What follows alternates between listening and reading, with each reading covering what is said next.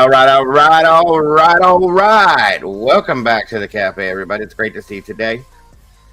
We are back and in motion.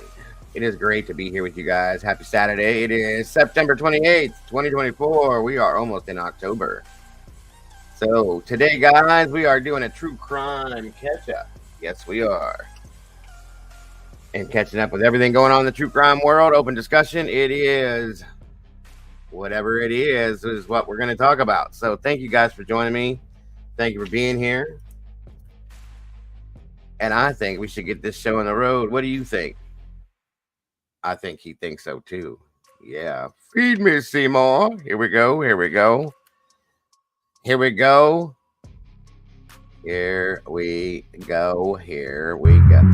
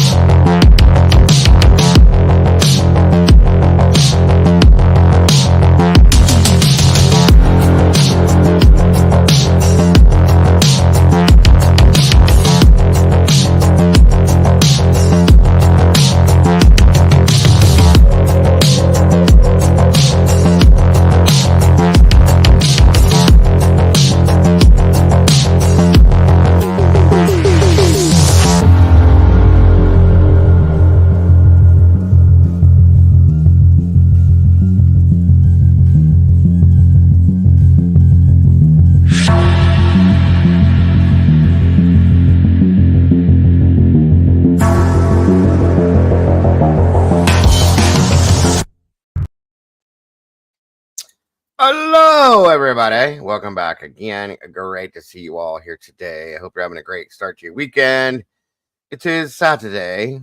I'm sorry, everybody. I could not join you this morning for the morning show because of all the hurricaneal winds coming through Ohio. We had some high winds last night and knocked my internet out till about 2 hours ago. So that's why we didn't do a morning show this morning. But we are here now, and that is all that matters. And I appreciate you all so much for joining me, guys. Please make sure to hit the like button when you come through the door. I do appreciate that very much. And share this out to anybody and everybody you think might be interested in joining us. If you do, I appreciate that. Come on in and grab a seat. Get comfortable and get ready for conversations. Come on. See my friend Seymour? Or my friend.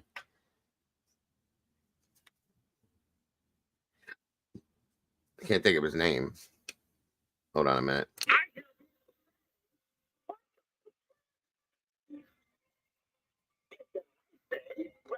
Closer.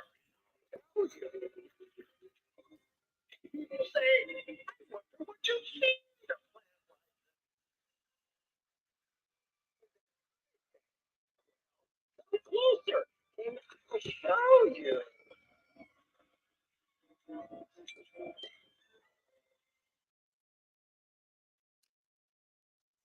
Yeah, we have all sorts of stuff like that. My family is so very into Halloween. We've been collecting decorations for years, you guys. I got stuff everywhere. Once I get it all set up and everything, I'll show you everything. Pretty wild. Come on in, everybody. It looks like there's 18 people here, 15 likes. Come on, guys. Hit that like button when you come to the door and share it out. Let's get some more peeps up on in here. Looks like Doodlebug's in the house already. Hello, my doodle. Good to see you. Miss Kimber, welcome back, my dear. Good to have you here. Thank you for joining me last night. Alicia. Alicia J is in the house. Sorry about that. Miss Zelda, welcome back. Good to see you. Miss Taylor with Stitching Bitchin' and more. Welcome back, Miss Taylor. Good to see you.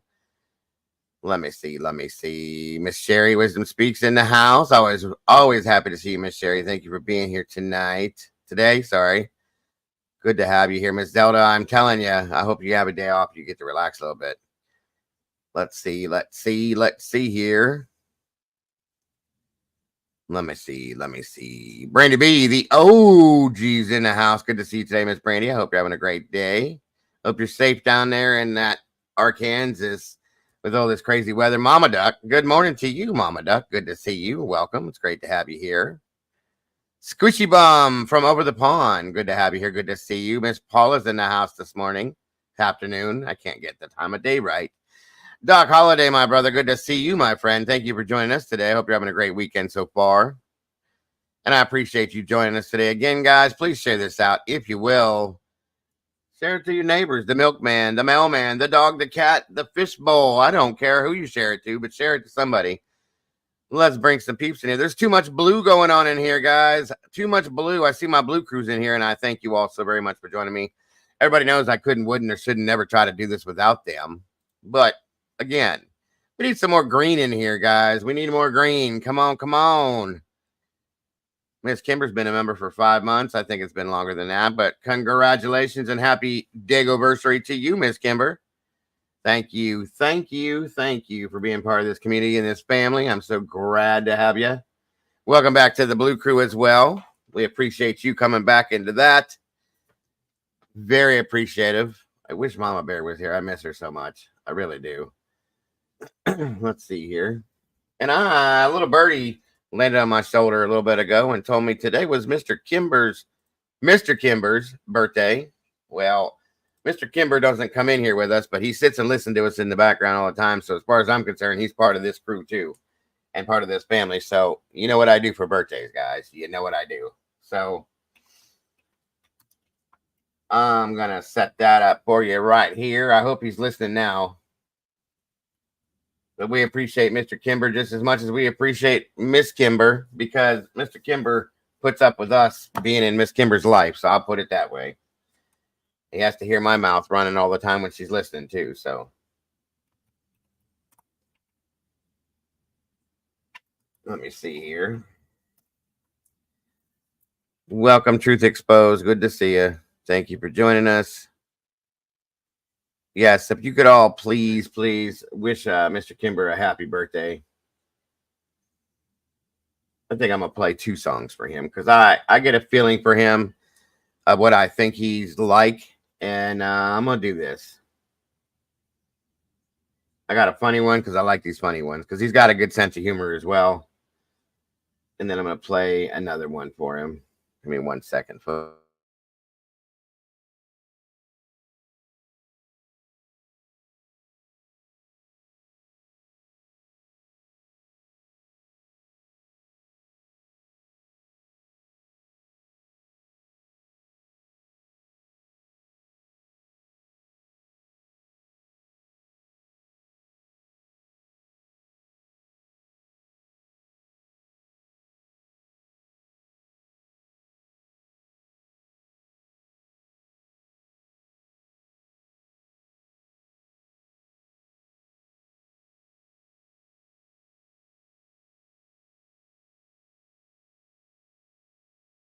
All right.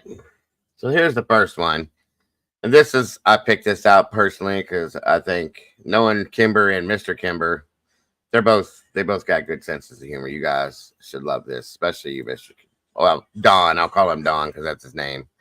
Good afternoon, Sergeant Smellgood, Officer Smellgood. How are you today, sir? I hope you're having a great day.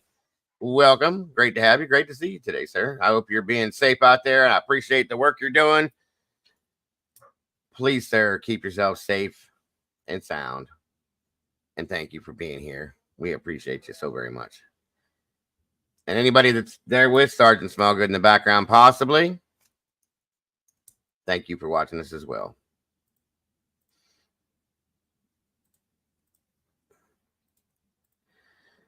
All right, Don, Mr. Kimber Foot. Doodle the bomb. You guys are a trip. All right. So this is the first one, Don. I hope you enjoy this, sir. I picked this out specifically just for you.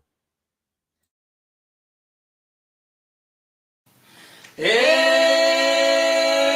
your birthday. Yes, it is your birthday. It's your birthday. Yes, it is your birthday. It's your birthday. Yes, it is your birthday. We are fucking psyched.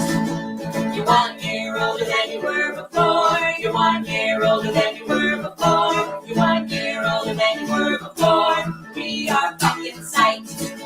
It wasn't so long ago, your mom was in the hospital. What was she doing there? She was screaming, ah!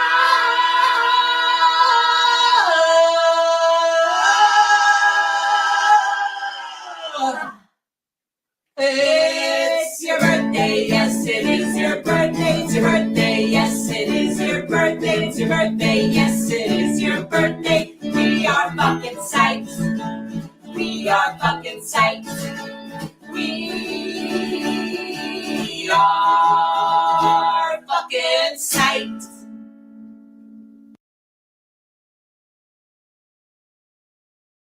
Oh, yes, we are. We are epic psyched. Happy birthday, Don. Everybody loves Burt Reynolds. Come on now. Come on now. That was great. I love that one. Anyway, and now I got a better one for you.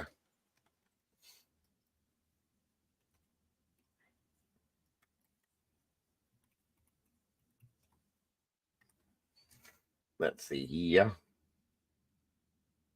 Give me one moment.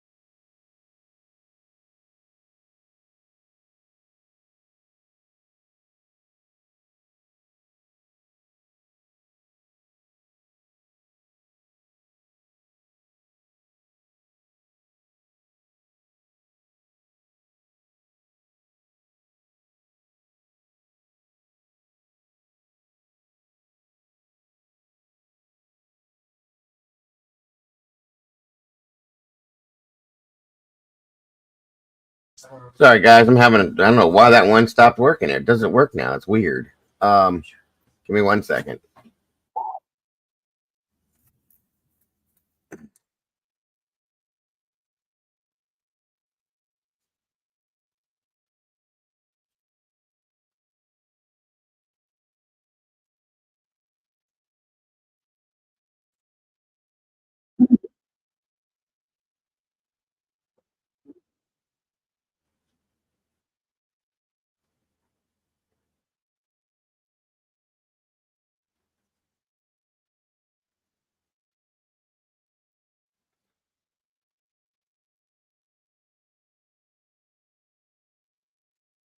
All right. Sorry. I don't know why this is not. A couple of these just stopped working completely. So, anyway, this is what you got, brother. I'm sorry. Took so long. But here's the other one. And here we go.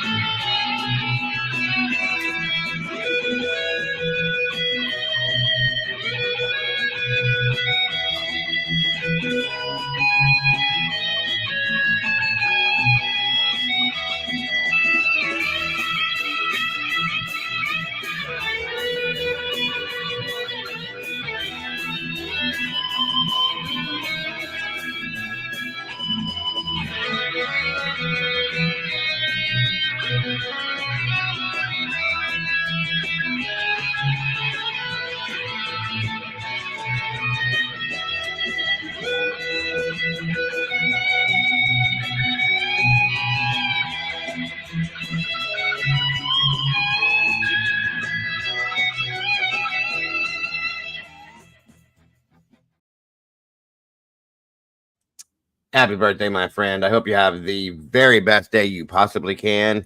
And I hope you have an even better year leading up to this time next year when we can do this again. God bless you, brother. And I hope you're feeling good today. And I hope you continue to get healthier and better throughout everything that's going on. We're praying for you every day. We got your back. And you are part of this family as much as Miss Kimber is. So thank you very much, sir. He gets to retire. That's awesome. So happy birthday, Mr. Kimber. We appreciate you, sir. Welcome, Mark and Betty. Good to see you today. Welcome from over the pond. Miss Kim Marin, welcome back to you, my dear. Good to see you. That retirement thing sounds pretty awesome to me. Noni McPoppins, wonderful to see you, dear. I hope you're having a great day and a start of a great weekend. Thank you so much for being here today. Truth is Exposed. Good to see you. Mittens for Kittens. Jilly Bean. Wonderful to see you, dear. Thank you for joining us. Mittens for Kittens. Starting to smell good. Let's see. I think I called everybody out that's in here so far. Gotta love Burt Winterrose. I'm just saying, you know. Let's see. That's a good. I like that comment, Kimber. I do. Of course, he's got a sense of humor. He's married to me. I love it. You guys are great. We love you guys very, very much, and appreciate you being part of this family. Welcome back again, Miss Kimber, to the Blue Crew. We appreciate it so very much. I know it is, Doodle. I promise you, I know it is.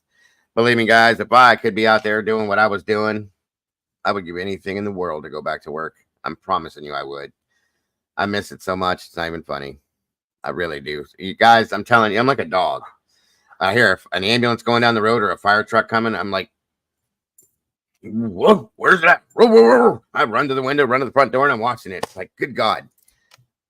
Yeah, I miss it, and something fierce, folks. I really do. It's crazy. It is crazy. I'm a damn an ambulance chaser, basically. I'm like a dog. I'm telling you, it's crazy, but it's true.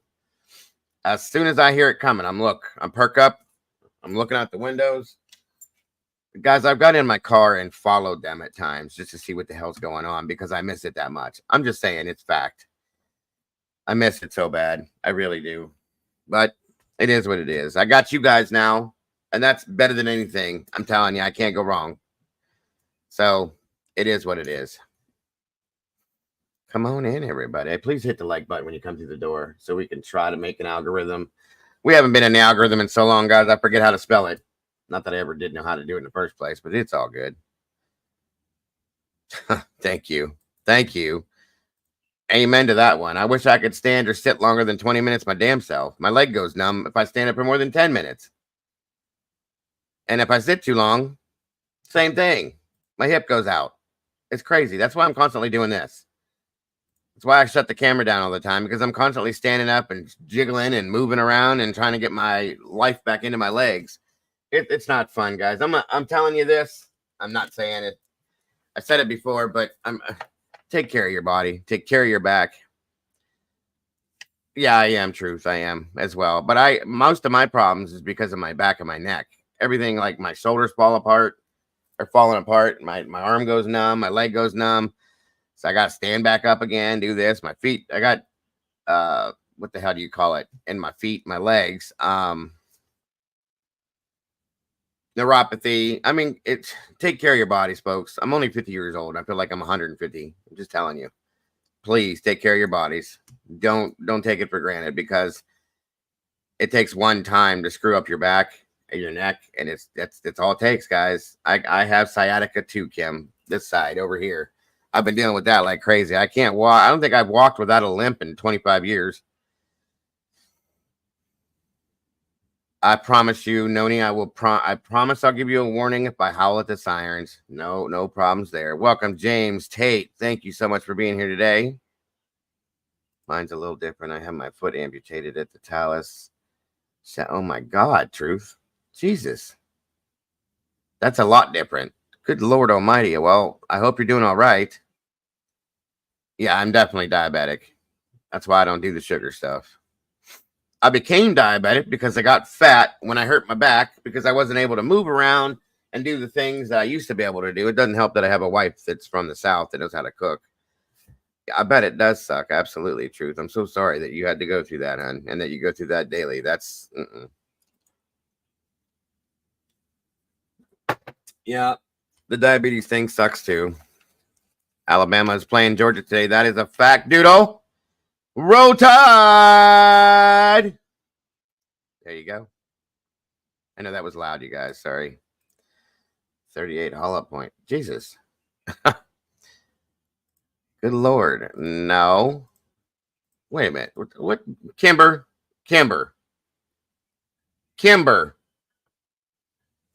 Let's not have this conversation, dear. Orthopedic said it looked like an IED. Ooh, Jesus. Good Lord Almighty. You're a tough lady. I'll tell you that much then. God bless you, dear. I'll keep you in my thoughts and prayers with like I do with everybody because that's not easy to go through every single day. The pain, this daily life is not easy, I'm sure. I get it. So like I said, I'll keep you in my thoughts and prayers on a daily basis. I appreciate you being here, by the way. Taking time out of your day. You could be anywhere and you're here. So thank you for that. You think we just did? Well, we're gonna have a better conversation later on when Alabama beats the shit out of Georgia. Remember that. Miss Sherry, hello. Niles Buckman's in the house. Good afternoon. Uh-oh. Miss Noni's jumping into the mix too. Go dogs, woof, woof, woof, growl. Laugh a lot. I'm 20 minutes from UGA. Is all I can say about that. I understand. It's all good. It's all in good time. Good fun. Do you remember when he was little and jumped off something a little too high and it stunt? Yes, I do. Mama Duck is going into the OH. Oh, we ain't gonna do that IO stuff. I hate Ohio State, even though I live here. I hate them. Did I see an Ashley pop in here? I have to pick up after slops at work. I understand, Miss Kim. I understand. Is there an Ashley in here somewhere? Did I see that or no? Did I miss you? I didn't mean to if I did. I love a good troll. Absolutely. That's what it feels like to. Oh, Jesus. I'm so sorry. I really am. Alicia J. Hello. You guys are quick. Yeah, I bet it is. Aggravating. I'm sorry. Is it like when you when your foot falls asleep, you get that really bad, tingly, painful pins and needles type thing? Is that what you're saying? Sooners. Hey, there's nothing wrong with that. I got the Sooners. I'll go with that. Mr. James, hello. Just got a podcast with Kit and Miss Barbara. That's awesome. I hope Miss Barbara's doing good. And Kit as well. I'm not sure who that is, but I hope they're doing well. I heard last night Mr. Steve covered had a show. I didn't get to see it yet, but that was possibly some good news for Miss Barbara and the Timmy D's case. I'm excited and happy to hear that, Mr. Steve. Appreciate you, sir. True Crime Web. No, it's like being tased on. Oh, Jesus. Okay, so it's worse than that. Good God. Every day, every time you walk, and there's nothing they can do about that. That's crazy, Truth. I'm sorry, hon. That is not that. No wonder you smoke what you smoke, and it probably didn't even help at that point. Welcome, Wild Hair. Good to see you. They should be able to do something for that. That's insane. Echo in Ohio. Hello, Echo. Welcome. Good to see you. Kit True Crime. Okay, I know who you're talking about, James. Thank you, sir. Welcome, Brutally. Good to see you today, dear. Guys, please make sure to hit the like button. You guys are doing pretty good. We're 32 likes with 34 people. That's good. Oh, wow. I know. The fibromyalgia thing ain't no joke, and osteoarthritis ain't either. My mother-in-law has that stuff. It's no joke at all. They can't give me a block, but then I won't be. Yeah. No, I understand. Hey, quit, you two. Damn humper dogs. That's I am really truly sorry, Truth. I understand that's the chronic pain that you live with your whole life. it affects you in so many ways, guys. That's where my depression and my anxiety comes from in some senses, because it's always here. It's always there. I wake up, it's there. I go to sleep, it's there. It doesn't go away. Okay. 48,000 surgery. Yep. Jesus. Is there like a brace or something they could put on there to, when you're up and moving and stuff like that to keep it, hold pressure or something on it to make it feel better? I don't know what would help that. That's crazy. Welcome, Stan. Good to see you this afternoon. And I was told I could have surgery too. I refused to do it. Alex Kiki, welcome. I was told I could have surgery too, but there was a very small percentage that was going to help me. And there was a much higher percentage that it could paralyze me. I'm not doing that. I'm sorry. I'm not doing it. Drug addicts fucked everyone. I know. I do know. I promise you, I know all about that. If you even tell a doctor you're in pain, they'll look. Yes, they do. They think you're a pill seeker. I know. I get it. I don't get anything now except I live on ibuprofen, Tylenol, and I get cortisone shots every so often that don't do anything. Nerve blocks don't do anything. I get nerve blocks every 3 to 6 months. They don't do anything. They last for about 10 seconds, 10 minutes, and I'm done. So it's just a joke. There's nothing to do. And even if I had that surgery and I made it through the surgery and everything was fine, there's no guarantee. They said it clear as day. There's no guarantee that it's going to take the pain away and that it will completely fix your issue. I have degenerative disc disease as well, and 2 or 3 other issues. I have 4 herniated discs still. It's a pain in the ass. I've had 3 doctors, Kimber. Welcome, Crime Report. Good to see ya. Thank you for joining us. Ibuprofen. Yes, Kim, I'm the same way. I get the big bottles. Me too. I told him I should have cut my leg off. I could have learned to walk on a prosthetic by now. Then my back is wrecked from seeing it. Yeah, my wife, she's got the same problems. I take IBs and eat them, fully loaded gummies. I'm going to talk to my doctor about these gummies everybody's been talking about. Maybe it'll help. I don't know. Yes, guys, please hit the like button as you come through the door. I appreciate that very much. There you go, James. It's the way to be. The pills don't help it. I mean, the pills help. I was on pain meds for 12 years. And because my doctor was a script writer, that's all he cared about doing. He didn't want to try to fix anything. And because of, like True said, because of these people out here that wanted to abuse them, he just cuts everybody off one day because he didn't want to lose his license. Well, guess what, folks? I'm kind of glad that happened, though, because for 12 years, I was on those things and I couldn't function without them. So then when I went off those, I started drinking. That became a problem. But luckily, I quit that 6 years ago, regardless of what people say or think. I haven't had a drink in 6 years, folks. I'm very happy and proud to say that. Okay? Because I don't need that either. That didn't really help me. I thought in my mind that the drinking was helping me. All I was doing was like making me numb up here. I still had the pain. I just ignored it like I do now. So it's no big, it didn't do anything. It just it caused problems is what it did for me. I couldn't function, it just didn't work. So it is what it is. Good deal, Mr. James. Whatever works, do what you got to do. Yeah, I'm going to talk to my doctor about the gummies, especially now here in Ohio. We're legalized on everything. So I'm going to check it out and see if it might help me.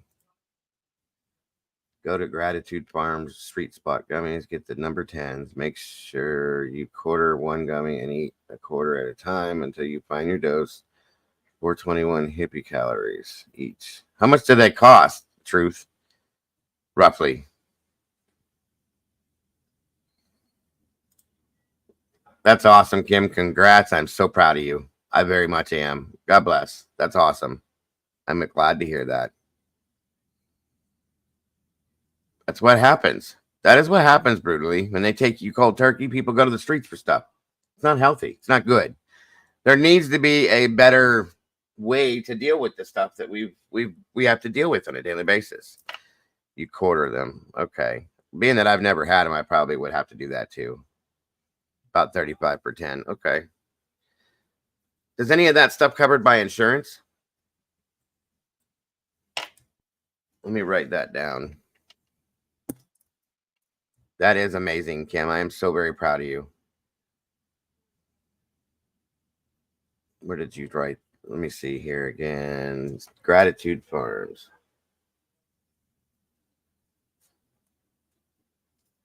Sweet spot gummies. Okay. As long as they don't numb me, this is why I don't use weed anymore, marijuana or whatever, because it used to numb me, like my chest, my lungs, and everything. That feeling, and I would get paranoid. I didn't like that feeling. That's why I stopped doing any of that stuff. So, but this is different. Thank you, Truth. I wrote all that down. I'll check that out. The number 10s. Number 10s. Thank you, ma'am. All right. Holistic medicines. Yes, yes, yes. Oh, okay. I got you. I had 3 mysterious clots in my leg because of a misdiagnosis. My leg had been dead about a month. Jesus. Brutally. It saved it, but I have severe neuropathy, yet I deny disability. Same here. Same here. I have severe disability in both legs. My hands still work, is what they said. I can't stand or sit. I have anxiety because of it. It's hard for me to interact with people, you know, in a serious tone, in a work environment per se. I could sit here and try to do something probably, right? But when I become responsible for a situation, I take that seriously. And I get anxious about things like that. If I were to mess it up, that's what I'm saying. So whatever, you know, I don't know. That was the answer I got, that my hands were still, I could still use my hands and I could still work. It's up here too, you guys. It's not just physical. It's my anxiety and my mostly my anxiety. And the fact that I can't stand or sit for very long, you know, it is what it is. I don't know. I'm still working on that. I hope anybody that applies for disability, if you truly deserve it, you know, you truly need it, I hope you get it. It's a hard road, folks. It really is. It sucks. Meanwhile, your family has to suffer until you get it. You know, there's nothing you can. My wife is working her ass off every day, trying to support the family. I get what little bit I get from YouTube, unless people like to come in and screw that up for me. I can apply that to our home life from YouTube, you know, the YouTube paycheck every month, to try to help a little bit until I get the disability. But, you know, it is what it is. I'm not going to go into that stuff anymore. It's not worth getting upset about. So it's just a rough road, guys. It's a rough road. Take care of your bodies is all I'm saying. Please take care of your bodies. You know, mine was an accident. I didn't know it was going to happen to me. And there was no preventing it. It just happened. So what are you going to do? You just deal with it and move forward. And you got to try to stay as positive as you can. Because being negative, guys, I used to be negative about it. Being negative doesn't do anything but make it worse. Because if you can't change the situation, okay? If you're sitting here in the middle of a situation, you know what's going on around you, and it's affecting you directly, okay? But there's nothing you can do to make that situation change at that moment. Taking your energy and focusing your energy into the negative side of things and being negative about it is going to do nothing. Why waste that energy on that when you can't change it anyway? That's all I'm saying. And it's true. It's true. I did that a lot. Negative this, negative that. I can't do this anymore. This, that, and everything else. This is not fair, blah, blah, blah, blah, blah, blah. And being angry. The point is, I realized one day, I'm like, I could stay like this my whole life. It doesn't matter. It's not changing the situation. Why am I doing this to myself and everybody around me that has to see me and deal with me like this? It's not worth it. It's not worth it, you guys. Why waste what energy and what life we have left being unhappy and miserable? If you can even try to be positive, do it. That's all I'm saying. So that's how I live day to day, folks. That's the only thing I can say.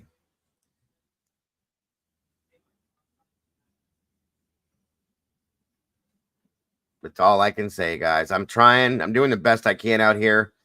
I try to give you guys the very best I can because you deserve that and more. Okay. But I'm human. You know, I go through everything everybody else does and then some. And I'm just saying, I hope everybody gets what they deserve. You know, people that have worked for years and years and years and paid into the disability thing and all that kind of stuff, and then you have to fight and struggle. It's crazy. What pisses me off is that they were begging for a measly stipend. They won't give it to us.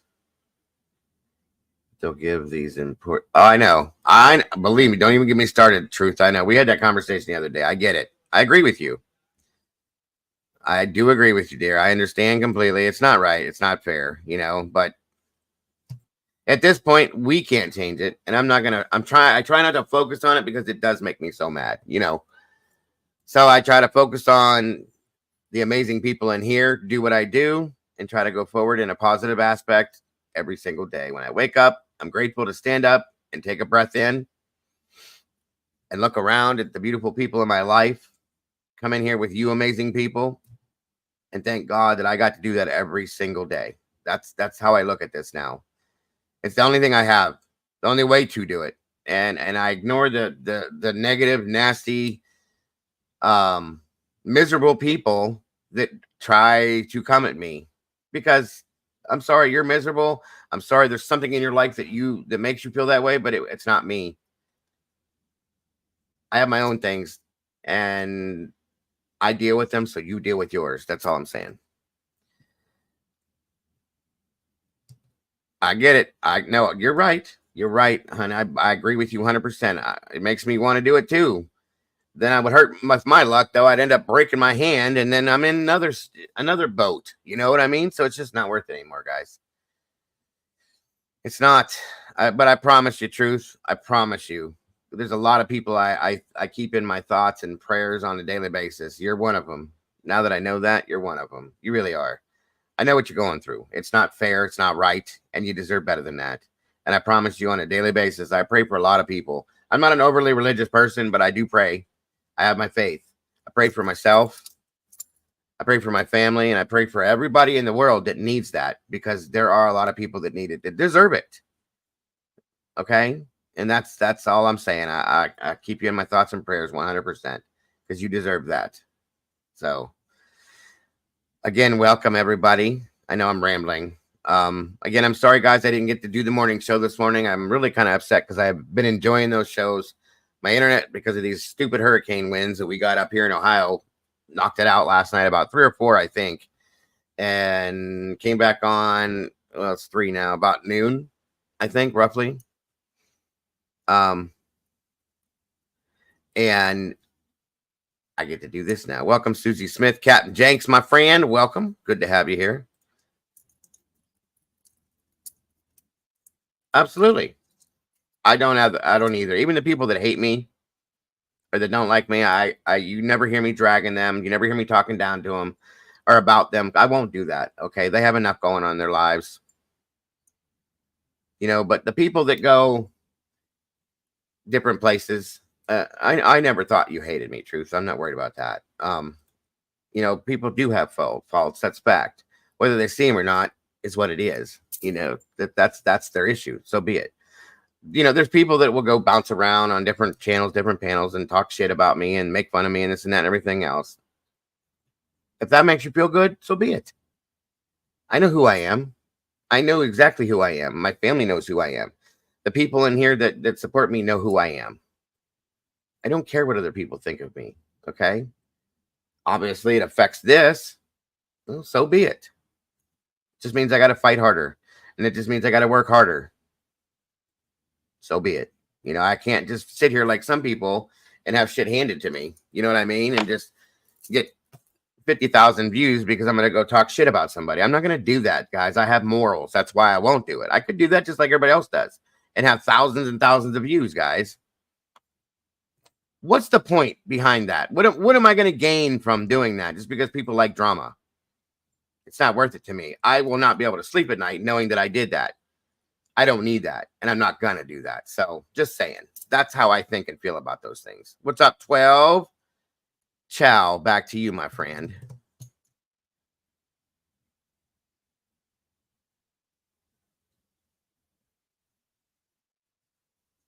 I agree, Lisa. I agree. But I do appreciate every single one of you. Even the people that come in here that don't care for me, I still appreciate you. The people that hit the thumbs down button, I still appreciate you. You're watching me. You're giving me a view. You're in here listening to me. Maybe something I say, that even if you don't care for me, will click at some point that you do like. You know what I mean? That's how I think about it. If people think I'm dumb or I'm stupid or I don't know this or I don't know that, I don't care. That's how I feel about it. You know why? Because I'm me. At the end of the day, I'm me. I have to deal with me, not you. And you are you. And you got to deal with you, not me. Think about that for a minute, okay?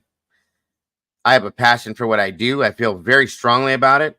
By the way, that wasn't directed at you, Truth. I'm just talking about people out there in general. I know how you feel about things. You're good, dear. Don't worry about it. But again, LR, welcome to you. That's how I feel about these things, guys. This is a true feeling I have about the stuff I talk about.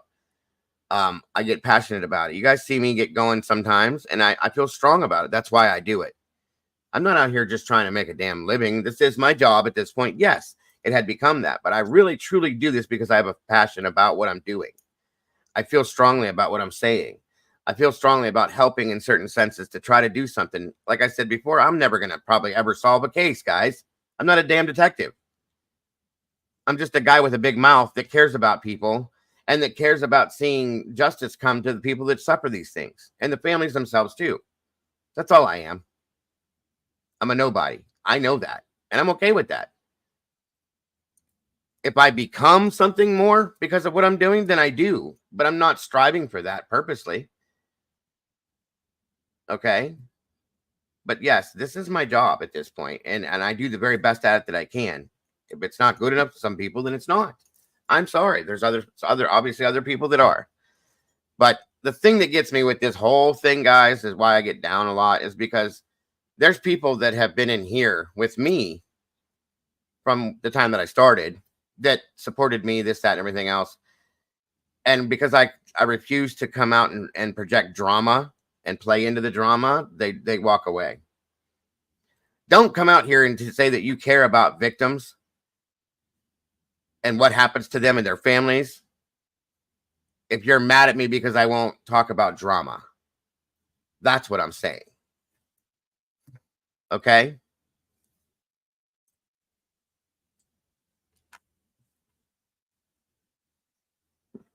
No, I get it. I do. I get it. Absolutely. Good golly, Miss Molly's in the house. Hello. Again, guys, I know I'm rambling. It's Saturday, though, so you know how weekends go. We can talk about whatever. It doesn't matter. I subbed up the channels, got sick of drama, left. I love it here because it's like being with friends. That's what I want. That's all I've ever wanted in this channel, is to be able to have a place where everybody can come in here, feel comfortable, not get attacked for their own opinions, and feel like we're all just kind of hanging out. Do you know what I mean? I don't think anybody's any better than anybody. Nobody should be made to feel that they're less than somebody. Nobody should ever be made to feel like they're stupid because of the way that they think or feel about something. We should all be able to respect that. That's what I've tried to build in here for 3 years, guys. And it goes up and down because people get angry because of things they think or feel or see or they're told. And then without going directly to the source and trying to talk about it and figure out the true answer to it, they just go with what they think. That's what's wrong with society nowadays, folks. People make assumptions, okay? And I'm not saying that the people are always wrong. But go ask the person. Go talk to that person. Find out what is really going on. Why are you doing this, Dago? Why is this going on? Why did you say that? Why do you feel this way? I'll talk to you. I always have. I'll talk to anybody. I don't care. Everybody knows that. And then people get mad at me and decide, well, I'm mad at him. I'm going to act like a 5-year-old child. And I'm going to go and do this, this, and this to try to hurt him because I'm mad at him. Guys, we're grown adults. Welcome, Miss Leslie. Good to see you today. We're grown-ups, folks. Remember that. If for those of you that don't get it, we're adults. I'm going to be 50 in a month. Well, yeah, about a month. month and a half. I don't have time to jump into the playpen and play with the toys with the babies. I just don't, and I won't. Okay, there's too many more things that are more important out here that need to be talked about, that need to be looked at, that need to be heard for me to jump in that playpen and play with them babies. Because that's what all that is to me. It's like going into a fucking preschool and playing with toys with people for hours on end. It's bullshit, guys. People need to grow up. People need to stop running to the drama because they want to see, because they're bored within their lives. Come on.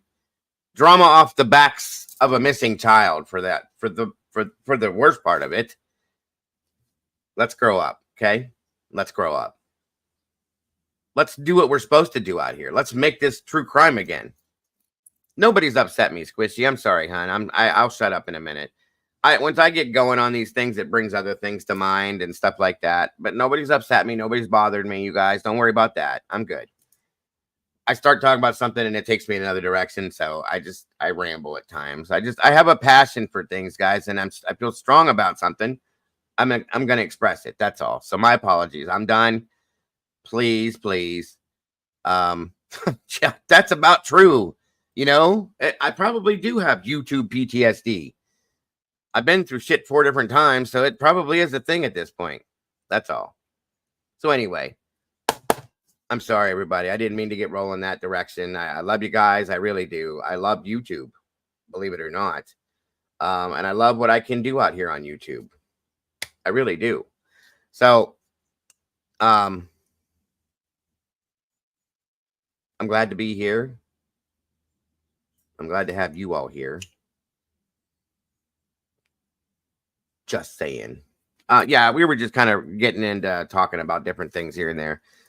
The disability thing always gets me in a bad mood talking about it. You know what I mean? Welcome, Daniela. Good to see you today. Because it's just been such a bunch of bullshit. That's all. So anyway, I am grateful to see you guys today. I hope you're all having a wonderful day.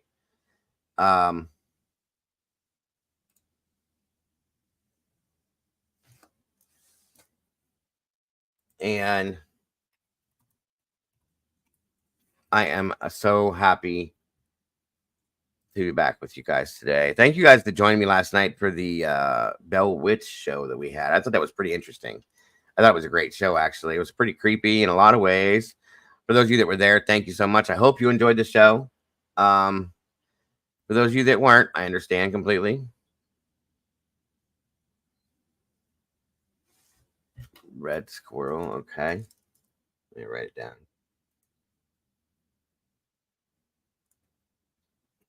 Mike lit. Wait a minute. Oh my God. I just got that. I hope I didn't say that too loud. You're a mess. You're a mess, Truth.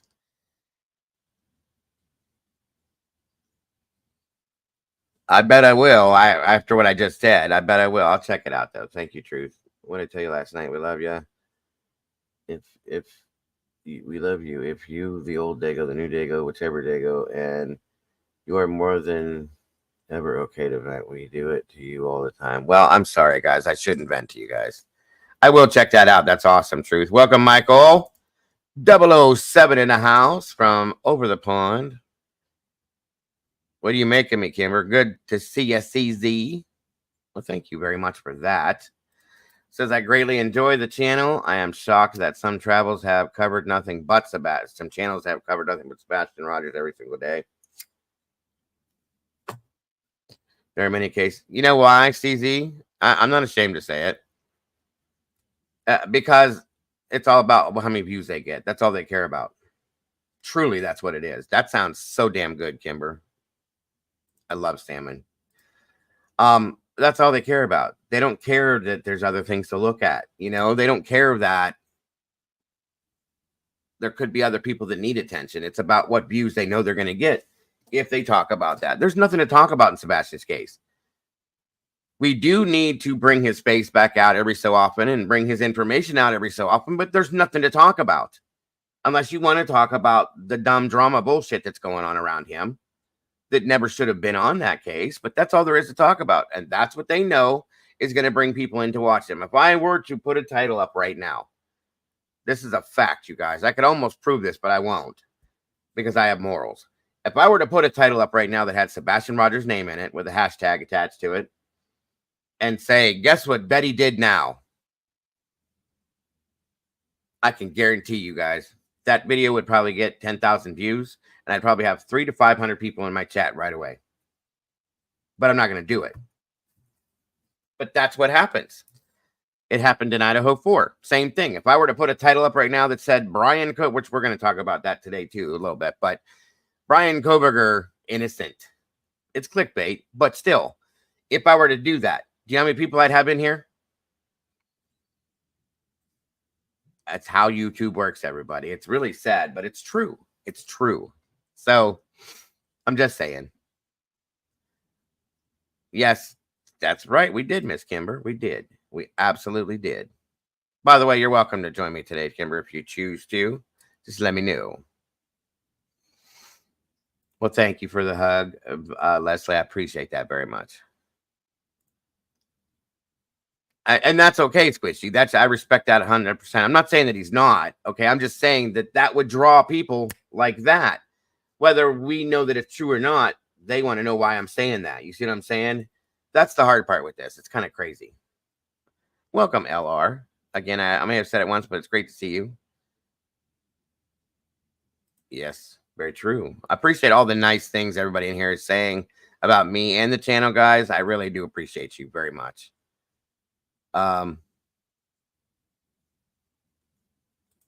Again, thank you for that, CZ. I appreciate that. I wrote that down, Truth, though. I'm going to look into that. I need to laugh a little more often than I do. I promise you I do. So, when you said this, I think that's a real thing, Truth. YouTube PTSD. I promise you, I think it is. LR said, I can honestly say in the nearly 2 years I've been following your channel, has always been a place of genuine, nice people. I've never felt attacked. Thank you. Good. That is exactly what I like to hear. That means a lot to me. It does. From what I've seen, you allowed guests on your channel and giving them a chance to grow on their own. Thank you. It's always been my point. Thank you. Ray, welcome. Good to see you, Ray. Sarge did that a bit ago. It was a thumbnail and he got a decent reaction. He thought it was cute to clickbait the viewers, right? It happens a lot, you guys. It happens a lot. Sarge was probably trying to do it just to prove a point. Exotic Prairie's in the house. Welcome back. I had a small victory when I confronted podcasts that covered Molly Miller and Colt Haynes. That's something we're getting into. They dropped Noah Presgrove. Me and others called them out on their awesome. Interesting, Exotic, because I recently, like as of yesterday, decided that I'm going to be covering Molly Miller and Colt Haynes' case. So, if you're ever interested in having a conversation up here with us, I would love to have a talk with you because I really do want to cover that. I didn't know about that case until yesterday, you guys. Imagine that. So, yeah, I definitely would be interested in talking with you since I'm sure you know quite a bit about it. I never did. I would love to see it. Anything you know about it when I start talking about it, because obviously it's not getting enough airplay. Okay, because I didn't know about it. So I think I need to have a rant live just so I can hey, I'll join you. I was digging on that. I knew you would, Molly. That's why I gave you the info I did. That way when I do go live with it, we'll have what we need to have on it, hon. I just don't understand how some channels and viewers can talk about the same thing over and over and over. It is. You know, I was guilty of doing that in Idaho. You know how many times we looked at the grub truck, you guys? It was stupid. It's dumb because people know that's what people want to talk about and they want to see. I had to learn. You can't do that. There's so much more stuff we can talk about. There's so much. There's so many missing people. There's cold cases. There's new cases. There's so much. Just saying.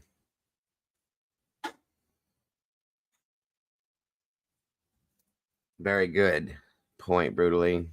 Uh-oh. None. 16 months. And she says, Lord willing, I'm not going away anytime soon. And God bless. Noni, happy Dagoversary to you. And thank you so much for being part of this community. You know, that's one thing I got to say is that the people that are in this community, the core people that are always here, have been here for a long time. That should say something, guys. A long time. A lot of them have been here 2 to 3 years. That's not a regular thing, you guys. It's not. It really isn't.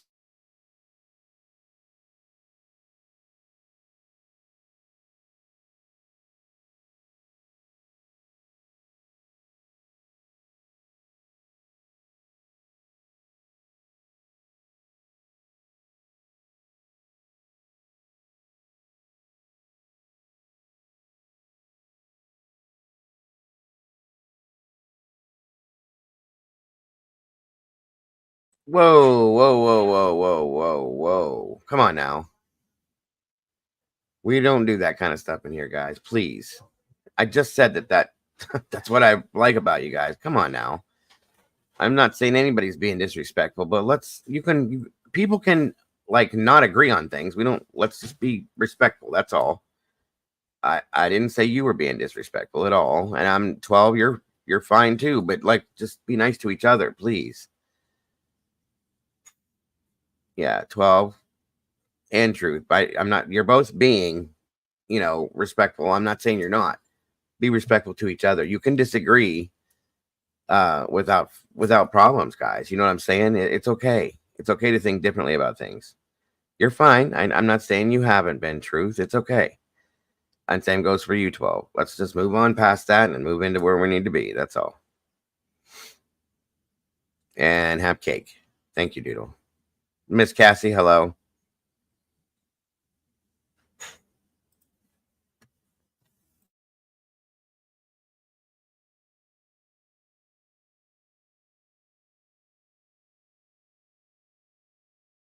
Zero Dark 30, welcome. Good to see you. Okay. Let's go forward here and get something started. We got 52 peeps in here, guys. Please make sure to hit that like button as you come through the door. Let's try to see if we can get this into an algorithm. We haven't been in an algorithm, I don't know how long. Ray Baldick, good to see you. I don't think anybody hates you, truth. I don't hate you. I don't think anybody hates you. That was a bit of a strong comment, 12. That's what I'm saying. Let's not say stuff like that to each other. It doesn't help situations. We can get upset and feel a certain type of way, but saying things like that to people, it's just hurting other people doesn't make other people feel good. You know what I mean? That's all I was saying. And if you guys don't agree on certain points, you guys are welcome to block each other so you don't have to see what the other person says. That's all. Miss Leslie and Billy, 7 months. That's awesome. I know it's been longer for you as well. It's been at least a year or more. Yes, we can criticize with constructive criticism. That's true. Anyway, I had Dennis Quaid on my flight the other day and spoke with him. Got a hug. Was excited till my kids didn't know who he was. Hey, Terry. I get it. I do. I get it. So we got different things we can look into at this point. Okay. There's stuff going on all around the place. Of course, there's the Diddy stuff. There's always something going on with that. The hurricane scenario. Let's see. Sebastian, Madeline. There's a lot of different things we can talk about. That we should. Give me a second here. There's some crazy things coming out now too. I saw something this morning, you guys. I was watching. They're trying to say that Diddy's responsible for Kurt Cobain's death. Are you serious? This is ridiculous. Yeah, we're gonna talk about that, Zero. That's something that popped up, guys. Some of this stuff could be. I don't know how true it is, but we can talk about it. It's, if nothing else, it's speculation. So yes, that's one of the things we are going to talk about, actually, because I've had like probably 6 emails asking about this stuff, believe it or not.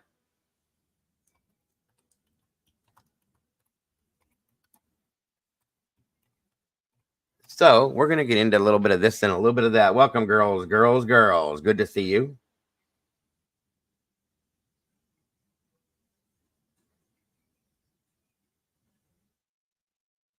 Give me 1 minute here.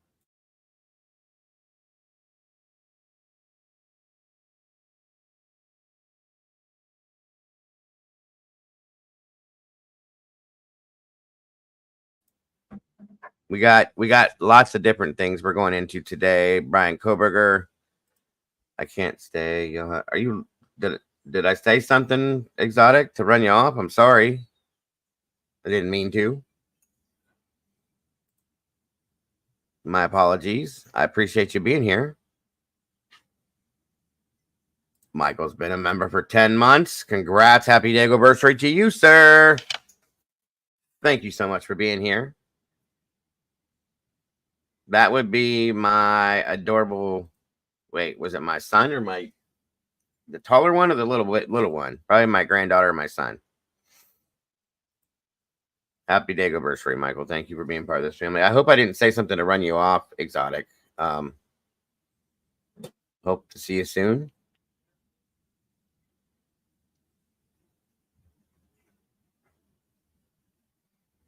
Oh, it was Caden. That would be my 18-year-old son. Okay, so let's get this party started here. Again, guys, I'm sorry that I ranted for a while. Certain things will trigger me to say certain things and get into a mood. Oh, it was Caden. Okay.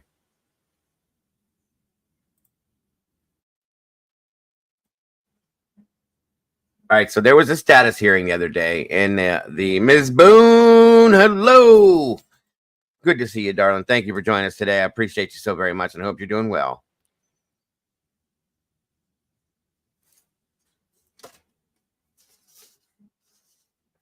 It's one of our Halloween decos. It talks and makes noise and turns colors. It's kind of cool. We have a lot of stuff like that for different holidays, I'll tell you right now. Yeah, it's pretty cool. But there was a status hearing, in the new venue, the new judge, and all that kind of stuff. So, well, thank you, Ray. Absolutely, I agree.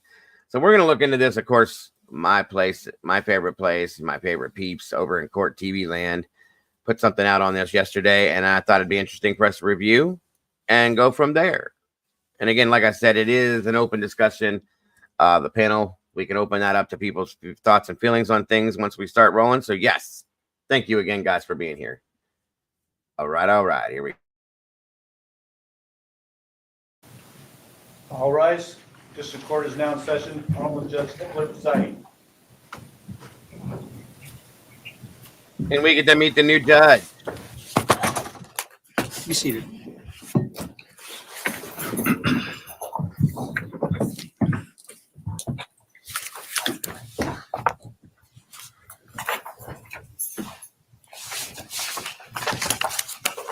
All right.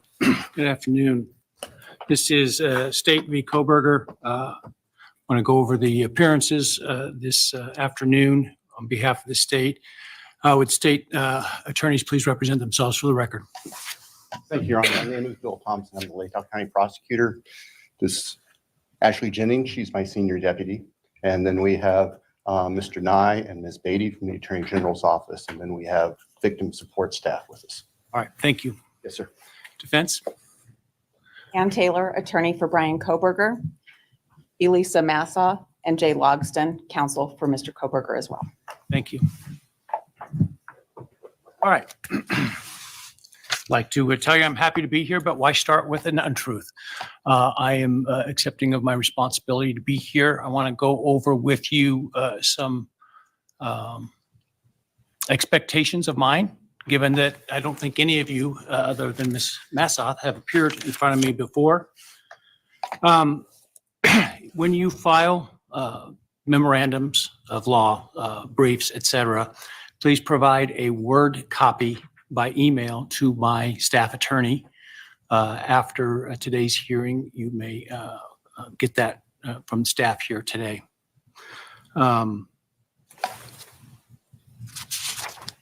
Today, I know there was an issue that was brought up with respect to Mr. Kohberger's attire for today. I did issue an order yesterday permitting him to appear in civilian clothes for this hearing only. That is a matter in terms of future hearings that we will take up in a closed hearing the day of, but in advance of whatever our next hearing date will be. My intention will be that Mr. Kohberger will not be present for that hearing because part of what we will be discussing are security measures.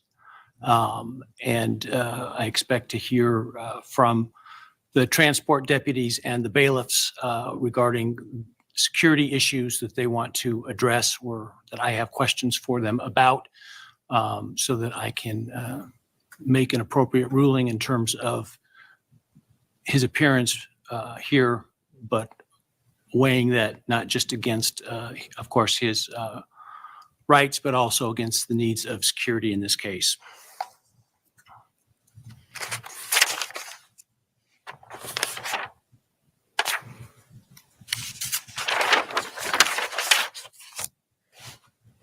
I do expect, as it probably will come to no surprise to you, for you all to get along.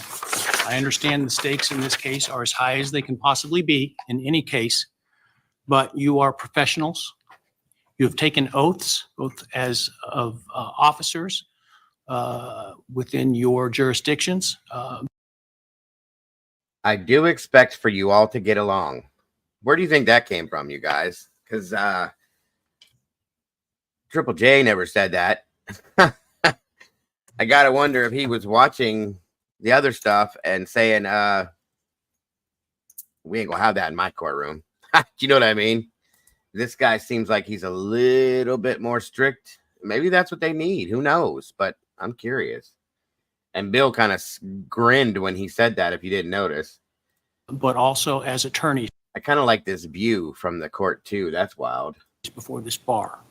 So I expect at all times for you to remain civil to one another, that you not engage in personal attacks, ad hominem attacks, that you not engage in theatrics, not misstate the facts or the law to the court, and that when you cite arguments in your briefs, if there is contradictory precedent, I expect to see that. I appreciate in advance what should go without saying that I've just said in terms of your responsibilities. But again, I just want to highlight that because I understand when the stakes are high, sometimes victory seems to be the objective when our first objective is to conform to the oaths that we've taken as members of the bar, as officers of this court. All right. I do have some matters with respect to scheduling that I want to go over today, but before I do that, I'd like to hear from you with respect to the matters that you either need to make me aware of or want to make me aware of. The other thing before I do that, though, I do know that Judge had entered a non-dissemination order. That still remains in place. And unless I, for some reason, remove that order, it will stay in place. And I expect it to be religiously adhered to by all parties, counsel, victims, counsel for the victims. And I will not tolerate violations of that. Likewise, I know that much of the evidence in this case has been subject to orders sealing under that dissemination order or otherwise have been sealed by the court. I likewise expect everyone that has access to that information, whether it's sealed documents or information in sealed hearings or the information itself in the documents, to adhere to the confidentiality expected as it relates to those. Okay, that's my one and only lecture for you for the remainder of this case. With that, let me hear from you. We'll start with counsel for the state.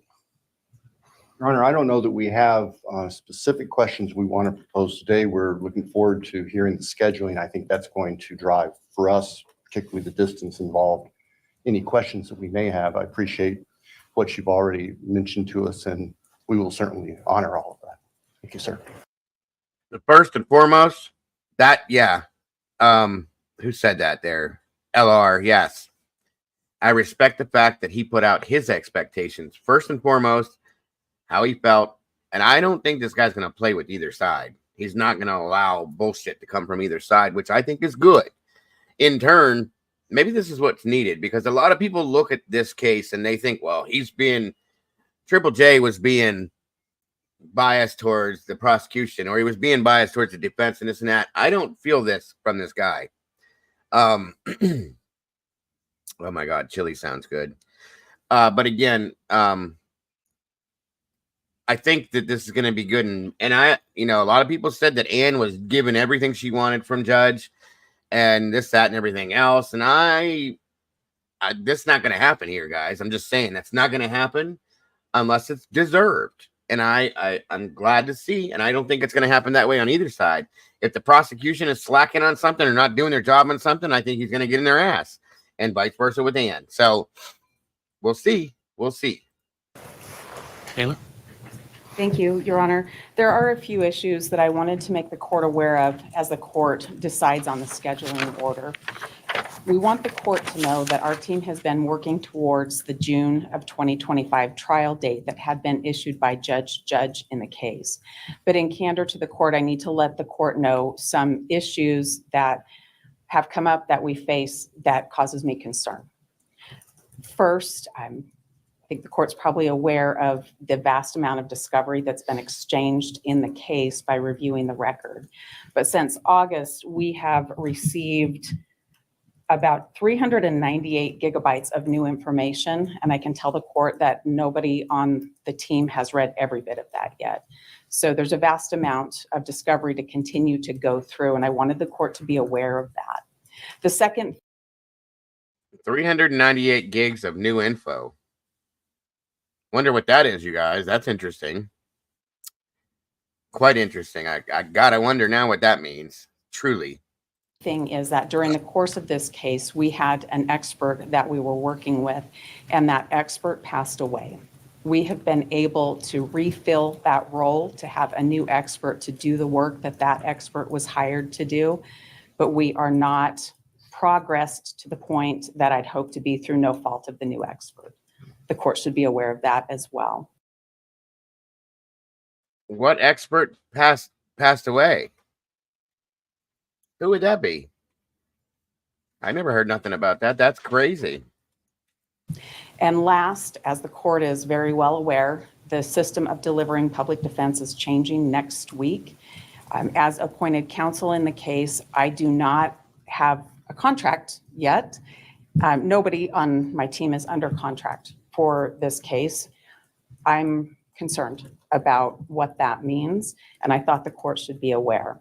Further, we have been able to access funding to help us prepare this case through Idaho Criminal Rule 12.2.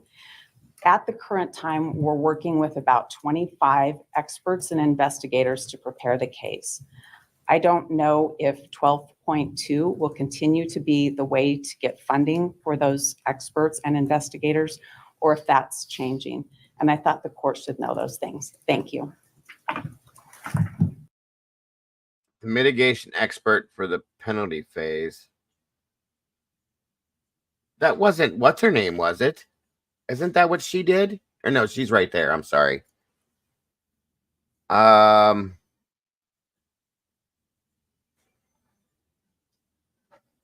now it's going to drive me nuts. Who the hell that could have been? Thank you, LR. Thank you.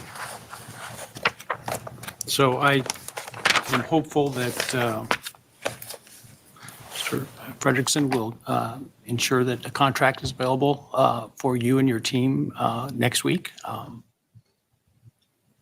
I have no control over that, of course, other than to, as it relates to who I permit to withdraw from this case or not withdraw from this case. As to 12.2 funding, my understanding is, and I've had a discussion with Judge Munson, who has been serving, as I understand it, as what we refer to as the money judge. I've asked him to remain in that capacity at least through the transition to the state public defense system in next week on October 1. My understanding. Damn truth, that sounds really damn good. Hey, golf inspector. Grilled cheese, place it on crumbled up fruit. That sounds really damn good. Wow. Is, and perhaps I will come to find out something different, but that once it goes to that system 12.2 as it relates to public defense funded attorneys on contract seeking 12.2 funding, that's no longer a thing, that would come through the state public defense budget, essentially. I guess we'll find out if that becomes a problem down the road, but Thanks, golf inspector. Says a mitigation specialist is a professional who works to present a defendant's life story in a criminal case to help a jury understand their actions and consider. Yeah. I wonder who that was, though. If it's somebody this name that we had heard before, I'm curious. But either way, that's kind of an important part of this. You know, they got to make sure to have that person replaced for sure. Wow, that's crazy. Interesting. that's my understanding, because that whole system that 12.2 is based upon is coming to an end. So given your statement about the trial date, my proposal to move this case forward into May is probably not going to land well with you, but that's what I wanted to talk about, is the timing of the trial. I'm concerned with a trial as currently set for a number of reasons, but first I want to find out from you, as you sit here today, what that trial looks like in terms of the number of weeks of trial, starting from after a jury is selected through the end of the evidence and before any potential sentencing phase. So what are your estimates of that? Your Honor, I think it would be a fair estimate based on what we know at this point to have a month and a half or perhaps a bit more just for the evidence for the guilt phase of the trial. I say that knowing. But is that just your evidence, or does that include defense evidence? Well, I was just getting ready to say, I say that understanding or acknowledging that Ms. Taylor has estimated 2 to 3 months total. I do not know. We do not know what the defense has in mind for their case right now. So all I can speak to is what we anticipate for ourselves. But I would think the state's evidence in chief should be able to come in a month and a half or so. Okay. Ms. Taylor? Your Honor, we estimate 4 weeks for the defense portion of the trial case. Of the guilt phase? Yes, Your Honor. So 10 weeks. In terms of if there is a penalty phase, should the defendant be convicted of one of the statutory qualifying offenses, how long do we estimate the penalty phase being? Your Honor, from the state's perspective, I believe we're going to be relying heavily on the evidence that's introduced during the guilt phase and the additional evidence that would be brought in, unless there's something we learned from the defense about their experts, it is probably take no more than a week. Taylor? Your Honor, I would estimate 2 weeks for that part of any trial, That's for our evidence. for your evidence. Yes. Arctic, welcome, brother. Good to see you. Thank you for joining us.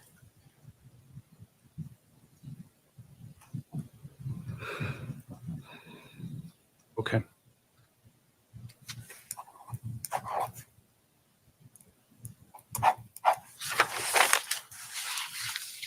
So my concern, because this trial is currently set to begin June 2nd and end approximately August 31st, is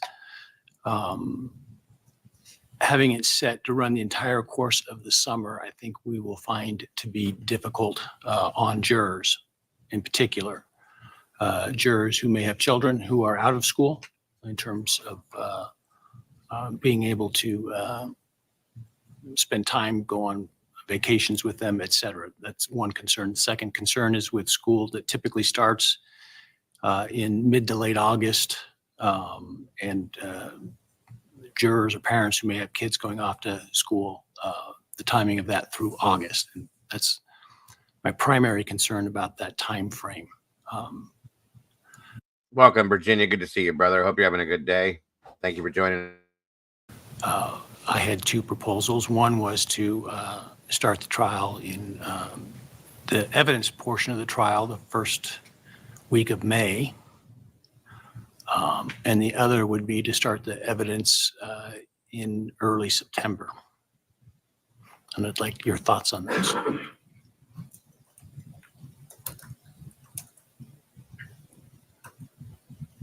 I'm not saying I'm have or necessarily will vacate the June trial date, but I want to look at alternatives here because I am concerned about that spread that takes the entirety of the summer. And we hear you, Your Honor. By way of history, the summer, we advocated for that in Latah County because the courthouse is right across from the high school and the summer would have the students gone. If we were looking at the other two choices, we would propose May.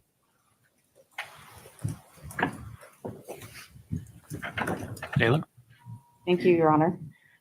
Your Honor, I would have to advocate for September at this point, based on the three reasons that I gave the court before.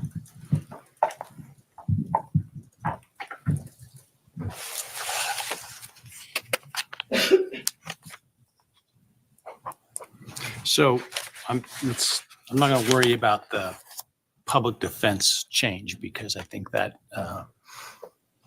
will take care of itself. The one thing that you brought up the most, I mean, Yes, this came out yesterday, but this is from the hearing that they just had a couple days ago. So I didn't get to cover it because we were live on something else at that time. And like I told you guys I would get back to this. It wasn't going nowhere, so here we are now. Awesome. Sounds good, Arctic. Go check out Arctic's channel, guys, if you will. Like it, subscribe. I mean, I understand and show some love over there. He works really hard on the stuff he does. So thank you, Arctic, for putting that out as well. Sounds like it was really good, Kimber. there's a lot of evidence, but May is not tomorrow. May is many months away. So the one that concerns me that you brought up is your expert. And I'm not asking you necessarily to give away any secrets prematurely that you may have in terms of defense strategy, but can you help me understand this expert if you're able to, and what their role is and what the prospects are? Your Honor, it's really difficult to tell you much about the expert without giving away a lot. I can tell you that this is a very necessary expert for us to have on board. We've been able to find somebody to fill the role. I'm confident in the person that will fill the role. There just hasn't been enough time to get the work accomplished yet. I know that that doesn't tell the court a whole lot more than what I said before, but I really feel that that would disclose too much for me to say more. I could do so on an ex parte basis or with Judge Monson, our resource judge, but not in a public setting. I understand. Do you anticipate being able to fulfill your obligations for your current expert disclosure deadline that was set by Judge? No, not with a lot of confidence. I think that the work is going to take longer than to meet that deadline. I think if we met that deadline, I would have additional information that I would want to be able to present. And maybe I would have been stopped from that with that deadline.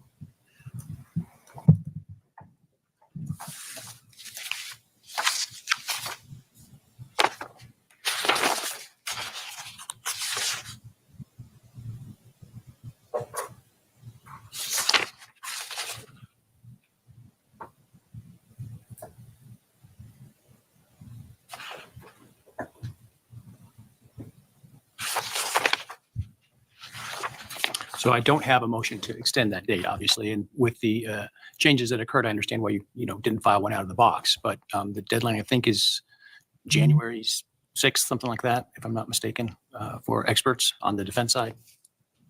That's one of our deadlines, Your Honor, yes. I guess does the state have anything to say in response? Not knowing the details of the challenges Ms. Taylor and her team are facing, I don't really know how to respond further, Your Honor.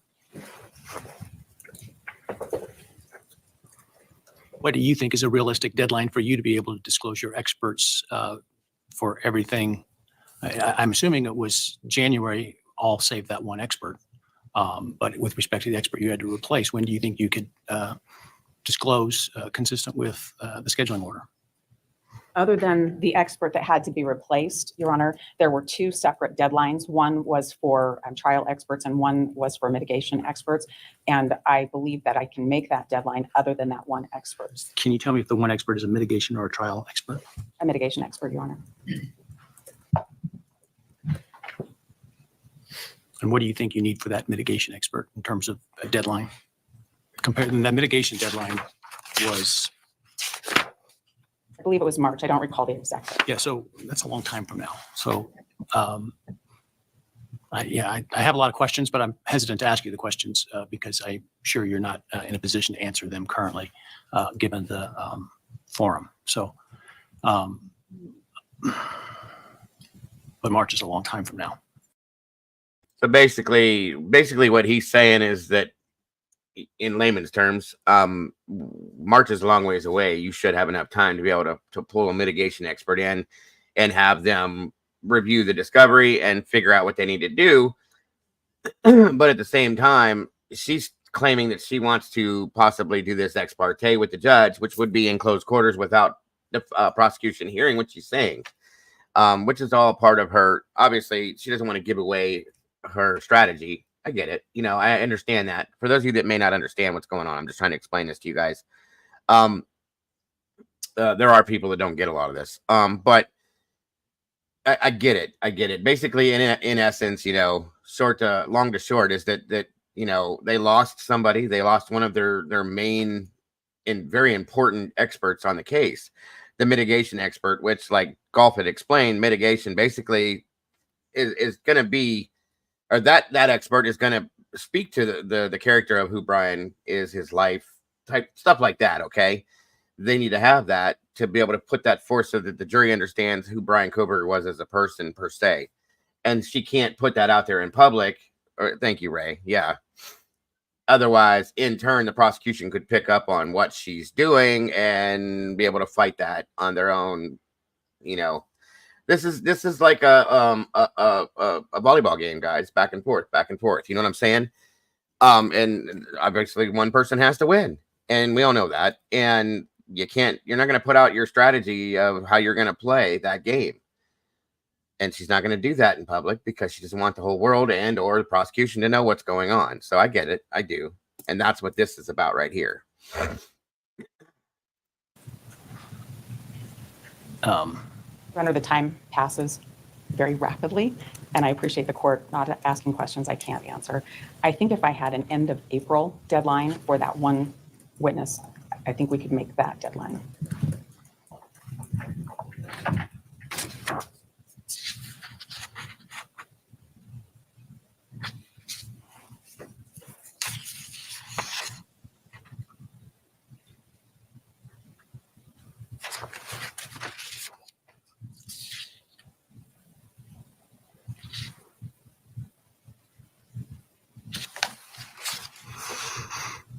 Exactly, Virginia. You got to keep your cards close to your chest. Very, very close. Very, very true.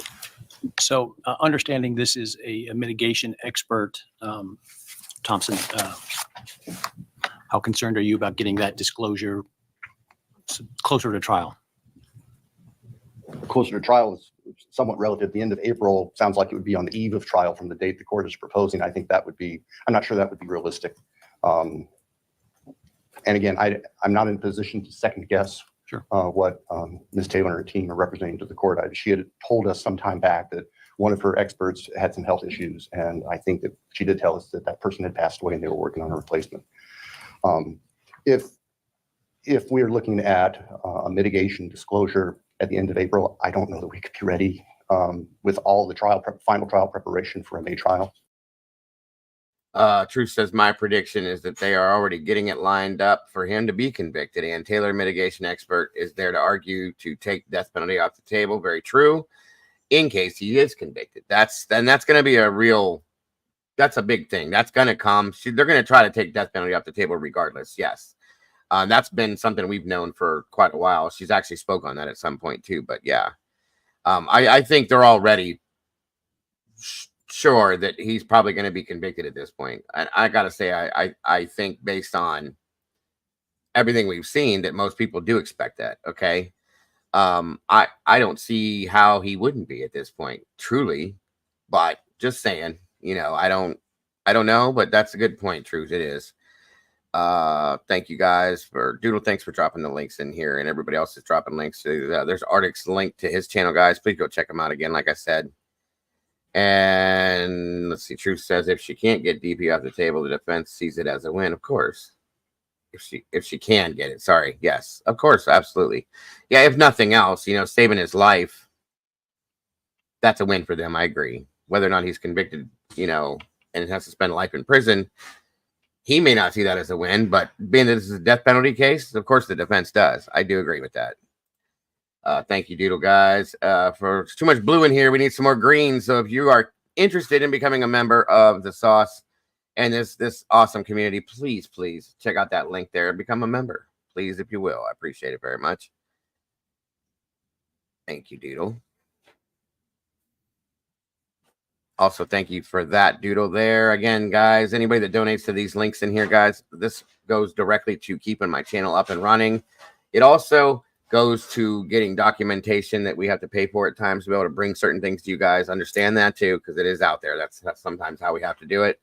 So it's all goes towards this channel here and the things that we do to keep it running, as you've all been told before. So we definitely don't expect anybody to donate to the channel and support us in that way. But we greatly appreciate it because it does help. So thank you all so very much for anybody that does that ahead of time. I appreciate you very much. Welcome, Stephen. Good to see you. And great to have you here. Golf Inspector, the scary part of this hearing is learning that Ann and the defense team does not have the contract. Yeah, that I don't know if you guys caught that, but she just said that within the next month, the public defensive, the ability for public defense is going to change. Meaning they're not going to have that contract. So what's going to happen at that point if she doesn't get that contract back? He can't afford to get an attorney. That is a little scary. I'll say that much. As far as him having defense, I do agree. Thank you, Ms. Delta, very much. That's a good point, Golf. That's a very good point. Thank you. And then again, there's another link there. Thank you for that, Zelda. And again, thank you to anybody and everybody that chooses to support our channel in that sense. Never, ever expected, folks, ever. But we do appreciate you so very much. I hate to say that and feel like I'm cutting my own throat in a sense, but that's realistic.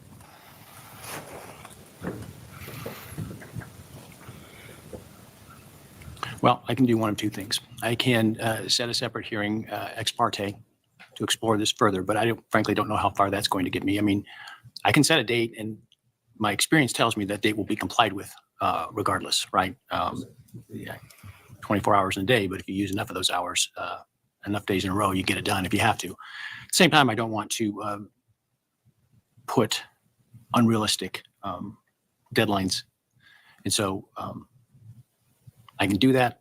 I can have an ex parte hearing, or we can go ahead and reserve September.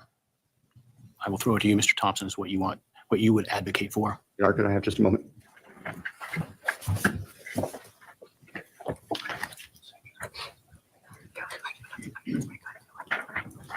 Your Honor, we trust the court to do the ex parte hearing, see what's there, and make the best decision, and tell us what the expectations are. Well, do you want to do that later today, or do you want to do it tomorrow? You need more time? You want to come back next week? Your Honor, I had planned to leave town today. I have other case-related obligations tomorrow. I could do it as soon as this hearing is over if the court has time, or I can come back next week at the court's convenience. I think we'll probably be finished in here by 3 if we were to do it immediately after. Are you comfortable with that? Does that give you enough time to get to the airport? Yes, I believe it will, Your Honor. All right. Well, we'll give that a shot. All right. If I move this one way or the other, I will adjust the various deadlines that are in here. I won't adjust the next deadline that you have, understanding that you may be already committed to it, which I think is the motions related to the defense's motion regarding the death penalty, if I'm not mistaken. Is that the next set of hearings that we have? Those are now scheduled. I believe that our briefs are due the 10th of next month with the hearing later this fall and a reply brief deadline for the defense. And we are on track to meet those deadlines, Your Honor. I'm sorry, you were saying, counsel? Your Honor, I'm guessing the court has received our motions already. I believe we were set for November the 7th. I think the state's deadline for discovery has passed. Has the state complied with its discovery obligations, including those outlined in judge's last order and other orders? We have, Your Honor, and in fact, Ms. Jennings prepared a lengthy summary of all the discovery that was filed with the Latah County Court when our discovery deadline hit. It is lengthy, but there's a lot of discovery. Sure. We recognize How that much of the, would you say 300 gigabytes? 398 since August How 13th. much of that is new information? Ms. Jennings could speak to that. Ms. Jennings, can you speak to that? Your Honor, the defense was given, and I'm not sure if this is what they're referencing, but they were given a copy of the OneDrive. From I don't think she was comfortable being able to speak to that. When she looked at him that way, I don't, that was interesting. the FBI. Most of that was cumulative discovery that they had already received in another fashion. I'm sure there were portions of it that was new information. I've not calculated how much of that was new. So I can only rely on Ms. Taylor's, what she's represented to the court on that. Well, I don't think she knows because it doesn't sound like she's looked at it yet. All of it, Judge. Okay. All right. Well, I will talk when we're finished here with Ms. Taylor without the state present in a closed hearing. What else do we need to talk about today, or do you want to talk about today?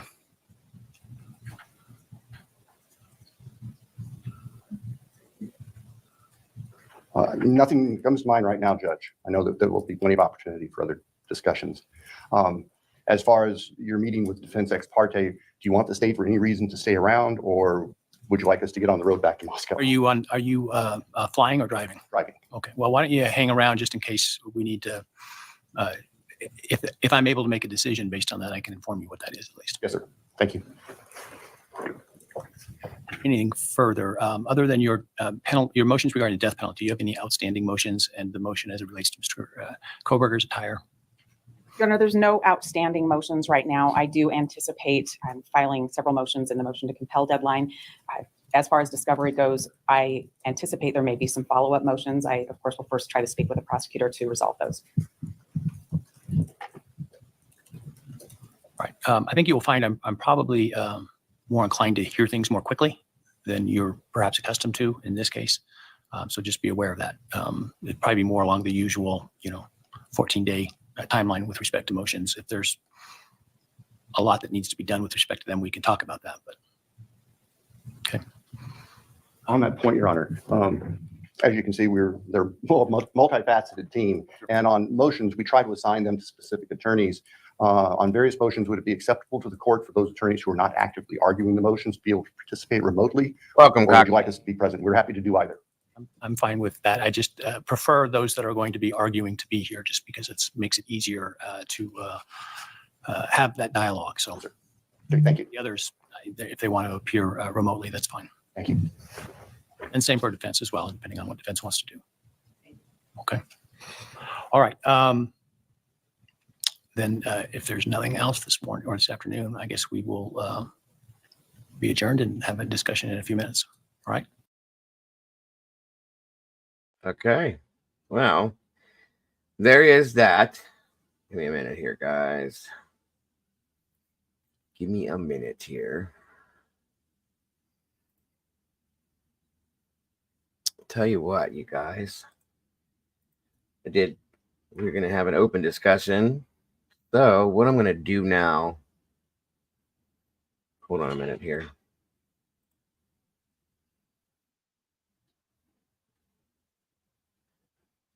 One second. Okay. So I'm going to go ahead and put a link out. Anybody that would like to join me up here, of course, I would love to hear what you have to say about a lot of these things. So, and we're going to be talking about other stuff as well. So if you're either way, you can hang out with me if you should choose to. So we're going to drop this link and I'm going to pin it in the chat. And again, the only thing I ever ask is that when we do have people up here talking about different things, we do it with respect to victims and their families in the cases that we're talking about, and with commonsensical conversations. That's really all. So anybody that would be interested in joining me up here, come on up. I got plenty of room. Let me see now. That's pinned in there. That's a good point. Just have a little coos with what we're talking about. Let's not go attack. I will not put up with anybody attacking the families or the victims, period. And I don't care what case it is. Welcome, Terry. Thank you for joining me. Can you hear me? Hey. How are Oh, you? yeah. Good.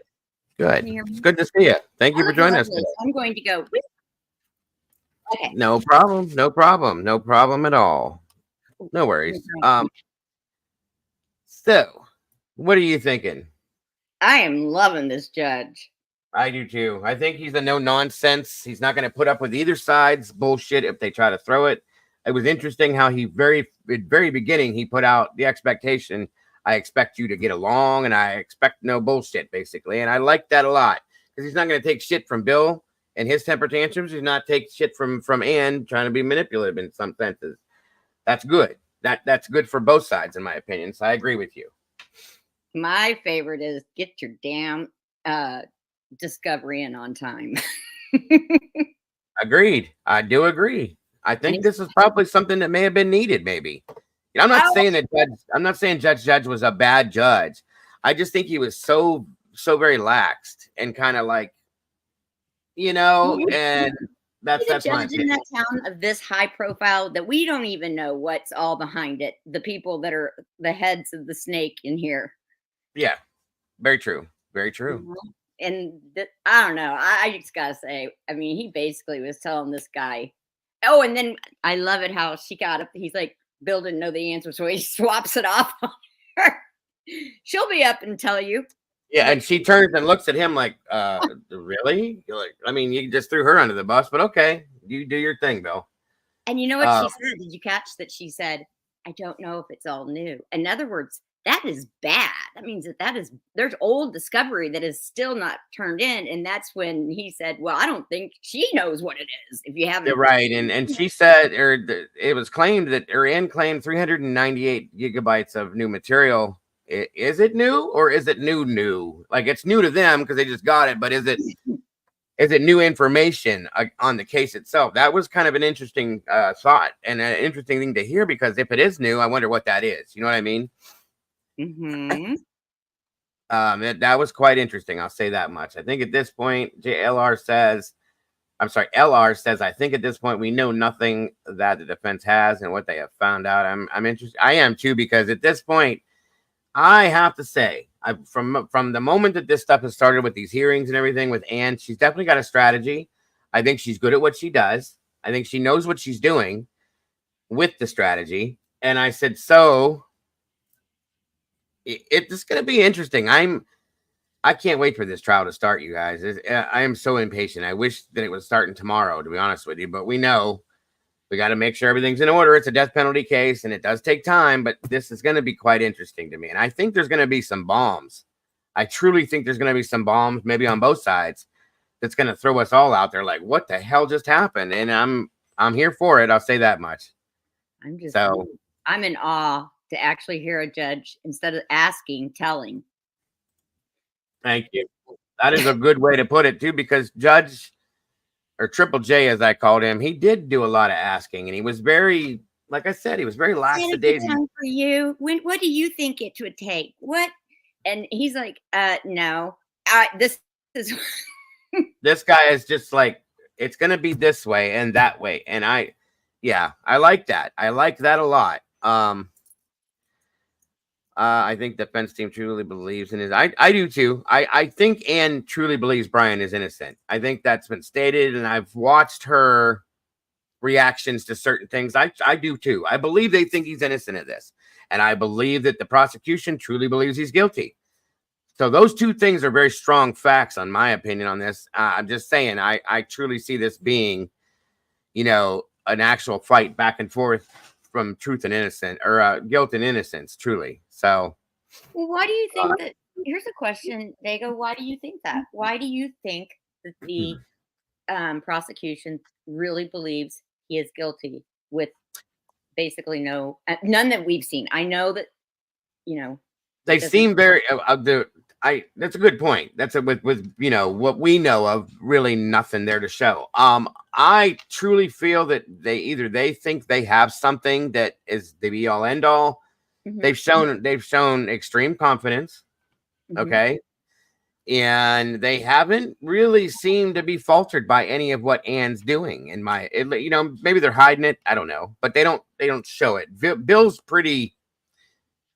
Bill Thompson is a pretty visual person. He turns different colors when he gets upset. He kind of stomps up and down a little bit when he gets angry about certain things.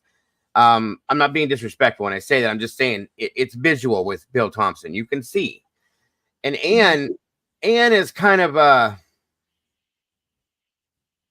she doesn't show it as much as she acts it out when she's not very happy about a situation. I'll say that. And you can hear it in her voice and what she says. And again, this is just an opinion I have. So you think, I'm sorry. So basically what you're saying, it sounds like, is that Bill has a horrible poker face and Anne has a great one. Yeah, in essence, in my opinion, yes, ma'am. That is what I'm saying. And I do think that both sides are very true to what they're doing. And I feel that they strongly believe in what they're covering.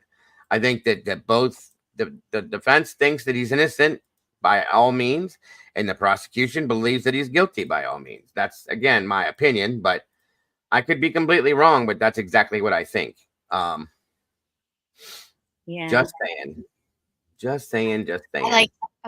asked, just the things that the judge said. At the end, he's like, well, why don't you plan on staying a little bit later? He's like, are you flying? He's asking the right question. So he's setting it up for the next time, so that the next time they don't have to spend the first 30 minutes.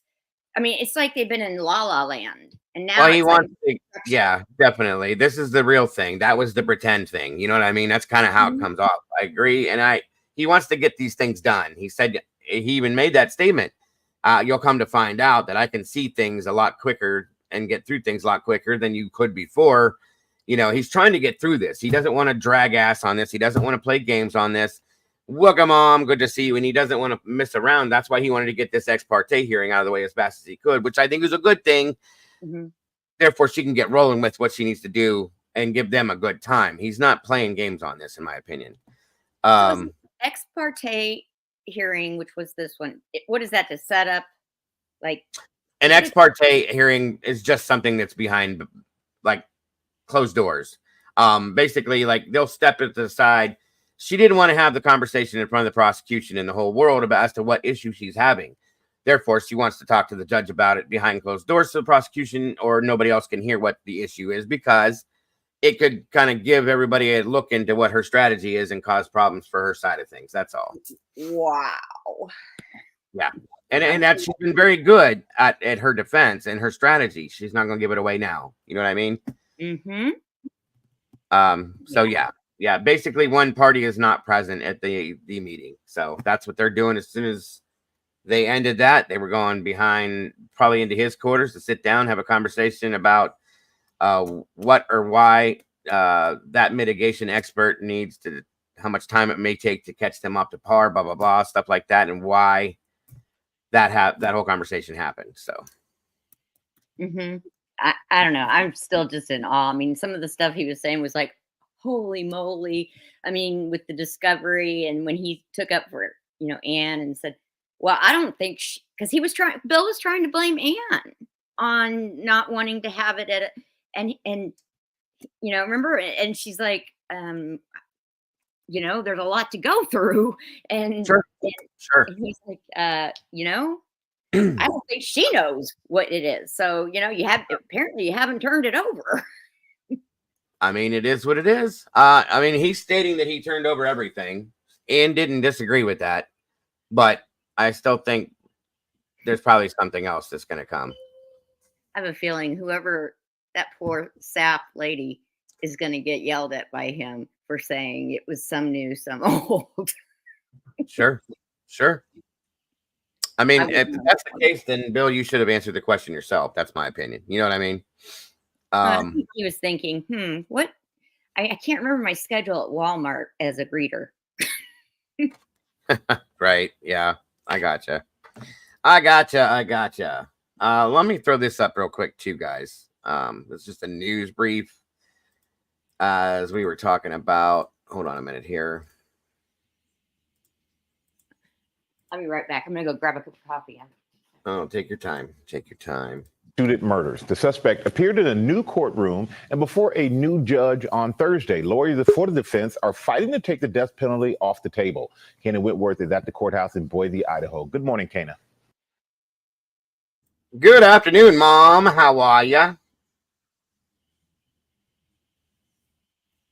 Can you hear me? Hello. There you are. You froze. Yeah, you looked angry in that picture. You're kind of froze. There you go. Okay. You were locked up there. I like your t-shirt. I always love your t-shirts. No, I'm not angry. You just had this. You had that stern look on your I face. have a t-shirt addiction. I do too. I have drawers full of them. I collect them. No, I'm fine. Good. Thank you for joining us. I appreciate you very much. I hope you're having a great day. I can always do that. Sideways. Yeah, I'm having an all right day. I slept till like 12:30 and then got up and went and played in the rain. Gotcha. Yeah, rain. And we're getting rain here. Well, we didn't. It looks like it's going to rain. It's not raining yet, but it looks like it's going to. I'll tell you what. I was in Charlotte on a layover this past week. It was the day before the hurricane was supposed to really hit. I have never seen a security line all the way out to the door. They had fights breaking up everywhere. People were fleeing the city. I'm like, you've got to be kidding me. Yeah. It's bound to happen. Just saying. Bound to happen. It's what always happens. People go nuts when things don't go the way they're supposed to. So, Yeah. But let's check this out real quick, and then we'll get back to talking about it. Michael, good morning to you. And we thought yesterday that we might see a hearing scheduled on that exact issue. But in a shocking moment, lead defense attorney Ann Taylor said an expert on her team had passed away. And now she needs more time. All rise. District Court is now in session. This morning, the man accused of killing 4 University of Idaho students appearing for the first time before a new judge in Ada County, some 300 miles from where the murders took place in 2022. To tell you I'm happy to be here, but why start with an untruth? Brian Kohberger wearing a suit, tie, and I don't know if you guys caught that, by the way, when he first said that, when he came out, just when he said that, I can tell you I'm happy to be here, but why start with an untruth? I don't think he wanted anything to do with this case. I truly don't. I don't think anybody does. No. Truly. I don't think Judge wanted anything to do with this case because it is so high profile. And because, listen, in my opinion, either way you go, if he's found guilty, there's going to be people that are going to be pissed and they're going to cause issues. They're going to say things. They're going to make noise. But if he's found innocent, oh my God, the repercussions from that. Can you imagine? I mean, I don't think anybody wants to deal with this. I don't. Nobody wants the backlash. Oh, that's right. Exactly what LR just said. Nobody wants a backlash from it, regardless of how it turns out. I do agree. And Judge was about to is going to be retiring. If this were the last case he were to cover and then retire, can you imagine? And Bill's retiring too. Yeah, Bill Thompson's retiring again. Like this is not the case you want to retire off of. I'm telling you right now, in my opinion. Just saying. So anyway, moving forward. Initially cuffed at his ankles and wrists, appearing for the first time in front of Judge Stephen Hippler, who granted the defense request for street clothing for this hearing and said additional closed hearings will be held to discuss his attire. I expect to hear from the transport deputies and the bailiffs so that I can make an appropriate ruling in terms of his appearance here. Kohberger charged. Now, that's interesting to me because I thought that was always on. Why would you want him to be in his jail coveralls? I don't think that's what he meant, but I could be wrong. I think he meant, what did he look like when he was transported to the jail, and what was he beat up at the jail? I mean, this new jail, what does he look like? I don't know. Maybe I'm wrong. Well, no, he was talking about his attire, which would be the clothing. So I think, when they transport them, they're in their jail clothing, the orange coveralls, whatever the hell color they are. They bring that suit. The attorney brings the suit in for them to wear, and then they change in the back room and then comes out like that. So I'm correct on that from what I understand. Am I saying anything, Mom, that sounds wrong? No, it doesn't sound wrong, but this is just strictly my opinion. So they want him in street clothes. They want him in a suit. So what that gives the impression of is he's out on bond. He's able to wear street clothes. If he is in his jumpsuit, that pretty orange or whatever color that state chooses to put him in under whichever situation he's been categorized in jail, shows that he is not out on the streets. He is not on bond. He is incarcerated and being held until justice is seeked. Yeah, of course. And then, of course, you look different. If you're wearing jail coveralls, the people see you as a criminal. If you're wearing a three-piece suit or whatever he's wearing, you look more clean cut. You look more business, like this kid couldn't have done this. Look how he looks as compared to being in the jail coveralls. He looks like a criminal, I'm just saying.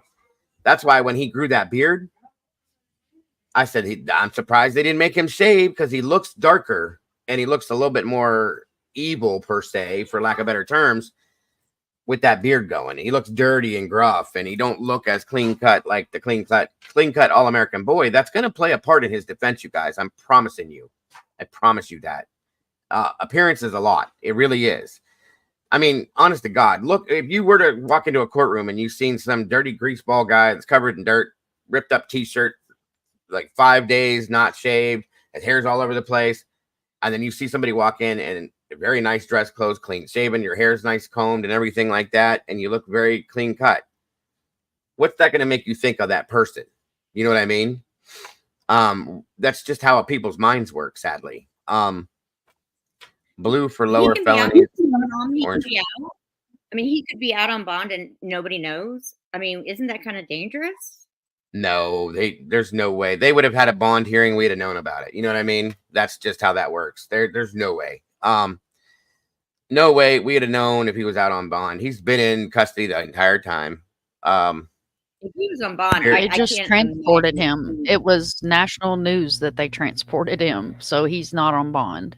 Yeah, they've been stuck to this on everything, and everything about stuff like that we'd have known about out of the gate. The beard was because they took all his things away in jail days before transport. He had nothing. Yeah, right. And again, like I said, I guarantee you, even if he wanted to grow a beard, the defense would say no. No. You need to do this and look as young and clean cut, All-American as you can, because that is important. And that's exactly how everybody's going to see him is important. And again, this is my opinion, but say if you commit a crime, you're on you're not incarcerated. You haven't murdered 4 people. So you commit a crime and you go to court. You don't walk into court in a halter top and booty shorts. You dress nicely. Even though I've seen that happen. You dress nicely. This is a little bit different. So it is your right to have clothing, but it is up to the family or your attorneys to provide you with street clothes. And it is at the discretion of the judge. That's true. That is true. And I just I don't know, every time we've ever seen Richard Allen, every time, I have not seen Richard Allen in anything but jail clothing from day one. Never once have I seen him in anything besides that. Is that because of Judge Gall, or is that his personal choice?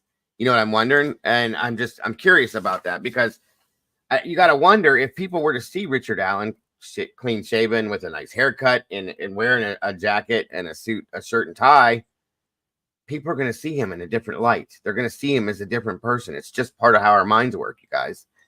No, that's a great question. I'm telling you, I think it makes a big difference. Welcome, Tamara. Good to see you. LR, yes, AT said before the gag order, Brian was chosen for this long before he came to town. BCK is allegedly a federal agent of Brian Kohberger and military asset on a task force working to bust drug and human trafficking. I don't know about that, but okay. That statement, and I'm not degrading anything anybody says, and I respect your opinions and feelings on things. Hey, JC, good to see you, dear. But if Brian was working for the government, per se, this is something I said a long time ago. You got to think this through. If Brian worked for the FBI, the CIA, anybody like that, do you think he'd be sitting in custody still? I don't. That's me personally. I don't know how or why. If he was a federal agent, there's a lot of. I'm sorry, you broke up, Terry. Right now, federal agents. I mean, FBI. Oh, I'm sorry. Right now, FBI. Yeah, can you hear me? I can now. Yeah, you're good. Can you hear me? Yes. Can you hear me? Hello? I'm here. Okay. I don't know. I mean, maybe they're protecting him from the federal. Yeah, I can hear you. I can hear you. You're on a delay, Terry. Hello? I'm here. You're on a delay, Terry. Hello? Go out and come back in. Hello? I can hear you. Go out and come back in. Yeah.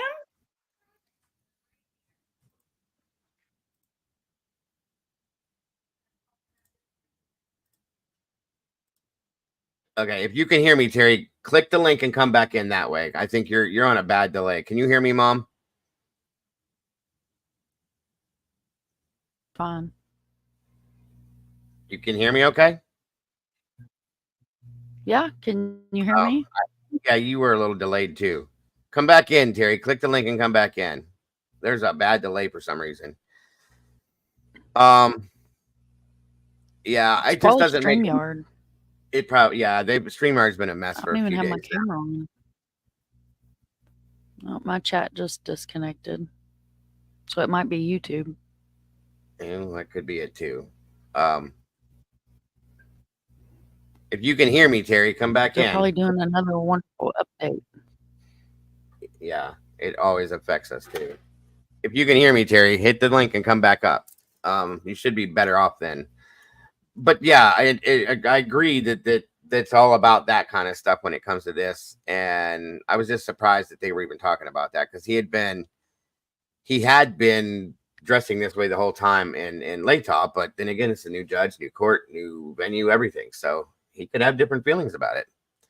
But going back to that statement that Tamara made, I cannot believe that if Brian Kohberger was working for the FBI or anybody like that, that he'd still be sitting behind bars, or that he would even be going through what's happening right now with the hearings. It doesn't make sense. If he was an agent for the FBI that was sent in to do whatever he was sent to do, they would know everything that has gone on with him. They'd already know what's right or wrong. They'd already know all this. I mean, that's just, at least in my opinion, that's how I see it. You know what I mean? If I'm wrong, I'm wrong. I'm okay with that. But still, it just doesn't make a lot of sense to me. That's all. Right. No, Cassie, I don't think he's any kind of agent of the FBI. I can't, I'm not, and I respect anybody's opinion that feels that way. I don't personally think that. And that's the other thing too. Doodle said an agent wouldn't leave a damn sheets behind or any of that kind of stuff. There would be, the mistakes wouldn't have been made if he did this in that sense either, guys. So, you know, we got to look at everything. We can't just, it just doesn't make sense. It doesn't make sense to me. I'm sorry. Let's see what else we got going here. Charged with Again, Terry, if you can hear me, hon, hit that link again. It's in the chat, should be pinned, and come back and we can try to pull you back up. I think you were having some kind of connection problems, maybe. 4 counts of first-degree murder. Prosecutors say they can tie him to the case using DNA evidence, cell phone data, and a surviving roommate witness account, recalling a man clad in black with bushy eyebrows in the home the night of the murders.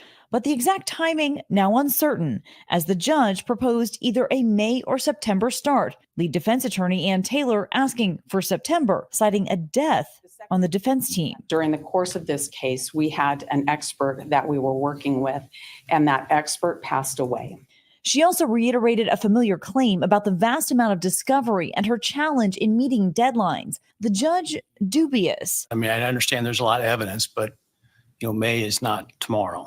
May is many months away. And the defense, who says Kohberger is innocent, filing a motion to have the death penalty tossed.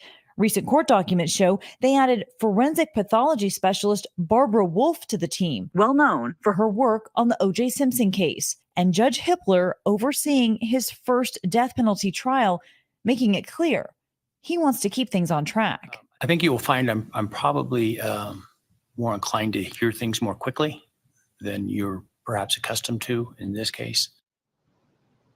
And in order to keep So I misunderstood that. They're saying that this is Hitler's first death penalty case. I thought he'd done more, so that's interesting to know. Could be another reason why he wasn't comfortable with this case. Just saying. I don't know. Where'd Terry go?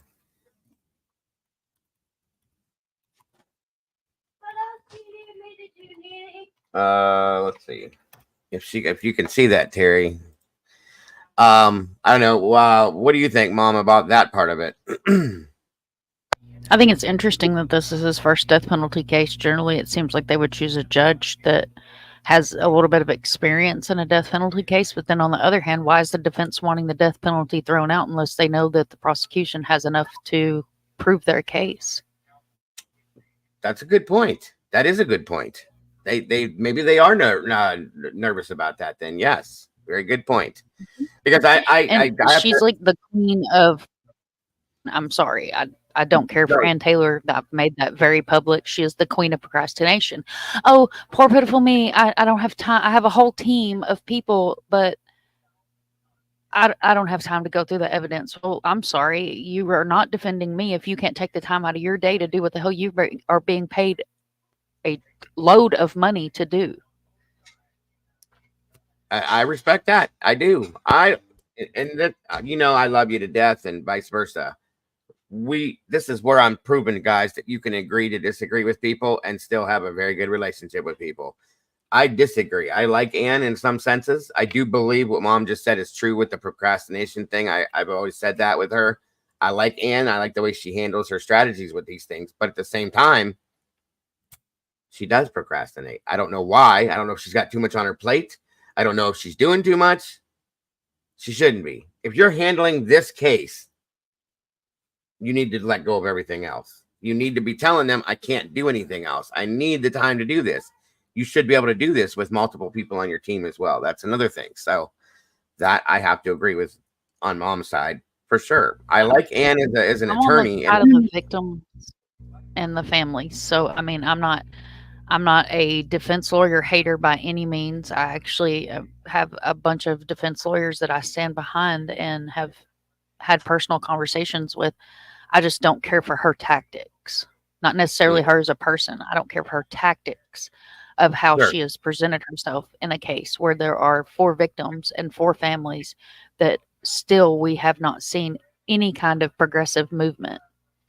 Other than moving the case to a whole other county that not only cost taxpayers money. I don't live in that state, so it wasn't, my money, but the people that live there. It was taxpayers' money that moved him. Now we've got to start from square one, and this judge has to get himself familiar with the case, and he has to get himself familiar with what's going on and who these people are. And not only Yep. that, you have to take into effect that you've not only moved the case, caused all this rigmarole, put him in a new jail. He has to have all these special vegan and all that crap to make him comfortable. And then what about the families? Like, That's what about the agreed. families? Now they're going to have to travel to That's seek the justice one. for Yeah, their that's children. the one main thing I didn't like about this.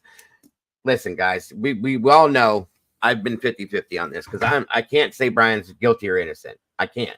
I've not seen something to prove to me either side yet. Okay, but I do believe in the constitutional right to have a fair trial. Period.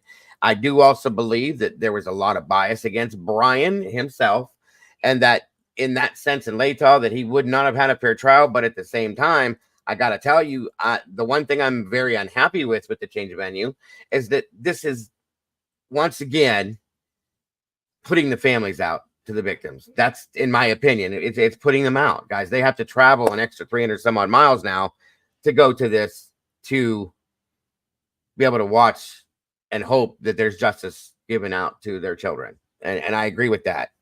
But there's also this whole other thing now that Steve is running a GoFundMe to be able to pay for this, that, and everything else. People are making a big deal about that kind of stuff and this and that. Leave the families alone as far as I'm concerned. Leave them alone. Let them do what they got to do. If they're doing it, they're doing it. That's all there is to it. We don't care. I don't care about their personal business. That's their business. They don't need us running them into the mud for that. That's bullshit. Welcome back, Terry. Can you hear me now? Hold on one second. Yes, I can hear you. Okay. All right. There we go. All right. Good stuff. Welcome back. So I will say that I'm very unhappy that the families have to be put out in that sense. That should have never happened. Okay. They should. And if that's the case, they should provide the family the ability to get there. That should be provided through the court systems, in my opinion, not their own Well, pocket. I asked that question I don't know if you remember, but I had asked that question and somebody had told me, a few people had told me that they do pay for that. So I'm confused. They don't pay for that. They have to. That's why Steve is running a GoFundMe right now to cover hotel stays and food and this and that and all that kind of stuff, because it's such a distance away from where they live. This wasn't that. It's Yeah, a And lot I'm of not I even have no speaking problem on with the them doing that. financial aspect. Hold on. Sorry. What'd you say, Mom? You're okay. I'm What'd not you even say? speaking on the financial aspect of it. I'm talking about the emotional aspect of it. Not only has their life been completely flipped upside down and their emotions are complete chaos, but now they have to travel away from family that might be there to support them. Mm-hmm. Immediate family that's there to support them. And not only that, when you go to trial, are you not supposed to have a jury of your peers? Not 300 miles away. That's not your peers. Yeah. Bias or not. That's how the justice system is supposed to work. Right. No. I wasn't saying that there wasn't financial assistance, Golf. She's right, guys. And I'm sorry if I mispronounced that. There is assistance, but from my understanding, it's not enough to cover what would make them comfortable in that sense. But Mom's right as well. It's just one more thing to put them out, guys. They're already going through hell, the deepest depths of hell after what they've gone through. Now they have to go through this, and they also have to go through that, and they also have to go through this again. And it's like, it's enough. Okay. Like, they need to be catered to, in my opinion. I know a lot of people disagree with me, but they need to be catered to in every aspect. I agree. And I just feel like it's enough already. I understand the venue change, and I did agree with that because I feel he deserves a fair trial. I don't know that he's guilty, so I can't treat him like he's guilty at that point. Okay. If I thought that he was 100% guilty, I'd probably have a different aspect and a different outlook on this. I am 100% for the victims and their families, but I also feel that anybody that's charged with something like this is the death penalty first, right out of the gate.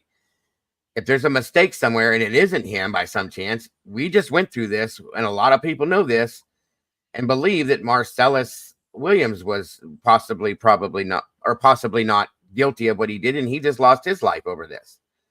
That can't happen. Okay. That if Brian's guilty, by all means, and they can prove 100% that Brian Kohberger is the one that took the lives of these 4 kids, I'm standing there with the pitchfork and a torch. Let's go.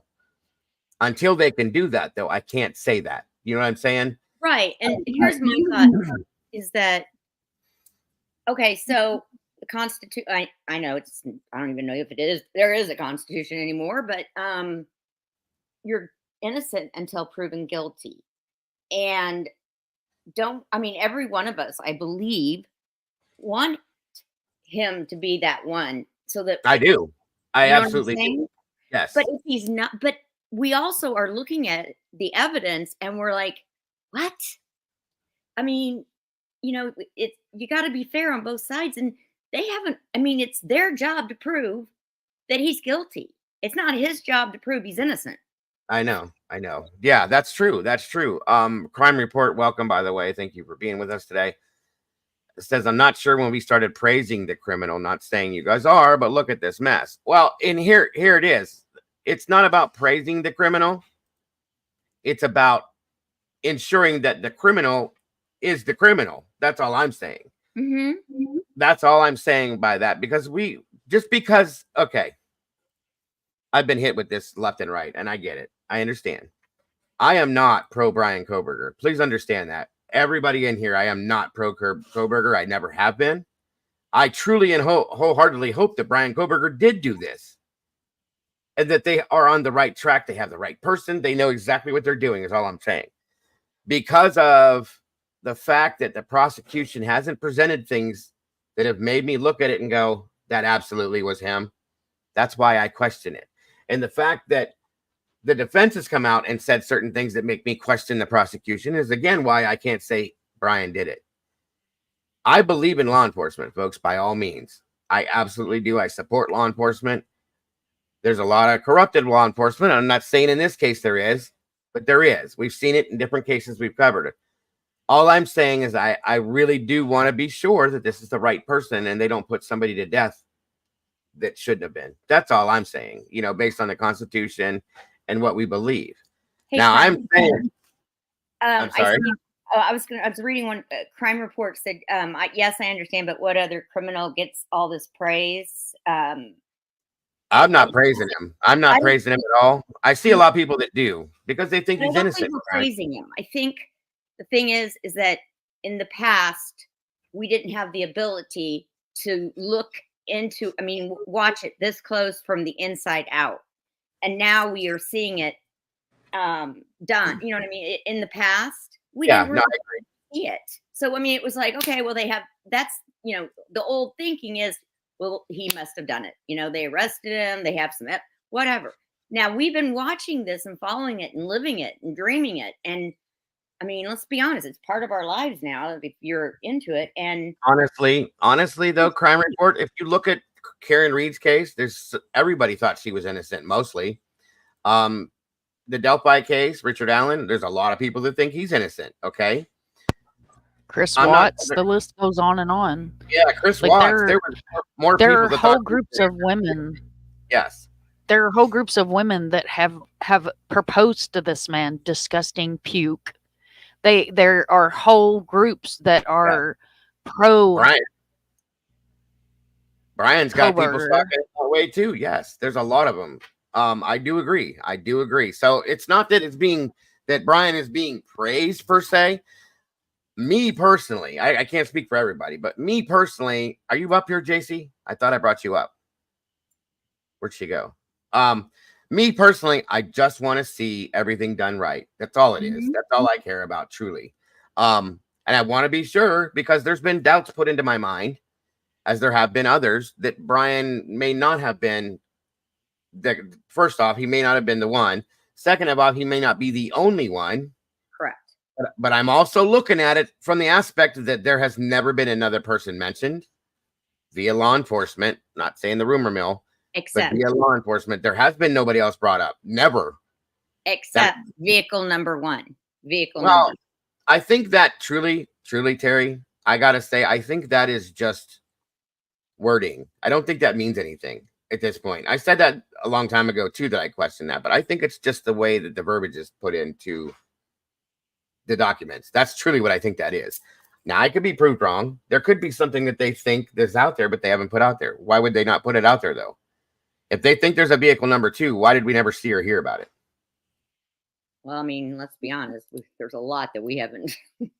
That we know of, right? That's what I'm saying. I have to look at both sides of this, guys, and be real about it. Okay, I at some point, yes, questioned why did the defense come out and say there was no DNA that was on anything that belonged to Brian Kohberger from 4 kids being murdered. Not one bit of DNA. That's a big thing.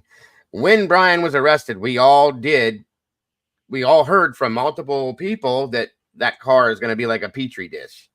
That'll tell everything. That'll convict him to the whole world at that point. And then it comes out that there's nothing in that car. That kind of backed me up from this, going, wait a minute, how is that possible? Okay. We've also heard so many other things. Okay. That's been a problem. So yes, that's why people question this, because there have been mistakes made in other cases in the past, you guys. We know that. There have been people wrongfully convicted. There have been people put to death that shouldn't have been. That I'm not saying anybody in particular, but it has happened. But I do have my questions. I have my questions about his alibi. It's a little shaky to me, and it's kind of strange to me that they never could come out with a clear-cut alibi. He was out driving. That was his alibi. That's a little bit like, okay, if you say so.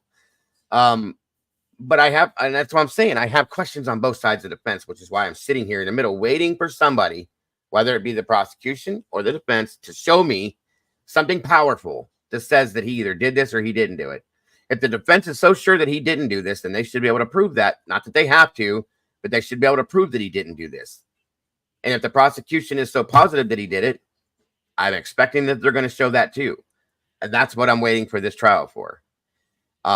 But no, I'm definitely not glamorizing Brian by any means. I'm not pro Kohberger by any means. I don't think the man is innocent by any means. I just don't know yet. That's all I'm saying. And I'm not going to be one of those people, because everybody else is saying he's guilty, that's going to say he's guilty if I'm not 100% positive in my mind. I'm going to be real to myself and to everybody else. That's the best way to do it. You've been, unlike most of us, you have been able to see a lot of trials, a lot of things from the inside out, before the computer, before true crime.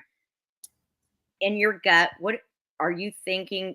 I mean, this was just a botched case by the law enforcement, the way they handled it. I mean, have you seen this handled this badly in other cases? Hold on one I second don't before. like this was handled badly. You don't? Okay. No. I think it was a lie.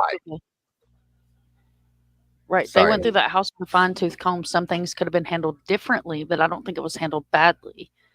And that the fact that this specific law enforcement was investigated not 2 years before this happened is a questionable thing. But I've seen that happen multiple times. Like Tennessee, for instance, you had an ME that was stealing people's belongings and then got busted in Arkansas for drugs. You have a whole courthouse that got ripped apart. You've had communities go into sheriff's offices and lock the sheriff and the police out of their offices and stand there with big locks on the door and protest in front.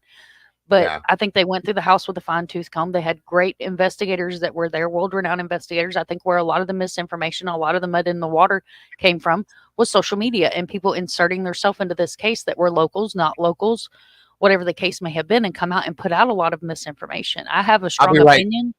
I'll be right back. Keep going. Sorry.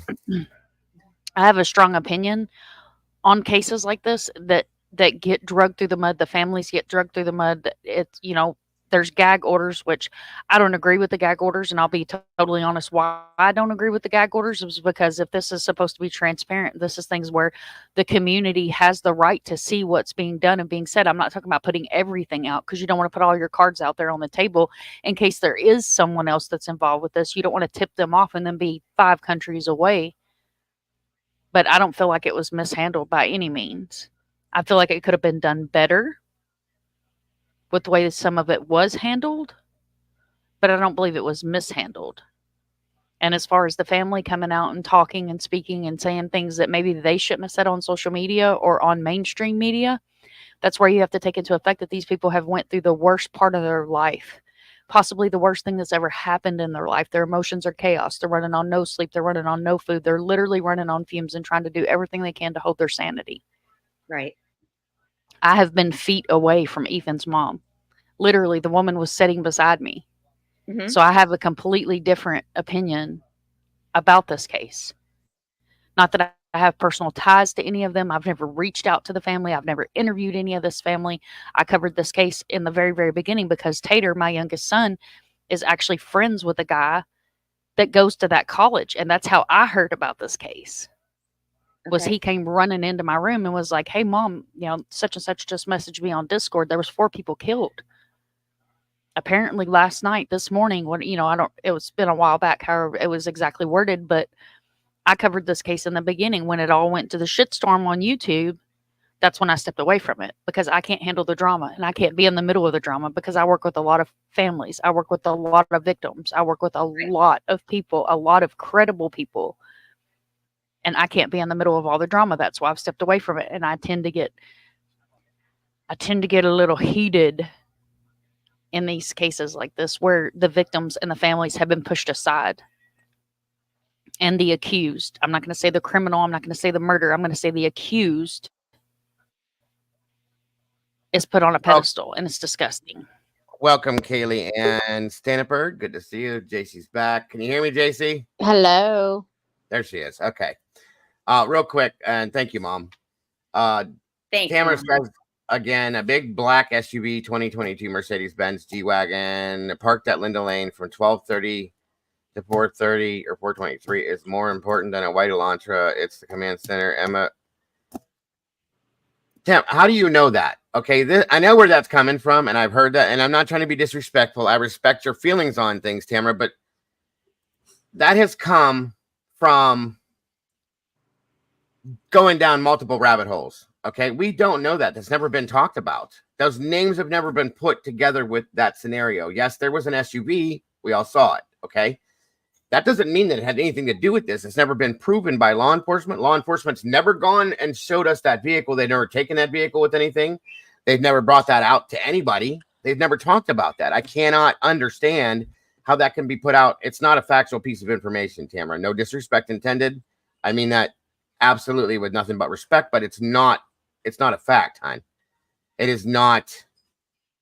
It's not in documentation. It's never been talked about. Emma Bailey, any of those people, none of those people were arrested in connection to this. They were never talked about in connection to this. They were not put in the documentation, the affidavit, none of that stuff. And it's all based on hearsay from the rumor mills that people have gone down into rabbit holes and come back out of with. We can't believe these things unless they're put out via the legality or the governmental side of the case, if that makes any sense what I'm trying to say.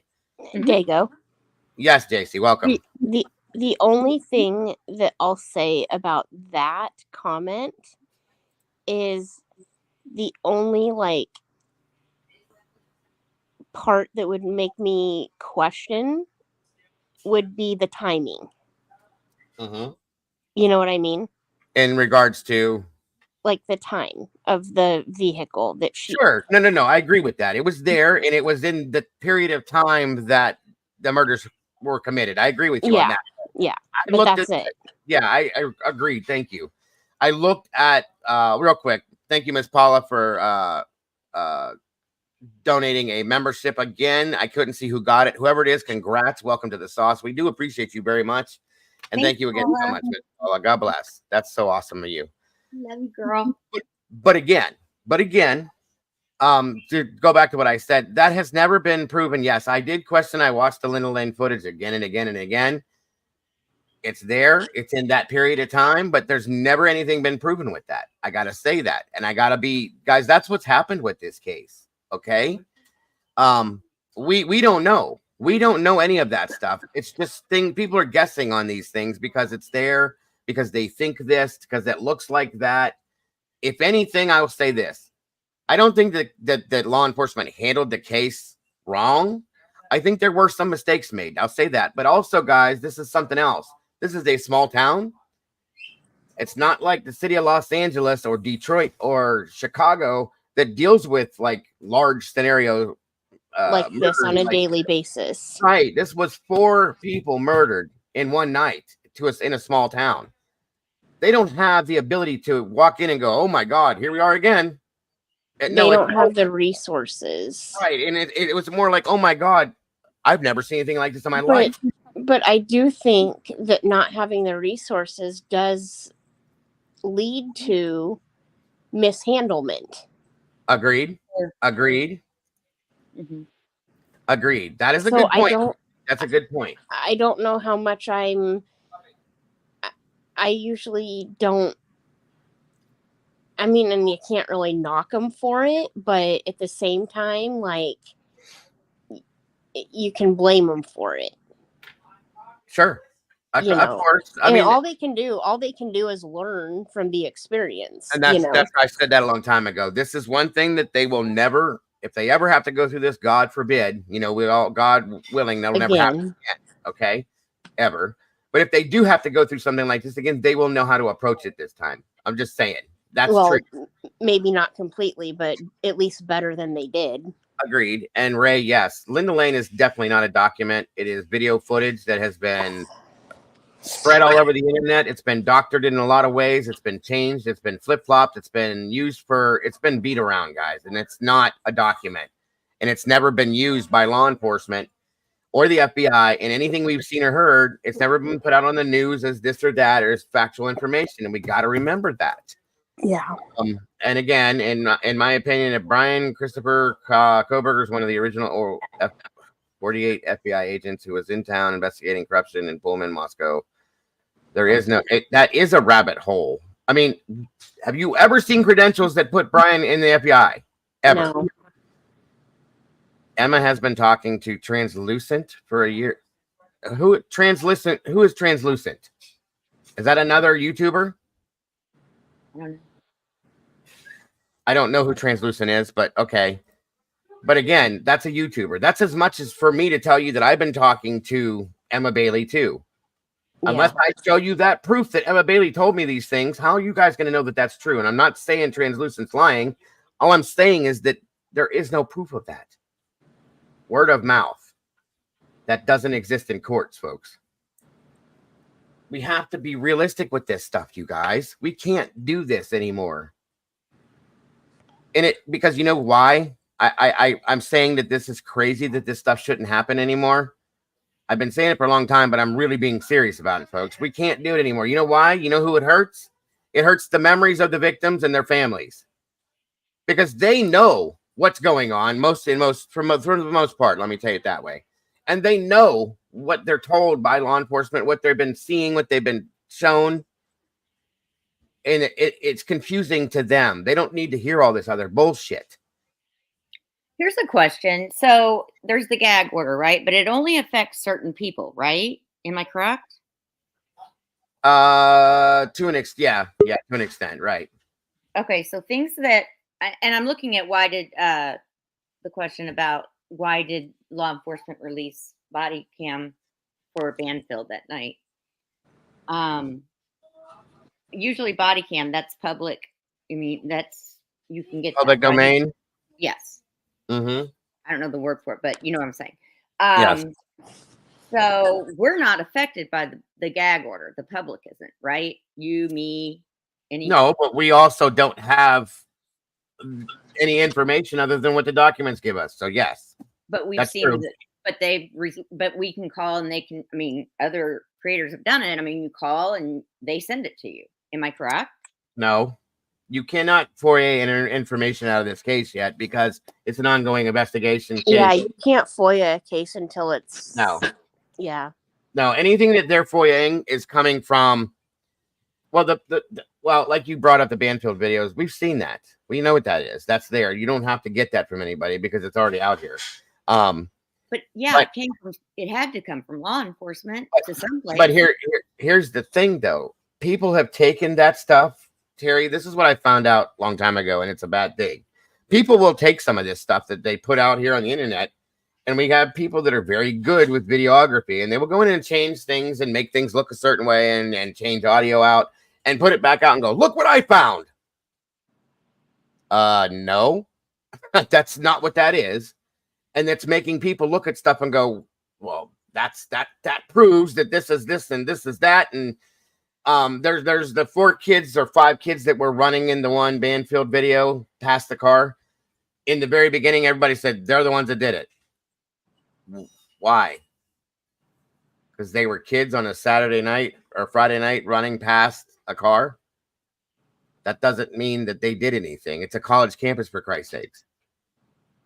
That's the kind of thing that has happened with this case. And again, it goes back to what Mom said.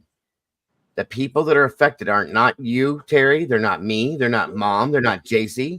They're not Truth Exposed. They're not Paula. It's the Gonsalves family, the Chapin family, the Mogans, the Kernodles. Those are the people that are affected. And the memory and the legacy that is left behind for the victims are the people that are affected. They deserve so much more than that. Think about something. You guys remember when I went apeshit when I found out that T-Rev did a fake phone call on the back of Madeline Soto's case. You remember that when I went nuts that day on a live stream. Because it's bullshit. It wasn't real. And it is off the back of a beautiful little girl that went through nothing but torture for most of her life and then was murdered at the hands of a complete piece of shit garbage monster. It's the same thing as what basically happens with this stuff, you guys, because if this misinformation is put out and people take it and run with it as fact, it's disrespectful to the victims and their families, guys, because it's not real. It's not truly what happened to these people, and it's not truly who did it to these people.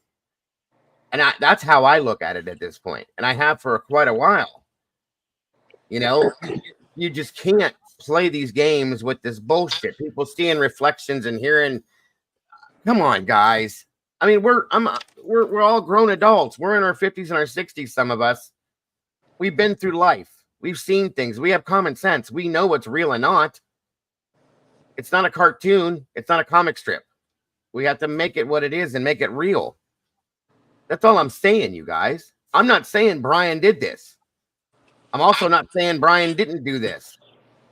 All I'm saying is that I'm sitting here calm as I can be, waiting for this damn trial to start so that they can give us the real information and we can all take that and use that for what it should be.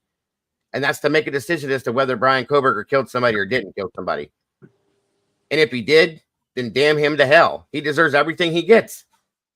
100%. But if he didn't, or there's somebody else involved that by some chance has slipped by law enforcement for years now and has been able to hide themselves and keep their mouth shut, which is hard to believe. But if they did, then that can be found and they can be tried too. That's all I'm trying to say. Well, and like you say, like in this case, I hope that Brian is the one, that's because it don't seem to me like they're going after anybody else or trying to get anybody else. Thank you. Right. And if they did have even an inkling that somebody else was involved, they need to be arrested right now. They should have been arrested 2 years ago. Oh yeah. Like when Brian was. I mean, that's agreed. And thank you, Golf, for making that statement. We don't even know that Linda Lane is the correct time and date. It's definitely never been a reliable source. And everybody looks to Linda Lane as if it's like the damn be all end all PCA affidavit, folks. It's bullshit. I know I did it first. I looked at it, but I never thought anything of it. And we have people talking about. That's what pissed me off. And I'll be honest with you. I don't mean interesting. It's interesting. It is interesting. That's all I'll say. It shows the car. I get that. A car. Okay. But there's people running around this and that. And people are saying they're hearing things from the right angle too. And people are saying they're hearing things from inside the house and this. I mean, that's bullshit, guys. Come on. I don't know. I think that I'm going crazy because I can't see anything but ink blots and that's what it is. You're not seeing the things people are trying to make us see. They're not there. You're not going to hear anything. One thing that's pissed me off with this whole thing is why I walked away from that Linda Lane footage as fast as I did, and I blew it off to be bullshit. People are saying, well, I heard you can hear the thud in the house, and you can hear people doing this and doing that in the house. No, you can't. Guys, these are cameras. I have cameras. What you're hearing, if you can hear something that clear on that camera on Linda Lane, it's because it's right there. It's right there around that camera. That's what you're picking up. You're not picking up anything in that house, guys. Yeah, That's it's not happening houses and houses down. That makes me so mad. The sounds that were heard that were in the PCA were from a camera that was directly next door to the house. And that was it. That was all there was. Okay, there was nothing else. If it was not in the PCA, then it's not been proven to be true. That's all I'm saying. Yeah. It's got to stop with this case, guys. Nobody can ever have a conversation about the Idaho 4 case without this crazy stuff popping up. I don't get it. Like I said, it's going to be cut and dry in my mind. Brian's either guilty or he's not. Let him prove he's guilty. I hope he is, because he's been sitting in jail for 2 fucking years at this point. He needs to be guilty, okay? And if by some crazy ass chance the man's not guilty, oh boy, explain to me why. Wouldn't he be a very rich man if it ends up he's not? He very well could be. I mean, I will say this though. I'm not saying he's guilty. I'm not saying he's innocent, but he is an interesting character. Listen, Brian Kohberger is definitely a strange person. Yeah. I won't say that he's not, okay? But it's not illegal to be strange. No. Okay, I'll put that out there. The guy Thank could God, be. or I'd be in jail. Thank you. Same here. The guy could be autistic. He could be this. He could be that. It's never been proven. Or he could just be a weirdo. Okay, but there are things in his past that make you look at him and go, okay. Well, I can see that. I can see that being. Isn't it a fact that he's a recovering addict? Yeah, he was a heroin addict at some point. Yes. Yeah. Guys, that doesn't make you a killer, though. No, that's why I struggled with it. Okay, but at the same time, and I'm wondering look at what's his name? I can't think of his name. Mom, what is or JC? Anybody actually? What is his name? The serial killer. Bundy. Bundy. Look at Bundy. I mean, nobody would have ever expected Ted Bundy to be who he was. Okay, but he was. And that's why you cannot say, well, look at Brian. He's such a nice looking, sweet boy. And he's this and he's that. And he had a good family life and he had this and it. And that doesn't mean that he didn't snap one day or he was too smart for his own good. Right. I think he's highly intelligent. I really do. He's beyond. If you're getting your master's in a criminology or whatever, that's, saying something. I agree. I do agree. Thank you so very much. All I'm asking you guys, for everybody, just think about it yourselves. Take off the tinfoil hats. Be realistic. Make it make sense to yourselves. Stop looking at all these ridiculous other things that are coming out. I'm not degrading or down talking any other creators or anybody that's putting anything out. But think about it before you make a decision on something that doesn't make any damn sense whatsoever, because there's so much bullshit that's been put out there. We'll cut the bullshit and get to the facts. Well, here's the fact. What are the facts that they have on him right now? And I get it. We don't know that all, okay? And they don't owe it to us. I get it. But right now, what do we have that the PCA saying what? Stick to the PCA because it was written by law enforcement. That's the only thing we can do at this point. And if we're not good enough, if we can't accept that, then oh well. I'm sorry to be rude. We the people have to wait till trial. And that's the biggest thing. I've been saying that for months now. And it's nobody wants to. It's been too long. I get it. We're Americans. We want it and we want it now. Yeah, right. And that's. Do we know it's true what we've been told, that they got the DNA off the snap, then they sent it to one lab and they couldn't find anything. They sent it to another lab and then to a third lab. I mean, I know I've heard that they sent it to a second lab in Florida. Oh, I thought it was found in Texas. I thought it was the third. They guy. went to And then did Othram. Florida have to send it to Texas, or did Texas send it to Florida? I never heard about a Florida lab. I heard about I thought I heard about a Florida lab. I heard about the lab that was in Moscow or in Idaho, that they went there and then they went to Othram from there, and then that was all I know. Okay, I thought it was 3, but it doesn't really matter. The fact of the matter is it true? Are they telling us the truth, or is that just kind of, something? Yeah, they went to the Idaho State Lab and they couldn't process it, and then from there it went to Othram, and that's where they got the results from. And again, that is one of the questions that everybody has looked at, is because it is touch DNA, it's such a minimal amount of DNA. How did they pin this on him with that DNA? I get all that stuff, guys. I've questioned that myself, okay? But that's what's in the PCA, and at this point, I'm going to take that for being the factual information until they prove to me that it's not. That's all I'm saying, you guys. So That's all that we can do. enough? Is that enough? If they don't have something else, okay? I'm just putting this. Is that enough? Because they No DNA somewhere else in the house. I mean, I'm just asking. I don't know what. Okay, so If it was the only DNA, I would say yes, but it's not the only DNA because there's 2 other unidentified DNAs. And they know it's male, so they keep it. That is why there's so many questions, okay? These are the things, and Mom made a good point, and that is the fact. But I understand the other sides of this. That 4 people lost their life. And end of story. That's the most important part of this. That is the one thing, just like in the Sebastian Rogers case, that's been lost, is the victims have been lost within this entire bullshit case, okay? Yep. We have to remember that that's what this is about, you guys. It's about Kaylee, Maddie, Xana, and Ethan. And it's not about anything else. Now, that being said, that is the very most important thing on this, okay? But it is about the families too, though. That goes in hand with what I'm saying. But yes, that's the most important thing. I do want that to be known, okay? And that needs to be known. And everybody should look at that before they look at anything else. I can't believe they're making the families go through another. I feel like what's kind of starting back at square one. In a sense, yeah, I agree with that too. It's a lot of bullshit that doesn't need to be.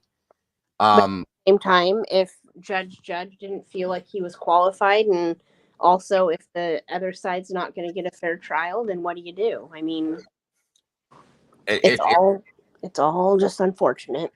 It is. The whole thing is. It absolutely is. But okay, let's see what happens here now. This is what I'm saying.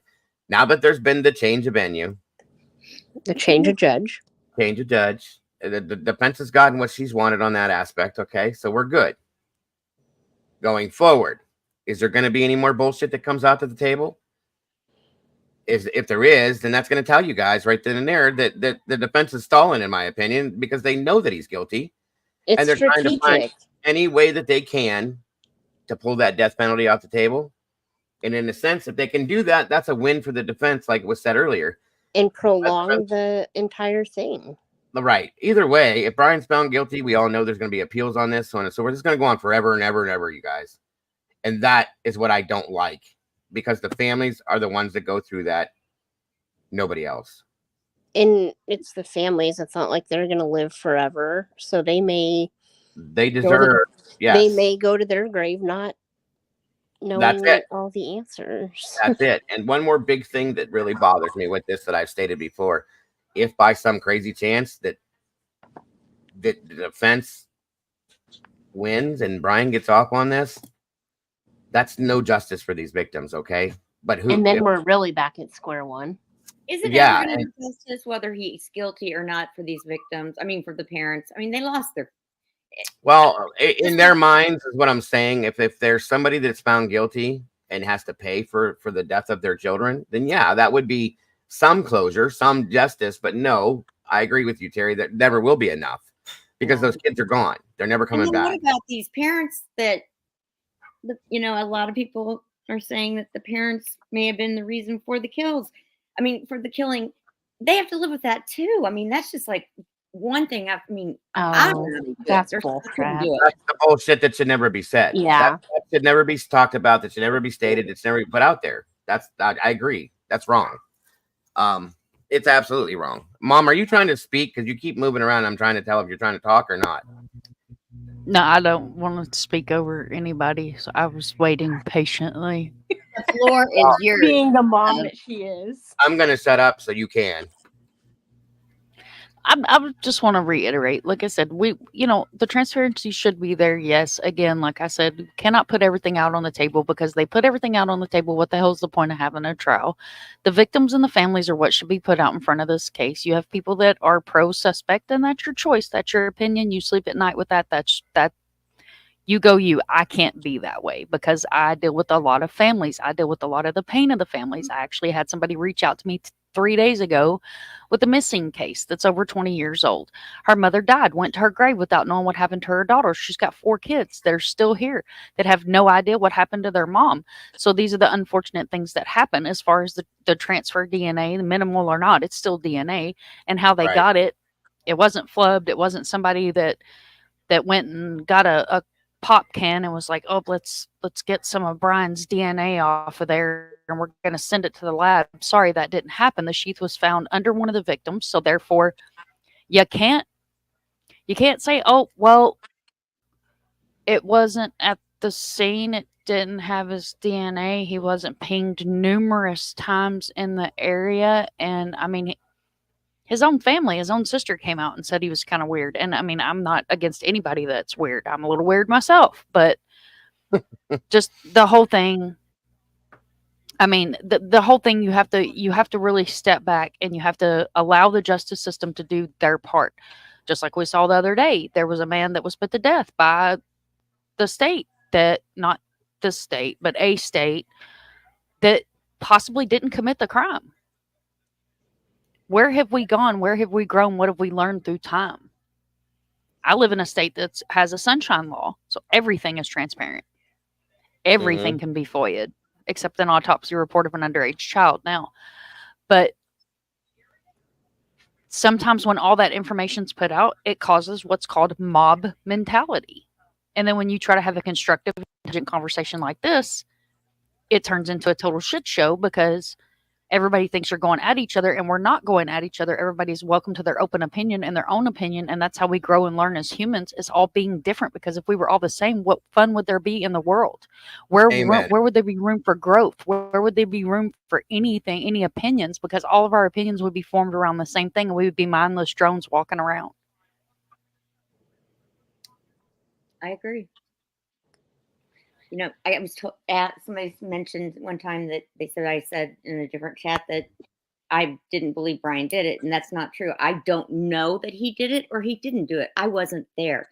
I just know what we've been told, and that's all I know. I want justice, and I think that's what everybody wants. A lot of people. I hope. I don't know about, well, everyone should, but. I mean, I almost lost my son, to an overdose of sleeping pills in 13. And I'll tell you what, I made a prayer to God that I would do anything and everything to be somebody that can help. And I mean, I can't imagine what it'd be like for a parent to actually lose a child. And I know there's a lot of people out there that are like that. And I get the feeling that you want justice, but at the same token, it doesn't bring your child back. I agree. All I'm asking people to do in this case, guys, is to be realistic, grounded, think about the victims, think about the families. Just be real. I mean, that's all. Think about the facts. Yeah, and be factual. I have questions. Of course, I have questions. I'm a person that has a brain. I have a question. That's all. I have questions about different things. But at the same time, I know what's right and what's wrong. I know what should be and shouldn't be. And when I say one thing, I do want to clarify. I want this to be heard again, because I've said this a couple times before, but there's so many people that are running around in circles saying that it was all a setup. It was planted. This was planted. That was planted. He was framed. He was this, he was that. And all these people are behind it. Folks, there are multiple law enforcement agencies that are involved in this case. The FBI, Moscow, Idaho State. Idaho State Police. This is, I mean, multiple. Okay. Does it make any relative sense to anybody that all the people that have been involved in this case, which is well over a couple hundred people in all these agencies, are all working together To get Brian Kohberger. Same job against Brian Christopher Kohberger? All No. one person? Come on, guys. It don't. It just don't. And whether we want to believe it or not, we may have to step back and go, he may have done this. He really may have done this, you guys. Because it was said earlier, Brian's smart. He's got degrees in different things. He's also, in a way, obsessive about certain things. He's OCD about certain things. The guy has gone through college multiple times. He's a perfectionist. And he could have been challenging himself. Okay. Can I get away with this? Is this something I could pull off? People question themselves. People challenge their own minds. What if that's the case? What if this guy really did do this? But why would you ever challenge yourself to go kill 4 people? Well, one, he wasn't accepted into law enforcement when he applied. There's a good reason there. I've asked myself these questions. Why would he do this? What would be a good motive? One simple. Let's go to Occam's razor. One of these girls could have turned him down, and it could have just triggered him to snap out, and boom, that's it. You're no better than I am. I'll show you. There's one motive. Right. Two, the dude is way too smart. Okay, and he's been involved in the course. The degrees he's getting is in criminology and stuff like that. Okay, all that kind of stuff, and he knows a lot of stuff. And maybe he's read into Ted Bundy. He's read about other serial killers. He's learned about these things. Curiosity. Okay. Like, did this really happen? He didn't. I will say this though. It's not like he knew there was 6 people in the house that night. No, of course not. That was But probably. we don't know that. We don't know that. We don't know that, because what if he stalked this house? What if he was hiding up on the hill and watched how many people were coming in and out of the house? And that's true too. That is true. Yeah, that is true. That is true. That is absolutely true. Good point, Mom. What do you mean, Ray? How do I know that about the job? What job? Oh, that it was told all of us that he had applied. Publicly. Yeah, that he had applied with, I can't remember which law enforcement agency, Pullman, Yeah. and he was denied the job. I mean, that's just a real quick thought, Ray. It was not something I'm saying is the actual motive, but it could be a motive. You know what I'm saying? Like, I'll show them, that kind of a thing. I don't know, you guys. I don't know any more than anybody else knows, and I'm not going to pretend like I do. But I also can't sit here and pretend that Brian is not capable of doing this. I have questions. How he did it by himself in the period of time they said he did. Why he would do it. What was running through. He could have been one of them type of people.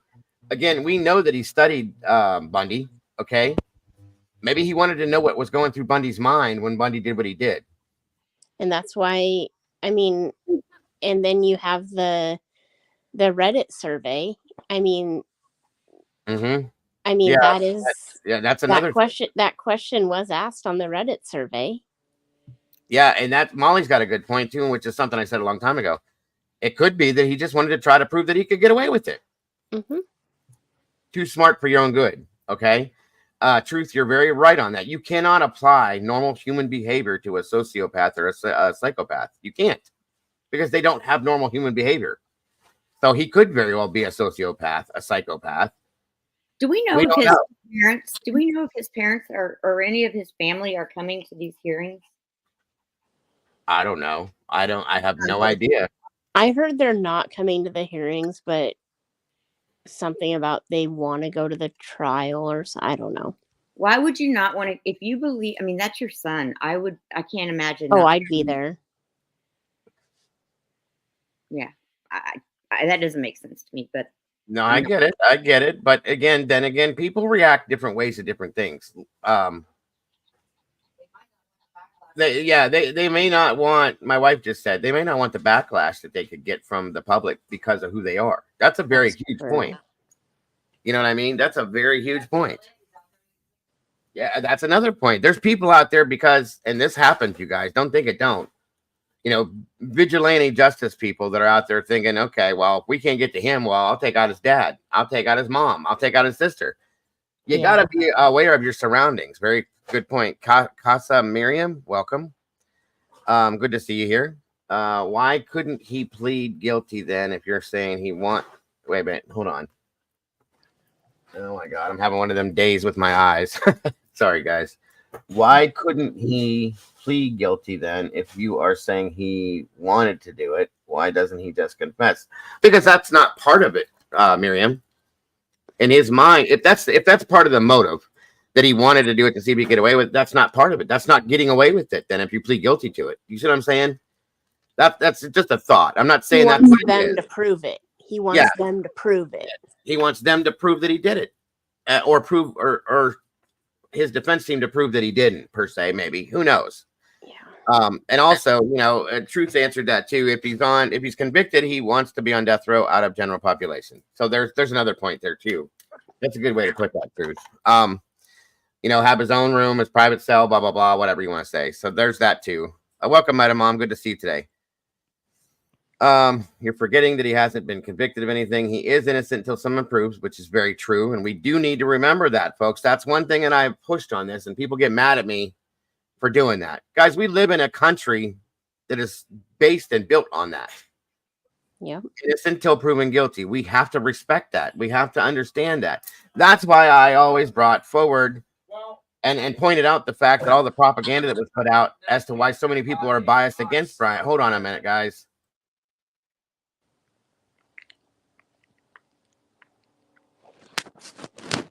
Sorry. Not because I love Brian, but it's because everybody, I don't care who it is, even if I think you've done it, you deserve that fair trial to prove that you did it. I can't, and Mom, this is not a dig against you. Please don't take it that way. You know better than that. I'm all about victims and their families. all about victims and their families. Okay, I am, but I cannot allow myself to be biased to that effect either. And I'm not saying you are, Mom. I'm not, by any means, this was not against you. Please don't think so. I would never, ever disrespect you. You know that. I love you. But I cannot allow the feelings and the care that I have for the victims and their families in the cases we cover to allow me to be biased against somebody that is a suspect, if that makes any sense, you guys, because I've been that person before. I'm that person right now with Stephen Stearns. He's not been convicted of anything. And I don't give two fucks what he's been convicted of. He's a piece of shit as far as I'm concerned. Excuse my language, but it's a fact. I'm guilty of it, okay? But there is also a difference with Stephen Stearns. There's video proof of what he did. There's pictures. That in itself is enough for me. If somebody came to me and said that they got a video of Brian, I think I'd probably be done. It would be very hard for me to stick with that innocent until proven guilty at that point. That's all I'm saying.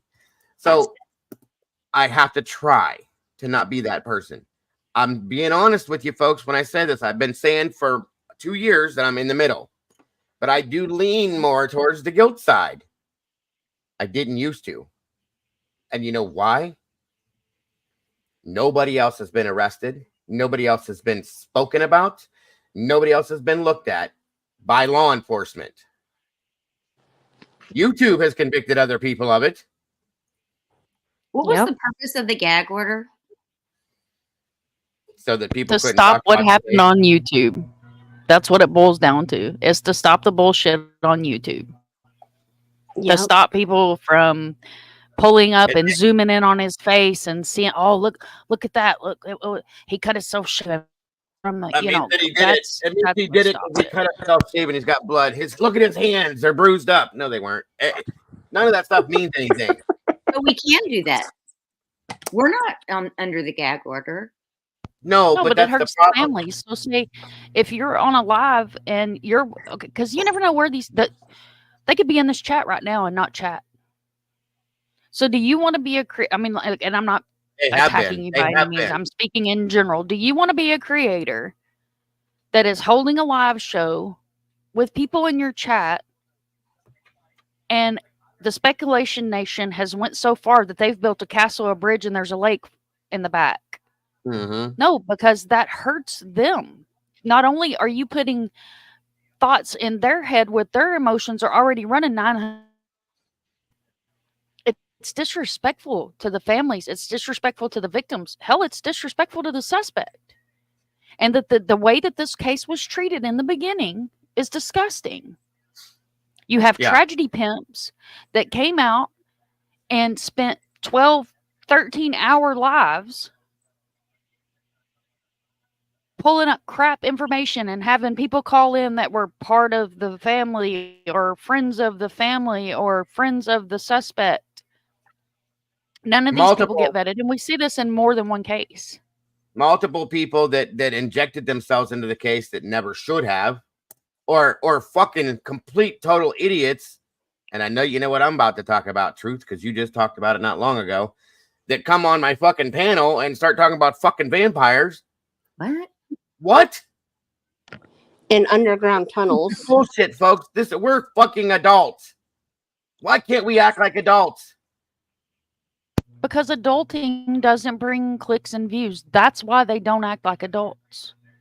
Adulting doesn't make them feel relevant. They don't get their 5 minutes of fame. They don't get Paramount calling them. They don't get News Nation calling them. They don't get Court TV calling them, where they can go on to big mainstream media and grow their channels to massive levels. And then the case ends and, oh, well, there they went. Who's seen that? Hey, have y'all seen such and such creator? You know, I haven't seen them since the such and such case. Who? I don't remember that person. Right. That happens all the time. Yes. Oh, but don't you remember all that information that they put out? Well, let's go review it so we can look at it. And the whole channel's gone. Yeah. And that's exactly, and that's the another thing too, is that other creators getting jealous and angry with other creators because they start doing well and send crazy people to come up over here to a channel that they know I'm open to listening to people's opinions commonsensically. And then they come up here knowing that I'm not going to control what they're saying, knowing that I don't know what they're going to say, and say crazy bullshit. Whoops, sorry, got to remove that one. Sorry, folks. But the damage is done. It's done. And then I get to take the backlash for that because some idiot sent somebody else over here. Go head over there and say that and watch what happens. Ha ha, Dago. Yeah, okay. Anyway, and then we go through that. And it turned into all that kind of shit, okay? It turned completely away from what happened to Kaylee and Maddie and Vanna and Ethan. It's bullshit. It is bullshit. And it never should have turned into this. It split everybody down the middle. Never should have been that either. It's either guilty or innocent. Innocent till proven guilty. Let's wait for the trial. Let's get our answers. That's all it ever should have been. That's all it should have ever been. And you know what? I took accountability when that happened over here. I was embarrassed. It was disgusting. It made me sick. I let that person come up here, not knowing. I learned my lesson, but not knowing what he's going to say. I watched him in chat. He made some commonsensical statements and then kaboom, blew out the water as soon as I put him up there. My fault. That was my stupidity for allowing that. You live and learn. Okay. But again, there's been so many more things that are so much worse than that are said repeatedly. There's people that have attacked the families, saying that the families were responsible for what happened to their kids. Never is that okay. People that have talked bad about the victims themselves and the things they were doing, never is that okay. Never. None of this ever is okay. So what is the point that these people are out here doing? It all goes back to one thing. They know what they're doing is wrong. They know the things they're saying are wrong. They got to make sure they get views. That's the most despicable thing I've ever seen. It's selfish. Oh, beyond selfish. Beyond selfish. Beyond selfish. Yeah. Yeah, the very least. You're absolutely right. Oh, God.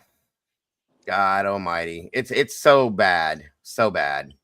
Well, I don't know. It just People my get whole thing is their I just don't think that if he is guilty, I mean, I just hope that the right outcome comes out, because the thought of somebody innocent that has been sitting in jail this long and then goes to the firing squad and he didn't have anything to do with it.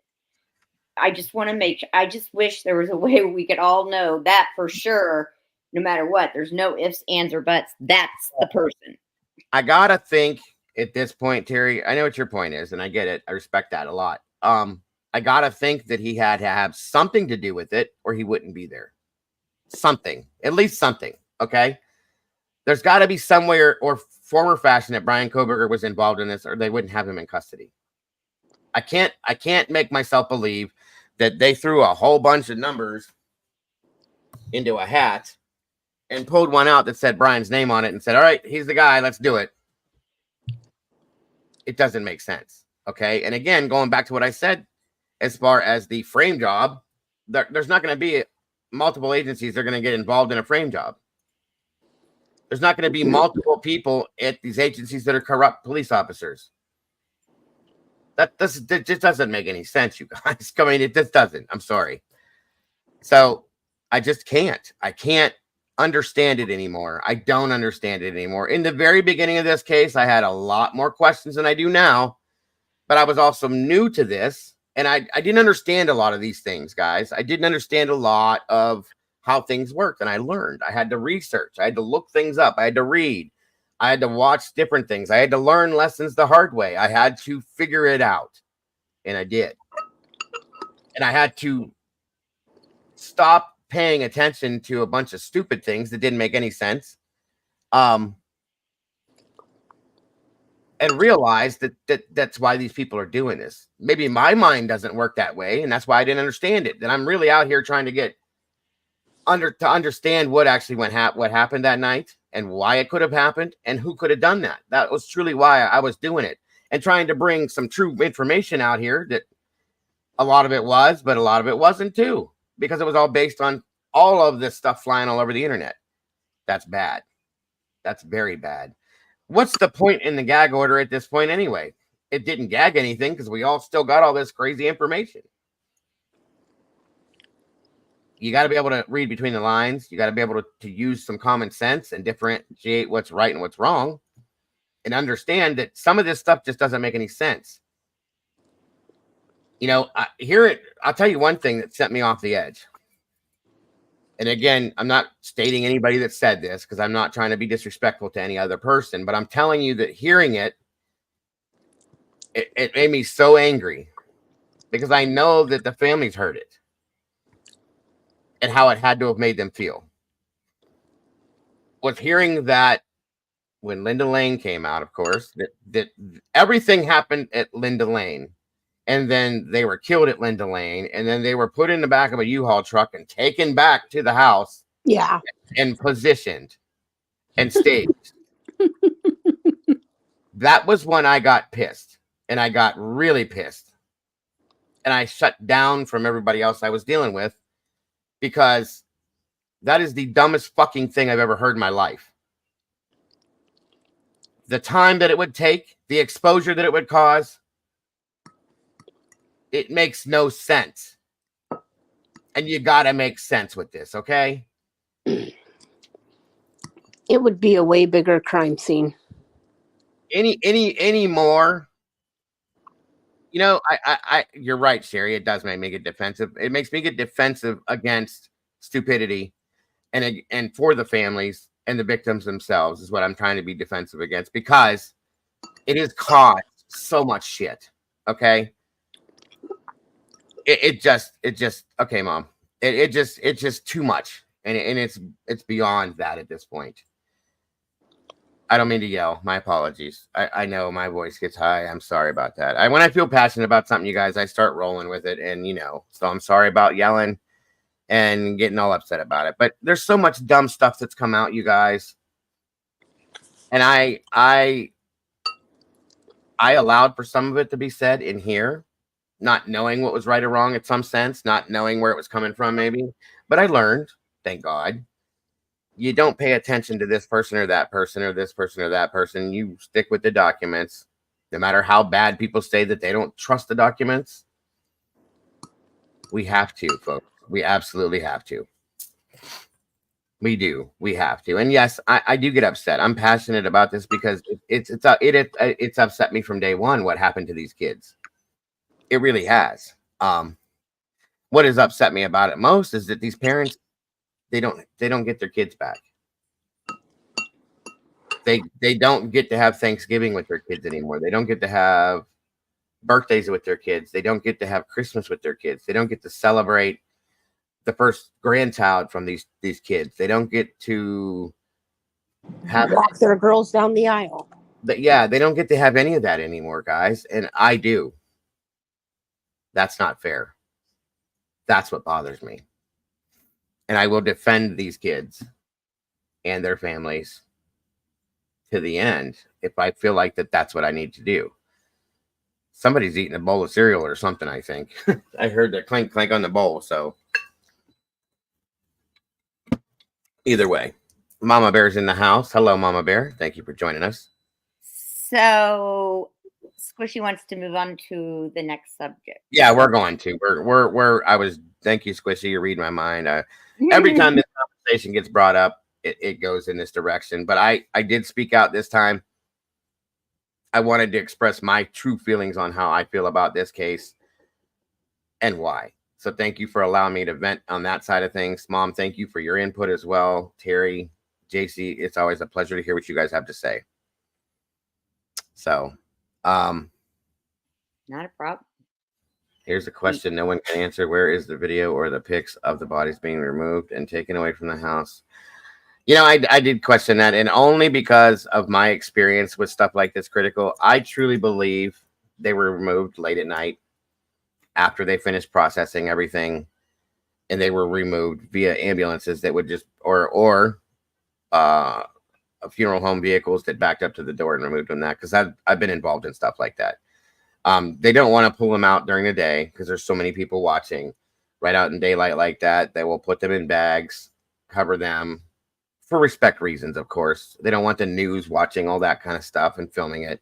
And I truly think and believe that they took them out of the home very late at night. They had that thing over the cover of the door, and they did it that way so that nobody would be able to film anything. That's my opinion. But I truly believe they evacuated everybody from the area, covered the doorways, and respectfully removed them and took them, where they had to go. Again, I've been partial to that kind of stuff. I've been involved in removing bodies in that sense as well, because it's happened here quite often, and that's the best way to do something, because media is soulless in my opinion. They want whatever they can get, and they will stand there and film that shit. They don't care, because that's what their boss wants them to do. That's how exactly I feel that they did that, in my opinion, of course. So no one in the building across the street has video or pics of any. I would imagine not, because again, you would be able to see it. All you would see is the front end of a truck or a vehicle facing the road, and they had that canopy over the doorway. Yeah, and they have a cover. Yeah, you back the video or the vehicle up to the canopy, and they probably covered the corners of it. That's what we've done, and you don't see anything. They go right through the center, right into the vehicle, and off they go. So just saying. I do have a question on. People keep saying, "Oh, those tunnels are that there's no tunnels." I'm like, yeah, but they have there are tunnels and the steams, all that kind of stuff. There are tunnels under the school. I've already looked into all of that. That a long time ago. It has nothing to do with the house, though. Okay, I'm just saying nothing leads to the house. No, okay. No, the tunnels are underneath they were to help to heat the sidewalks of the school, and they handled the plumbing and stuff for the school. They were all there. Nothing to do with the house, guys. Whoever brought that out, that was so ridiculous and made no sense to me, but so be it. Because when the house was demolished, didn't they find that out? Yeah, of course. Yeah. They was found out long before that. So it is what it is. JC's up here. Terry's up here and Mom's up here, but she had to take the little ones out, so she'll be right back.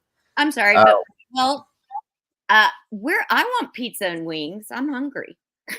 Sunrise makes the best Briar Hill pizza on the planet. I don't know if that's the kind of pizza you had, Walt, but it is the best. Briar Hill pizza from Sunrise Inn in Warren is amazing. It's amazing. Just say it. They got good wings too, so I love it. I love it, love it. Anyway, let's move on, you guys, from this. And I'm again, please, please, please accept my apologies for getting loud and seeming a little upset or irritated, but I will get defensive when it comes to, and that's in any case, but I'm just so tired of all the crazy shit and the ridiculousness that has come from.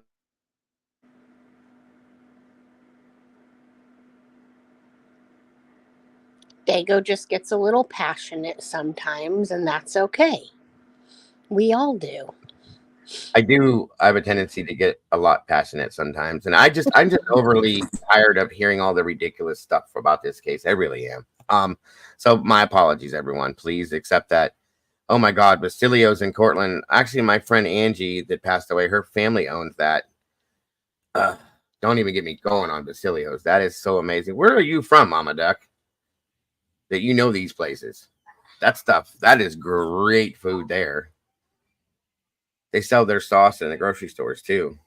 Good stuff. God, I'm like dying here for wings and pizza now that I see that. I hate that. Oh, you can get it. You can get the same thing Walt had if you want to make a little drive, Terry. You're not No, too. thank you. It's in Warren. It'd probably take you about an hour. It'd take me a good 30 to 45 minutes. I really didn't want to. No, thank you. Well, you can DoorDash it, but it's probably going to cost you $100 for one place. It's a hell of a drive, but yeah, it's good stuff. It is good stuff. Yeah. Very, very good. I love it. We have a few staples around this area. We have Sunrise Inn. They're known for that Briar Hill pizza. We also have the hot dog shop in Warren. That's a staple. We have Buena Vista, which is a staple for chicken. That's really good. And I think there's one other place that people come here for, or people that were from here come back here for. I can't think of what it was. I did see the owl, Leslie. Very cute. Very cute. Hey, did you bring those things? The things you guys got me? No, I wasn't planning on actually stopping by. Okay.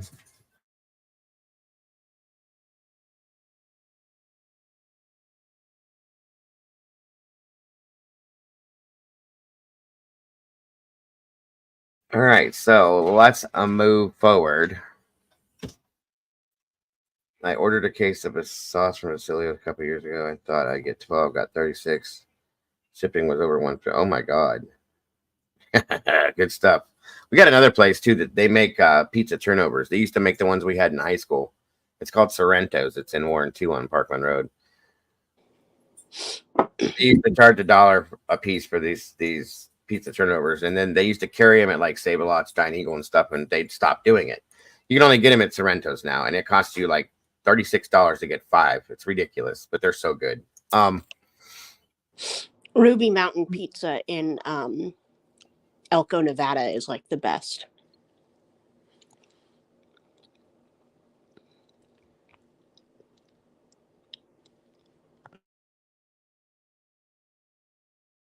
We have Sunrise, and we have Basilio's, of course, and we also have Wedgwood Pizza. It's very good.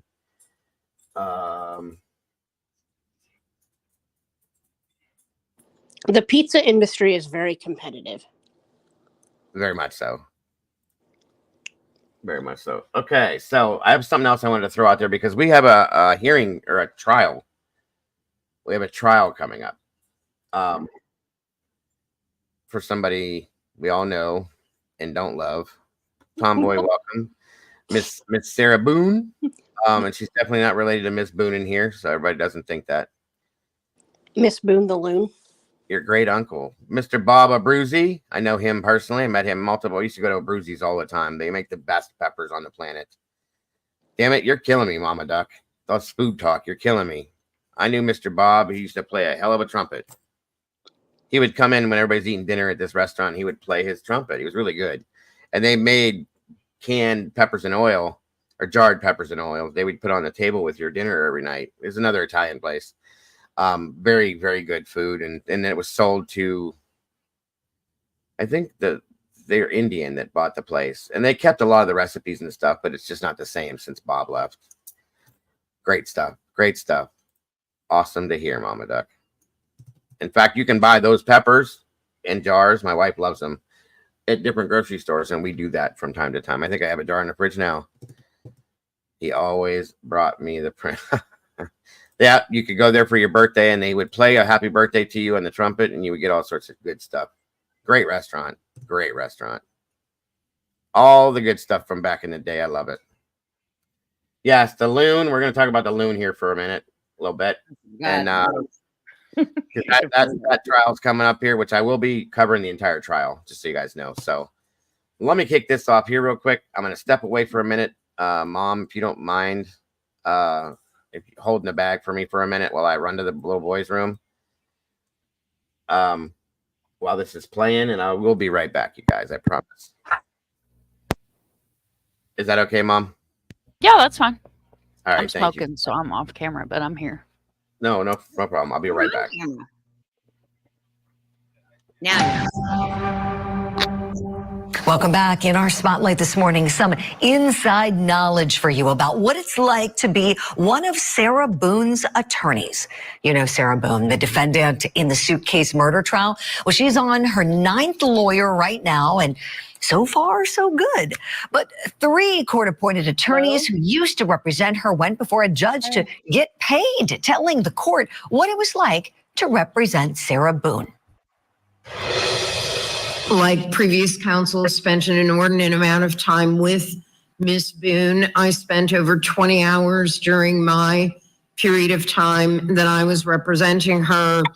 I believe that for multiple reasons, the court can find that this case was extraordinary and unusual, and that it would be confiscatory to not pay me the flat fee.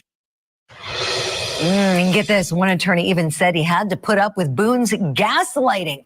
How about that? Now, the judge granted payment of $15,000 for each of those attorneys who had not been paid, of course, plus some other fees. So hopefully everyone is receiving the compensation that is owed to them. And I've long said that all of those attorneys deserve a medal for tolerating her. That's just my opinion. And I want to bring in one of those attorneys who should get a medal right now. I want to welcome in attorney Frank Bankowitz. He was number 6 in the order that we've been counting, and we're so pleased to have him here alongside Court TV digital producer Lauren Silver, who's been digging in, researching this case for us, following all of the progression through the years. And we're so happy to dig in with you both this morning. So, Frank, let me start with you. Welcome. Thank you for doing this. And talk to us a little bit, please, about what it was like to represent Sarah Boone. Well, it was an unusual situation. Case had a lot of publicity, and Miss Boone was very involved with her own defense, and she wanted her attorneys to be also that involved, regardless of what other cases they had. So it was an experience. Sure. And I know right now her current legal team is saying they're going to present battered spouse syndrome as their defense. And I understand that that was also something that you had intended to present, but there was a problem that Sarah had with it. What was that, Frank? She did not like the expert witness that we had chosen to assist in that defense and could not get along with that person. At times refused to communicate, meet with, or do any assistance with the expert that we had retained. So an issue with an expert. Okay. And we know that her team is also taking issue with something else, with the interrogation that was done. And it was videotaped. We watched it in depth. And apparently they're saying that she was not properly given her warnings pursuant to Miranda versus Arizona. Frank, curious if you agree with that. He was not giving her warnings necessarily on the video itself, but from my investigation, they had been given prior to the actual starting of the camera. Miss Boone's biggest complaint was the publication of that video by the sheriff's department on such things as YouTube, and which has created a very impossible task in picking a jury that would be impartial in the case. Understood, Frank. And I have a clip from the interrogation. Let's take a look at it together now. I thought he was okay. Like, I didn't, He's telling you he's not. He's telling you, Sarah, I can't breathe. He's saying your name and you're like, that's my name, don't wear it out. Guys, that's how we are with each other. Like, nobody understands our relationship. The whole suitcase thing never happened before. Okay, I want to bring in Lauren Silver to accompany you here on Frank for some questions. Now, Lauren, you're digging in. This motion her attorneys have filed. Tell us a little bit about this latest motion and what essentially they're trying to do here, please. All right, so the motion that they filed to suppress, this is a motion to suppress the full interrogation done by Orange County Sheriff's deputies. This was an extensive interrogation done on February 25th, the day after the death. And they are claiming that the Miranda card, which the deputies physically read off of, was done twice incorrectly. And specifically what they're alleging is that the very last sentence was let off. So that very last sentence is, having these rights in mind, do you wish to talk to us now? The rest of them, you have the right to remain silent. Anything you say can and will be used against you in a court of law. All those things we're used to from watching here on Court TV and also shows like Law and Order. Those were all read properly. It's on video. The question is that last sentence and whether that last sentence not being read is enough to suppress. Her attorney, James Owens, is also claiming that she was coerced in making the statements because when she walked in, deputies told her things like, you have to talk to us. We found some things on the autopsy we need to talk to you about, and creating what he is calling a false sense of urgency that he's determining as coercion. Ooh, Lauren, this is interesting. And I love that you brought with us, your discussion points today, that card, so that we could see that very last line is what defense counsel is taking issue with. So, Frank, back to you on that. Was it legally necessary for these officers to read that line to her? Yes, it was. They are required to read the entire card, everything that is on the card, and they normally get a piece of paper that is a checklist of what they have instructed or advised against. And they usually have the individual sign that piece of paper. I did not, in my recollection, see that signed waiver card. Oh, this is interesting. Okay, thank you for that. So this is something big. And Lauren, thank you as well. This is something huge we're going to watch to see if all that footage that we watched on this program is going to be tossed. We'll see. Frank, with respect to Sarah and the interactions, I understand you had her for about 14 months representing her. Did you two get along? Were you able to get along well with her?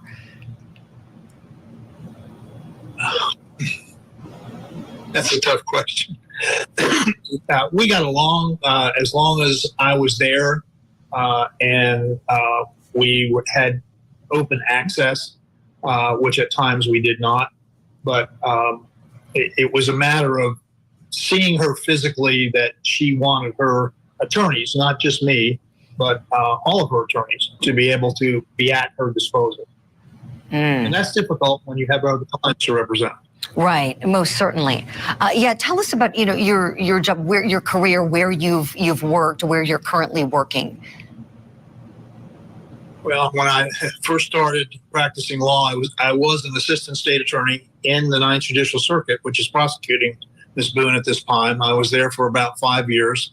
I left there to go with a civil law firm in the personal injury area.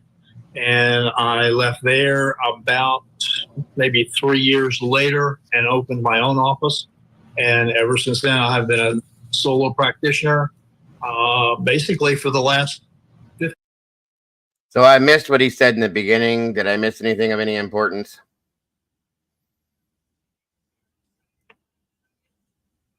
I guess not. Are you guys still here? I don't think you did. I mean, okay. He kind of giggled, or not giggled, but when she asked what she was like to work with, he kind of got a chuckle.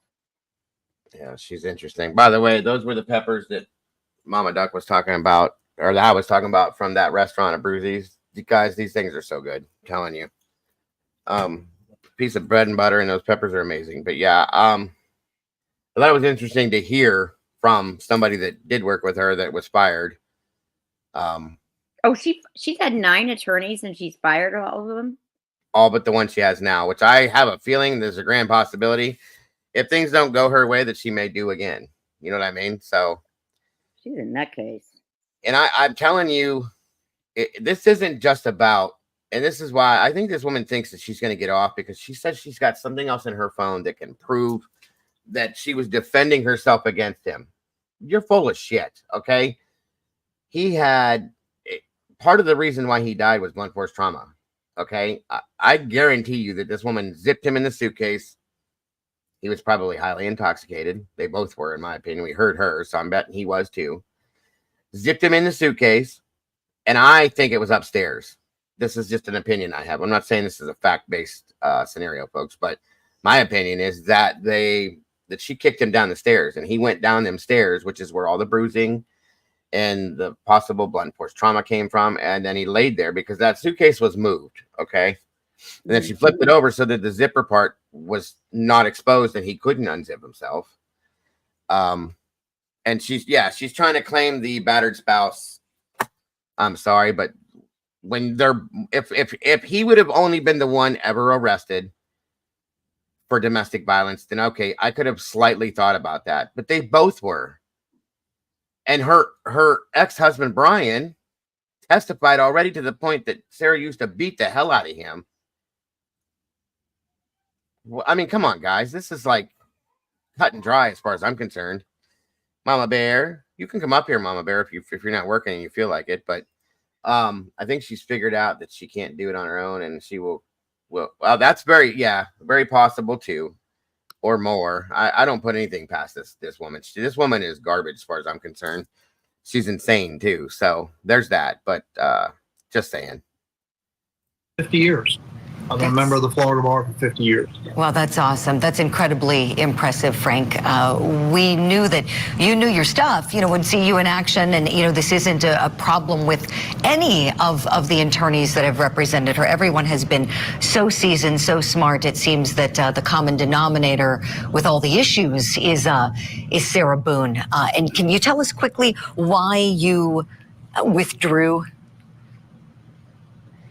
Well, it was the cumulative effect, so to speak, of the letters that she would send to the judge about he's not doing this and he's not doing that. And all these letters are public record. They're all on the court file. Eventually, it came down to she even wrote a letter to the judge complaining about the judge not doing his job. Right. And so, again, these are all on the court file. We remember that. Yes, she is a real piece of work. Frank Bankowitz, wonderful having you on the program. We would love to have you back sometime to do some analysis on another case. We won't talk about Sarah Boone. We'll talk about something else. We'd enjoy your time and your expertise. Thank you so much. And big thanks to Court TV digital producer Lauren Silver. Okay, this is my opinion. So I'm not saying anything trying to say That's all bad. good. You know who that guy kind of looks like? George Soros. Who? George Soros. Oh, okay. Yeah. I got you. Doesn't he kind of look like him a little bit? I don't know. A little bit. I can I'm not agree. saying anything that he's like related to him or he acts like him or anything. I just said that from the face that I just saw. Oh, no. I can understand. We do have another one here. Does anybody else think that her defense, the battered spouse, whatever, is comical? 100%, yes. Okay. Yeah, Okay. absolutely. Yeah, I absolutely feel that I also heard that they were going to go by reason of insanity. Listen. I mean, she is insane, but She's insane, but she's smart enough to write these letters to the judge, to make the signs up asking for an attorney to do. No. They'll have her tested, and she's such a. Let me put it this way: they've already talked about having a psychological exam done on her, you know, an analysis and all that kind of stuff. If that happens, she's going to screw herself out of that because she's such a I need to be right person and always she's a narcissist. Thank you. So for her to try to fake out somebody testing her and make it seem like she's not or that she is, she's going to screw herself by trying to be right. So self-defense attorney or self-defense is what her attorney alluded to. Yeah, that's what they talk. Self-defense, battered spouse. Come on now. No. All they got to do is go back to her testimony from her ex-husband. I'm sorry, JC. What'd you say? I heard that they were going to go for self-defense. Yeah. And I'm like, oh my God. Self-defense, battered spouse, blah, blah, blah. No, they're going to bring in Brian's testimony, her ex-husband, and Brian's going to say, well, you know, we were married for this long and that long, and this went on, and she beat the hell out of me every other day, and so on and so forth. And the jury's going to go, okay. And then they're going to look at Jorge, how big he was, and look at her, and the fact that she had beat on him on a regular basis. And I've said this before, that when he was, I don't believe a man should ever hit a woman, period. I'm sorry. But they're about the same size. Actually, Sarah looked like she may have been a little bit bigger than him. If she's beating on him and attacking him on a regular basis, you're going to defend yourself, guys. I mean, it is what it is. Yeah. And I'm not saying he should have ever hit her, but it was probably all prompted from her, if that makes any sense. She probably was it a two-way street? That's what I mean. Like, they were both toxic together. We know that, okay? But you guys watched when she was arrested, that body cam footage I showed. He was very calm, he worked with the police. He was very, he didn't resist anything. He got in the car. Yes, sir. No, sir. Blah, blah, blah. And she's standing here drunk out of her mind. Why am I getting arrested? What did I do? And no, it's wrong. I'm sorry. It can go both ways, guys. And I've seen it multiple times where the woman is the abuser and the man is really just kind of trying to keep himself from being beat down or defend himself. And he is the one that takes the heat for it. It happens a lot. So, hey, Mom, I see you. Welcome, Midwest. Good to see you. So here, yes, Mom. I see you looking at something. After this, Doodle, I think Doodle sent it to you too. There's a family of 4 missing in Highlands, North Carolina. The Boudreaux family, yes. Well, we can always jump back to this. That's not a problem. Before anybody Sorry to interrupt, but yeah, that's.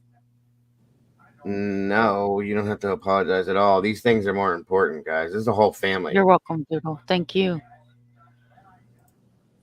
This is a whole family, guys. This is the Boudreaux family missing from Highland, North Carolina. Last seen September 27th, yesterday at 5:08 p.m. This was updated today at the same time. Hold on a minute.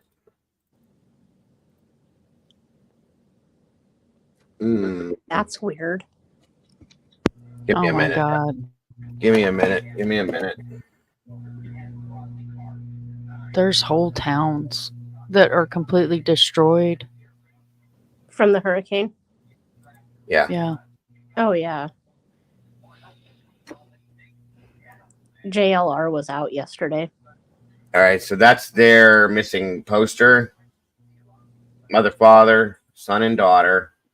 Very little. Sandy and Kyler Boudreaux, and their girl. Oh, 2 girls. I'm sorry. Journey and Riveri, pretty names, are missing from their home in Highlands, North Carolina after the recent storm. Kara Lee heard from Sandy early yesterday, Friday morning, and they were fine. Besides losing power, they all 4 went out in their car right after, and they haven't returned. Emergency services are inundated. Only contact them if you have information about their location. If you do have anything, please contact Highland Police Department at 526-9431. Was there a lot of flooding in Carolina as well? I saw it in other places, but Yeah, there's whole towns that are gone. They're gone. Like the town is because gone. if these people There's an went out, interstate that completely collapsed, and some guy jumped out of his car and ran over and was standing in the lane to stop more vehicles from going off. Like it's so bad. Like I Yeah, literally sat for 2 hours last night and bookmarked footage because I was going to do an aftermath live sometime tonight. And yeah, whole towns are gone. Like whole towns are just, they're gone. Like this was a bad storm. oh, absolutely. I said that the other day. It And affected a the, lot of people. the Are last we I talking checked, it was the hurricane? I'm sorry, I just Yeah, so the hurricane. gone, Mom? do what? Towns are gone? Yeah, they're gone. Yeah. Whole towns are gone. Like Yeah. gone, leveled, devastated, gone. I mean, I'm here glad I in got out of Florida, Charlotte when you that's did. something that we're used to seeing is coast cities, cities on the coast. Like when you live on the coast, you take that in the back of your mind that you are potentially going to lose your life, your home, your animals, your car, everything when you move on the coast. Yeah. But a storm of this magnitude, I think altogether it touched 11 states. You're talking about dams that broke. You're talking about levees that failed. You're talking about interstates that just fell off. Whole pieces of interstate are just gone. Oh my God. Sinkholes opening up, big ones, and swallowing up houses. This is Boone, North Carolina, okay? Western North Carolina. The flooding, this is the start of this, okay? We even got the winds. Terry, you should have got some stuff last night. Oh my God, it was horrid. And it's still raining. That's why I didn't do a morning show. My internet went out because the wind was so damn bad. The trees were burnt. There was like no storm, but the winds were blowing. Like the trees were bent in half. Okay, and we're in Ohio, for God's sakes. I mean, So- we had limbs, big, huge limbs falling off trees onto our roof. Right. I think it's North or South Carolina that is in a state of emergency at this point. Okay, you see the flooding here, and this is nothing yet. Roe just said South Carolina's got a state of emergency, right? North Carolina, Tennessee line, yes. It's bad, guys. This is no joke. Mom, how did you stay safe? They were kind of lucky. I'm where they were inland at. because when Ian and Nicole hit, and my home was, I didn't like take out a tape measure, but I'll just say water. And by the grace of everything, I didn't lose my car to the ocean. Mm-hmm. Like it acts crazy. Like if you go, I mean, we make jokes that the car's haunted because the windows will roll up and down and sensor lights will go crazy on the dash. And I mean, Sort it out. and it's because when the hurricane hit, we were trapped in the house for 3 days. I mean, we were running low on everything, which when you live in a hurricane zone, there's certain things that you do, like you freeze bottled water. You freeze bottled water for 2 reasons. So it'll thaw and you'll have water to drink. And also that'll stay cooler a lot longer in a cooler. Yeah. Like an actual cooler with food in it if the frozen bottles are frozen. But after sitting in the apartment for 3 days with power lines across my porch where we couldn't get out, we were going stir crazy. So we drove to mainland because I lived on the inlet in Daytona. I literally lived on the beach. Like there's videos on my channel of me walking across the street to the beach. Like I worked on the beach. Yeah. And me and Tater drove to mainland. Well, when we went to come back across, the inlet had took over the bridge because there's 2 bridges. There's ones that comes off of Daytona on the main street, not down in Port Orange or any of that. I'm talking about Daytona Beach. You've got Main Street that goes over, and then you have the other one that comes back this way, which is International. And that's how you get in and out of Beachside.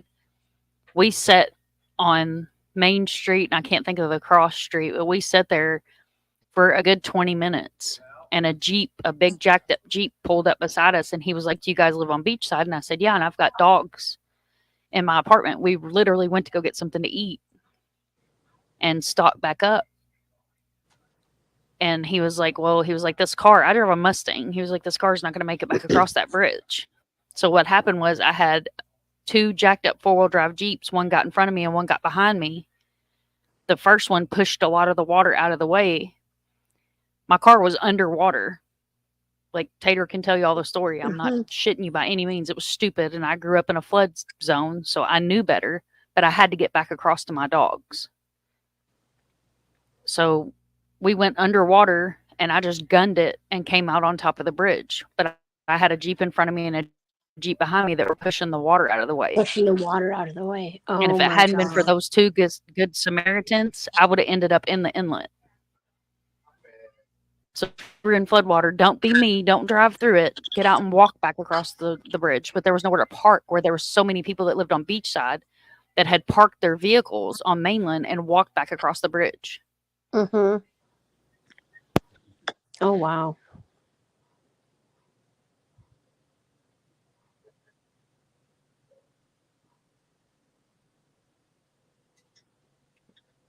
I mean, and this is This devastating. I is not mean, good. you have cars that are underwater. You have cars that are under sand. I mean, just like it's insane. And then when it floods like this, especially in places where it's muddy, like in Tennessee, the mud comes up and it takes over the roads. Hello, Yeah. Peppy. Yes, exactly. Oh yeah. I was just looking at that SRB. So that's in North Carolina there, folks. Just wanted to show you a little bit of that. What are you staring at me? You afraid of the TV or something? Oh, I just sent you something, Dago, to your email. It's short, Okay. but it's about what the airport looked like the day before. Charlotte. Gotcha. Oh, it's Charlotte. Yeah. Okay. Hold on. Yeah, because I was in there. I was in that dang line. It was, oh my gosh.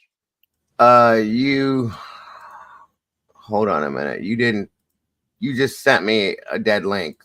It won't work for me, Terry. Oh, okay. Sorry. It doesn't work. Hold on a minute. Hold on. Let me show you guys something else here.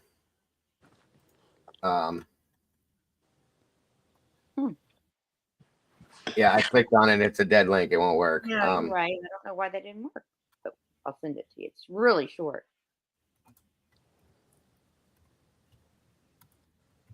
Well, that's sad about the missing family. I mean, I wonder what the heck happened. Well, all I'm thinking is I've noticed a lot of people getting in their cars and getting trapped in floodwaters, and that's kind of what I worry about. Say hi. Say hello. Say hello. Hi. Say hello. Do you not want to say hello? Boop. You're just gonna stare at me? Okay. If I text it, what's your number? That's Alfred. What's up, Brian? Thank you. You are here, Brian. What's your number to text it to you? Well, I won't be able to show it on screen, but hold on. Okay, then never mind. I'll try to send.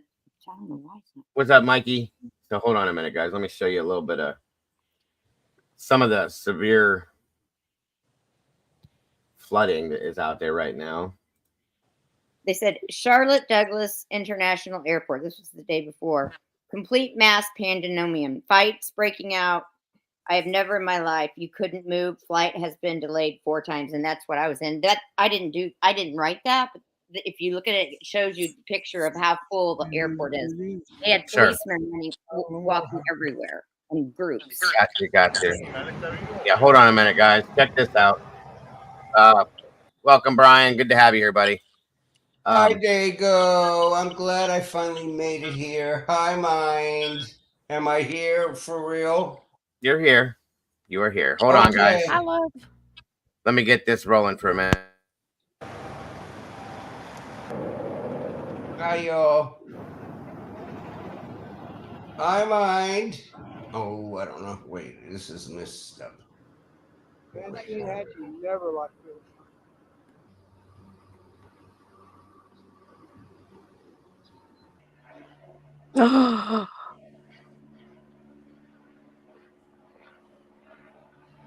Look at the puppies in the background. Ruff, ruff, ruff. Where is that?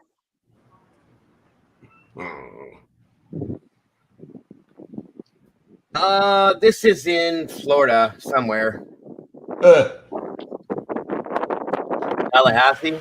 That makes no. That's in Tennessee. I'm sorry. No, Tallahassee's in Florida. Or in Florida. That's in Florida. I'm thinking of something else. Sorry, guys. It's right on the verge of Georgia. Yes. I mean, this is insane to me. These poor people, like this is everything they have is just gone in a lot of senses. Like she said, there's Cedar Key got completely wiped off the map. Completely. Yes, they're gone. That's Gone. where JLR was. Doesn't exist anymore. Yep, it's all gone. And all these people can do is hope to rebuild. They just don't have anything left. You know, that's sad to me. It really is. Hi on the mic. Good to see you, Mikey. It's the worst ever. They do. They're very strong. Let me say this. A lot of people that have been through these hurricanes are very strong-willed people. They do rebuild and they move forward and they stay there and they keep going like nothing ever happened, guys. And Terry, you're getting like a wind blow sound through your microphone. I don't know why, but you are. I am? You were. All right, let's see. My grandmother lived right there, and she said the worst storm that come here was in 35. Water never come over her house. In 2 days, we are going to be blown away by what we see. We are talking about obliteration, just absolutely nothing left but foundation, nothing. Got a grandson that's an electrician. Nothing. Son-in-law's a builder. Yeah, that's the least of they'll our be worries. busy. Not glass. Just awful. And that's what blows my mind, guys. Like these people. Were they given any? A lot of these people were evacuated. It's okay. A lot of them were evacuated right before the storm made landfall. Okay. They left their homes in perfect condition. They came back to this and they have nothing. It blows. No, they're gone. It's breaks gone. my heart. Wait till Monday. It's gone. It's Mhm. gone. This is gonna rival Ivan.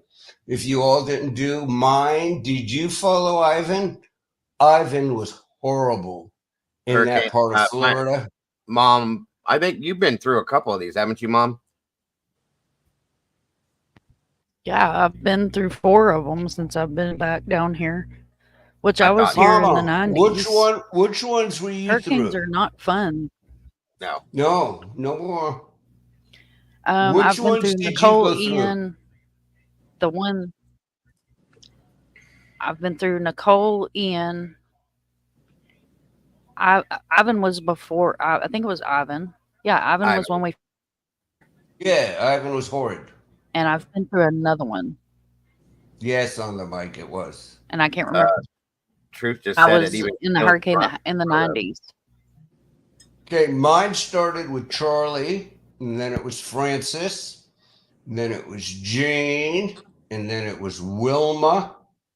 And since then, it's like I loved hurricanes as a kid, but man, since Charlie, you are out of your mind. And What's the the one- world has no idea till Monday when the media starts going out there, you guys, what the world is going to see. This storm is going to go down in history. I think it was very highly underestimated, and it was way under forecasted. Yes. Because it hit at everything hit wrong in terms of the way they work. If you think of them as a clock, 12 to 3 is the most treacherous, and 12 to 3 hit right where the panhandle curves. So the water had absolutely nowhere to go but up and in. Okay, it was curved. 12 to 3 o'clock on the hurricane thing, that's the worst. And this thing was horrid. And like Mom said, it took out levees, it took out dams, it took out roads, it took out all of that. So it's all flowing. There's nowhere for the water to go. No, it just piles up. And we're not going to even have a clue till like Tuesday or Wednesday with the video of what these poor people are dealing with. It is gone. It's not like rebuilding. It is going to be just like Ivan, just shattered foundations, miles, just like Andrew. Oh my God, my mother and I went through Andrew. We didn't go through, but we went and drove down there. Oh my God. Yeah. What's the one that hit New Orleans again? The big one? Katrina. Katrina. Yeah, Katrina was, I think this is going to be equal to what Katrina did, in my opinion. Truly. Well, no, we're not going to have in the If not area, worse. we're not going to have the flooding that we did in Katrina. We're going to have just total obliteration. Like Mind has been trying to convey, it is going to be just gone. I mean, this is almost to the level of like a volcanic eruption, just wiping everything off the map. You know what I'm saying? Yep. And it's the way problem worse. is they can't get in there yet. Okay, you guys, Mind, I can tell by the way you were talking while I was trying to get my act together to get here. I can tell by the way you're talking that you know what I'm talking about. We are talking about absolute utter obliteration for miles. This is not like recovery. There is nothing left. You will see Monday and Tuesday, it's going to be horrid. Okay. Oh, I just feel so bad. Oh, don't show me a dog. Oh. Hi, Jeff. Hi, Wisdom.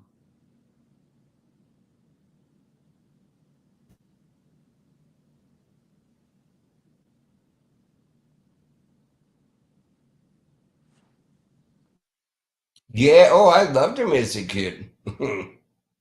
But they weren't like this. Charlie is when I changed from fun to horror. I can't tell. Are we on? Am I talking? Or did they bounce me? Hi, Tomboy. I can't tell if I'm here. Am I here? Oh, hi. you're here. Hi, Tomboy. Mind. Okay, look. And Dago's cool. He allows this. Mind. Can I just ask you real quick a little bit about where you are with Noah? Huh? Presco. That one so bothers me. Hold on a minute, guys. Sorry. Yeah, I mean we're in Ohio and it was like so windy. Huge trees were. Yes. I'll tell you, last night about 3:34, I had to check. I looked and I thought we were under a tornado warning, which we don't ever get this time of year. We don't ever get that kind of a storm this time of year because of the way the wind was sounding. It sounded like my house was moving, and I jumped up. Of course, my internet went out. My power flashed a couple times. I'm just saying, thank you, Jeff. Good to see you, buddy. So, hold on, guys, 1 second. It's so sad because it's a very poor part of the state. Okay, these people are really going to struggle, like really bad.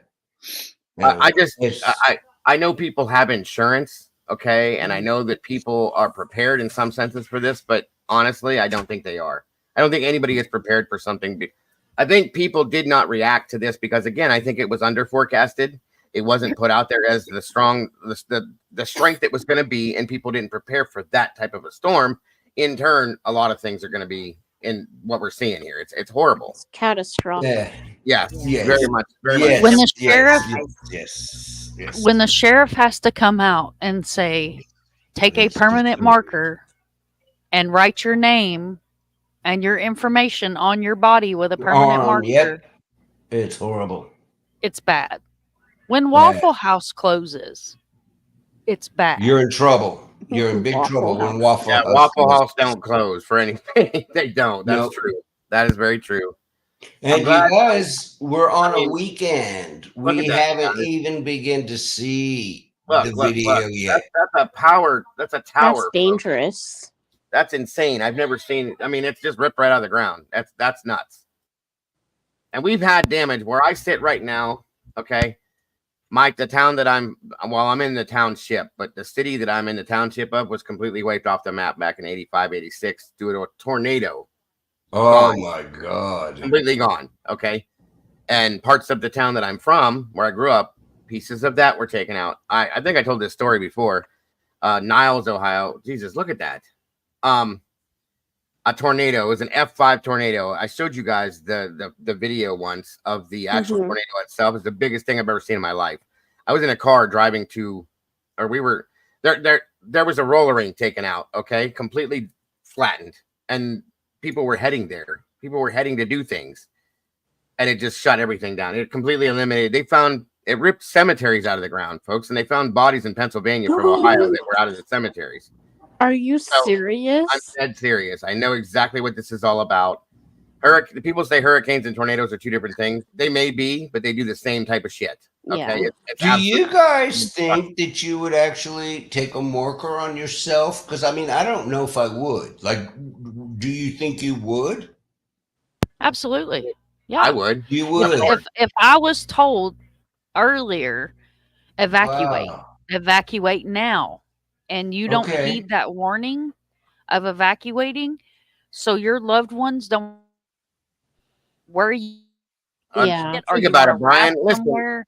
Brian, if there's the chance that you may not make it through something, okay, or that you could be trapped somewhere or something like that, and you couldn't speak, okay, God forbid, I never would want anything like that to happen to anybody. But I'm just saying, if that was something that you were told as a possibility, you would want people to be able to identify you. Yeah. You know what I'm saying? That's all I'm Hey, saying. but you know what is fascinating with the question is that where I go, if I totally believe that I need to write my name and all that stuff on my arm, I would think that I would believe that I need to move. You know what I mean? I don't understand like me sitting there saying I'm going to stay, but they're telling me to mark myself. Like if I mark myself,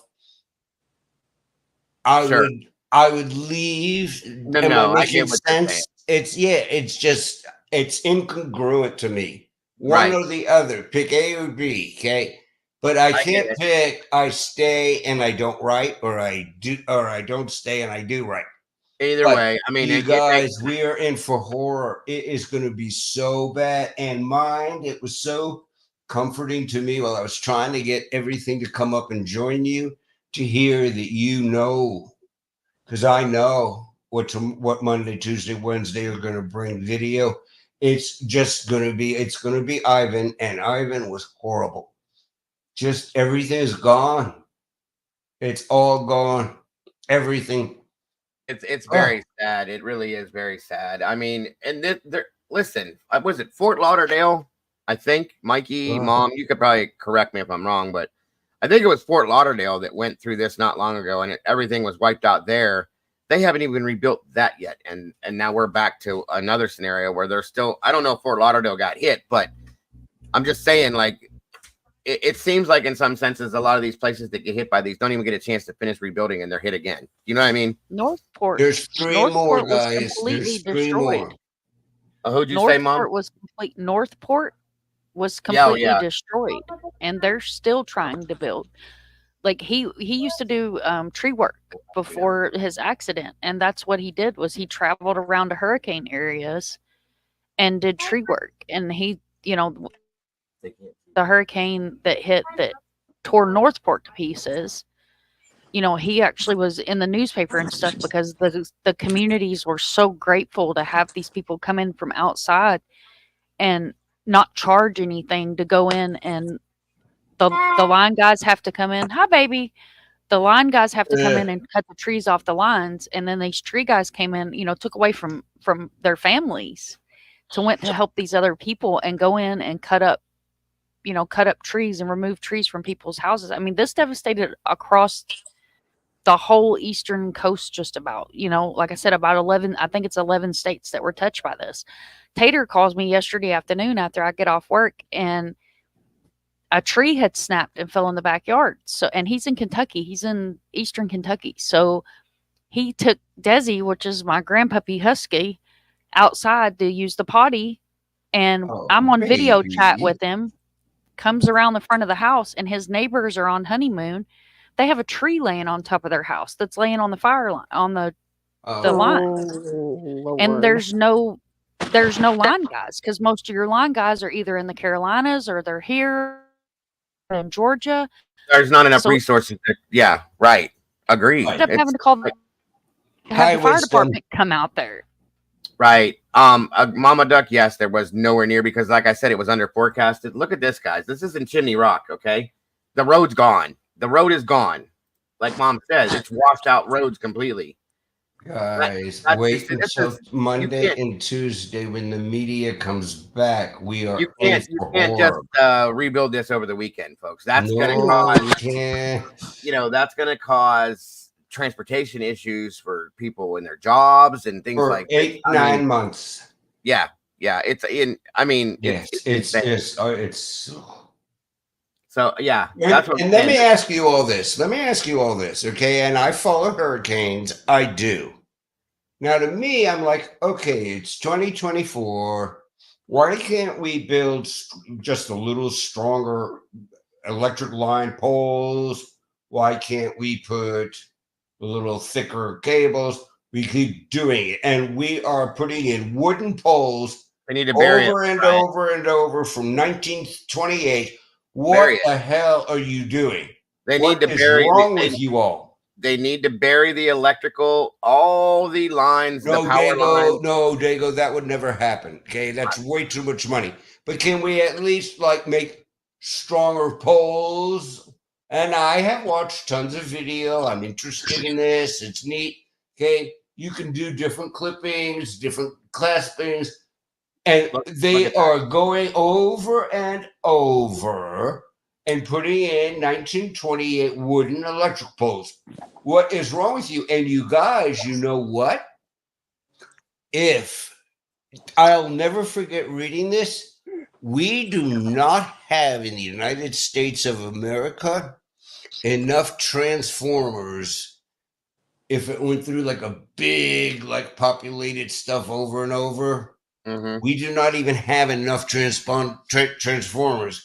Why are we continuing to put these poles down? They're poles from the 30s. What is wrong with us? They do, where I live, there is a suburb that has underground electrical. That's why I was saying, if it didn't, Brian's right. They won't do it because of the cost. But it's been stated. We can't. But you have to realize, were. They have underground electrical. They when I lived there. It's a suburb of Omaha. They have underground electrical, and when I lived there, I never lost power because of that. But you also have to realize it's a very rich suburb. Well, that's what I'm trying to say. What I was going to say is, it's we money. were, as a firefighter and being on the teams that you become a part of when you deal with stuff like this, it's been talked about. We even talked about, we're in a tornado state here. We don't get hurricanes because we don't have the oceans that you guys have. But what we've talked about is that it would be smart to bury all of this stuff so that, like Brian said, they keep putting up telephone poles that were manufactured in 1930. That they're dry rotted. They're not. Can we make them cement or something at least? Well, we are going to have to build the entire grid here in Orlando. We had to build the entire grid after Charlie. The entire grid, right? Okay? And they're just redoing dumbass shit. Put in cement poles. But here's the thing, Brian. They could put in cement poles, but when those poles come down, they will come down eventually. We've seen that. They'll cause more damage. That's the problem. That was in part of the conversations that we've had about how this stuff could be prevented. When you get on board disaster teams and stuff like that, it's been talked about burying all the lines, the power lines, the cable lines, the phone lines. That will never happen. That's just money. It is too expensive. That's why that's true. Yes. But it's not going to happen. If you were to do something like that, though, that was the whole reason why we had that conversation back then, was because if you do that, guess what? You won't have to do it again. Right. That's what I'm saying, Dago. That's what I'm saying. Do it different. Quit building the same old nonsense. I agree. I do agree. I make reparations for what needs to be, and that way, when this does come through again, because we know it will.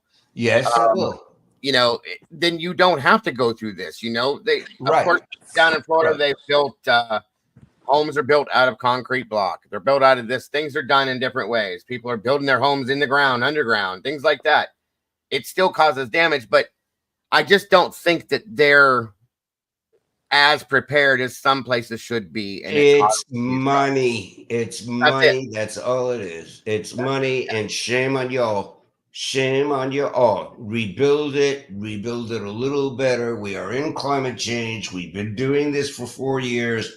These things are monsters. This is the way it's going to be.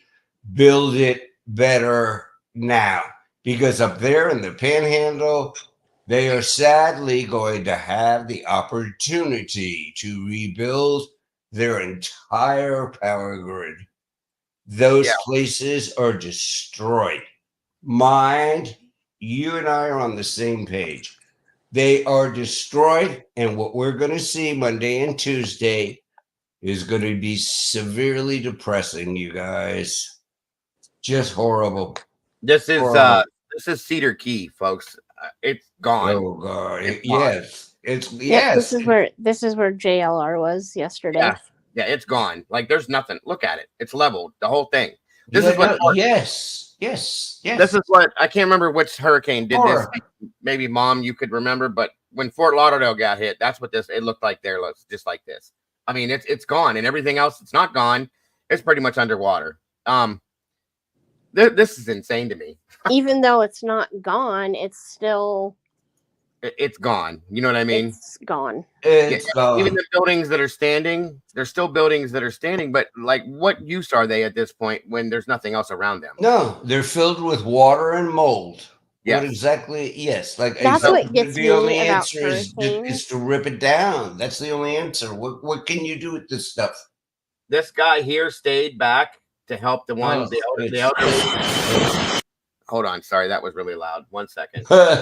This guy stayed back to help the elderly people that couldn't or wouldn't leave, and again, After the most punishing night there's nothing here. any of us could ever have imagined. Absolutely. The morning is breaking, bright and beautiful, which is a cruel irony for the scenes we're seeing around the island. Entire houses are missing or flattened in on themselves. The hardware store is gone. The downtown Jiffy completely Absolutely. destroyed. The post office destroyed. Brian's big deck is gone. It's hard to take in. However bad we imagined it would be when we were fighting this thing in the darkness, it's so much worse in the daylight. This recovery will be measured in years and years, not Decades. months. Yep. And I suspect we will see a mass Pathetic. exodus from the island. And they're all going to have to leave, and they're going to go where? They can't just walk. Oh no, and no. What I'm trying to say is, you guys, they can't get into the real areas yet until Monday or Tuesday. Okay, this is like where you can at least get in. We're gonna find out. Monday, Tuesday are going to be horrid, just horrid. Ivan was horrid. Charlie was unreal. You guys, I lived through Charlie. It was unreal. Oh my God. Yeah, this is it's horrific, guys. It really is. Irma was bad. All we can do at this point is to pray for these people. I'm sure there's going to be things set up to help them, and if anybody is able to do anything whatsoever to help, please do. Because this is where we have to come together, just like everybody did it for 9/11, and be the community that we should be as a whole, the world that we should be as a whole, and help in any way, shape, or form that we can.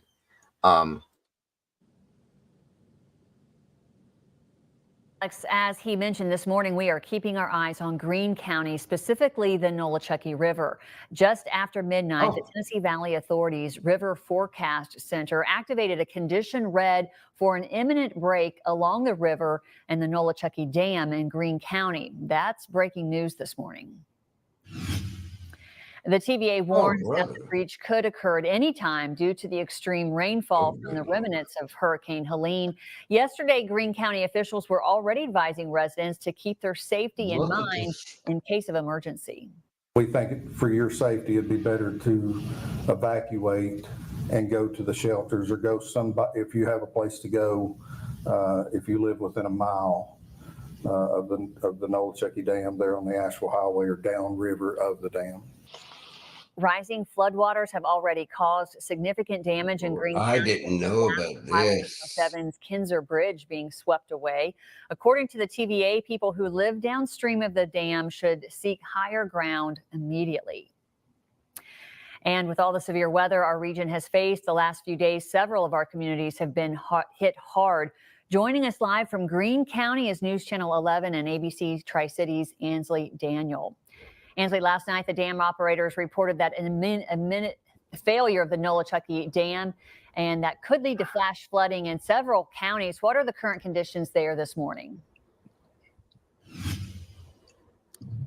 Oh, excuse me. Karen, yeah, they are sounding the alarm for folks that live downstream of the Nolichucky, especially if they are near the dam here. I'm going to step out of the way so you can see this river. Now, last time I was a little bit further back. We did move a little bit closer in the last half hour. As you can see, there is a bridge right there. And of course, you can tell that those officers have blocked it off. This is on Asheville Highway in Greenville. I'm not sure if you can hear it because of the wind, but we can hear the river absolutely rushing right now. Now, again, we want to be clear that this does not mean that the Nolichucky Dam has failed, but it could at any minute. Again, if you live downstream or in a low-lying area, you need to make a plan or get to higher ground as soon as you can. Now, we are told that if this dam were to break, it could be life-threatening. There are some folks that could be impacted in as little as 20 to 30 minutes, and this could have impacts all the way down to Douglas Lake. That's, of course, in that Sevier County, that Hamblin County, Cocke County area. This is just going to have a ripple effect if it breaks. Now, they issued this alert just after 12 o'clock this morning. It was upgraded at that time, but again, just so everybody knows, this was 11 hours ago. I don't know the situation with this right now, but guys, what I don't understand with this, we're in this situation right now with this river. Wouldn't you think that there should be some like pre-planning for something like this to happen, to be able to, I mean, I don't know. Am I sounding stupid here? I mean, this is something that you got to know that anything can fail at any time. You never know. You don't know what you know, Mother Nature's going to throw at us. So, like, I would imagine you should have something here to back this up in some senses. And there's not a lot of that in any of these situations. It's really kind of a thought process that's like, what the hell? So, just saying. this could happen any minute now. So they are sounding the alarm. If you live downstream, if you are nearby the dam here, you need to get prepared. You need to have a plan in place, because if this dam breaks, it could be life-threatening. Karen? And that is so scary. It absolutely is. It absolutely is. This is just, it's everywhere you look. Everywhere you look, you guys. Unbelievable. Let me see something here. Jesus. My Willie, are you here? Hi, Willie. I love my Willie. Oh, wait a minute. What was that? Yeah, and now there's fires that have started. Sorry about that. Wrong one. Yeah, it's bad, guys. It's really bad. So please, everyone, keep all of these people in your thoughts and prayers. Again, if there is anything that's set up or anything that anybody can do, if you have family, please help them. I know everybody that has family in these areas will and would. Even if you don't, if there's anything that can be done, please, you know, do whatever you can. You know, my door is always open to anybody that needs somewhere to be in a sense like this. You know, just saying, this is just so.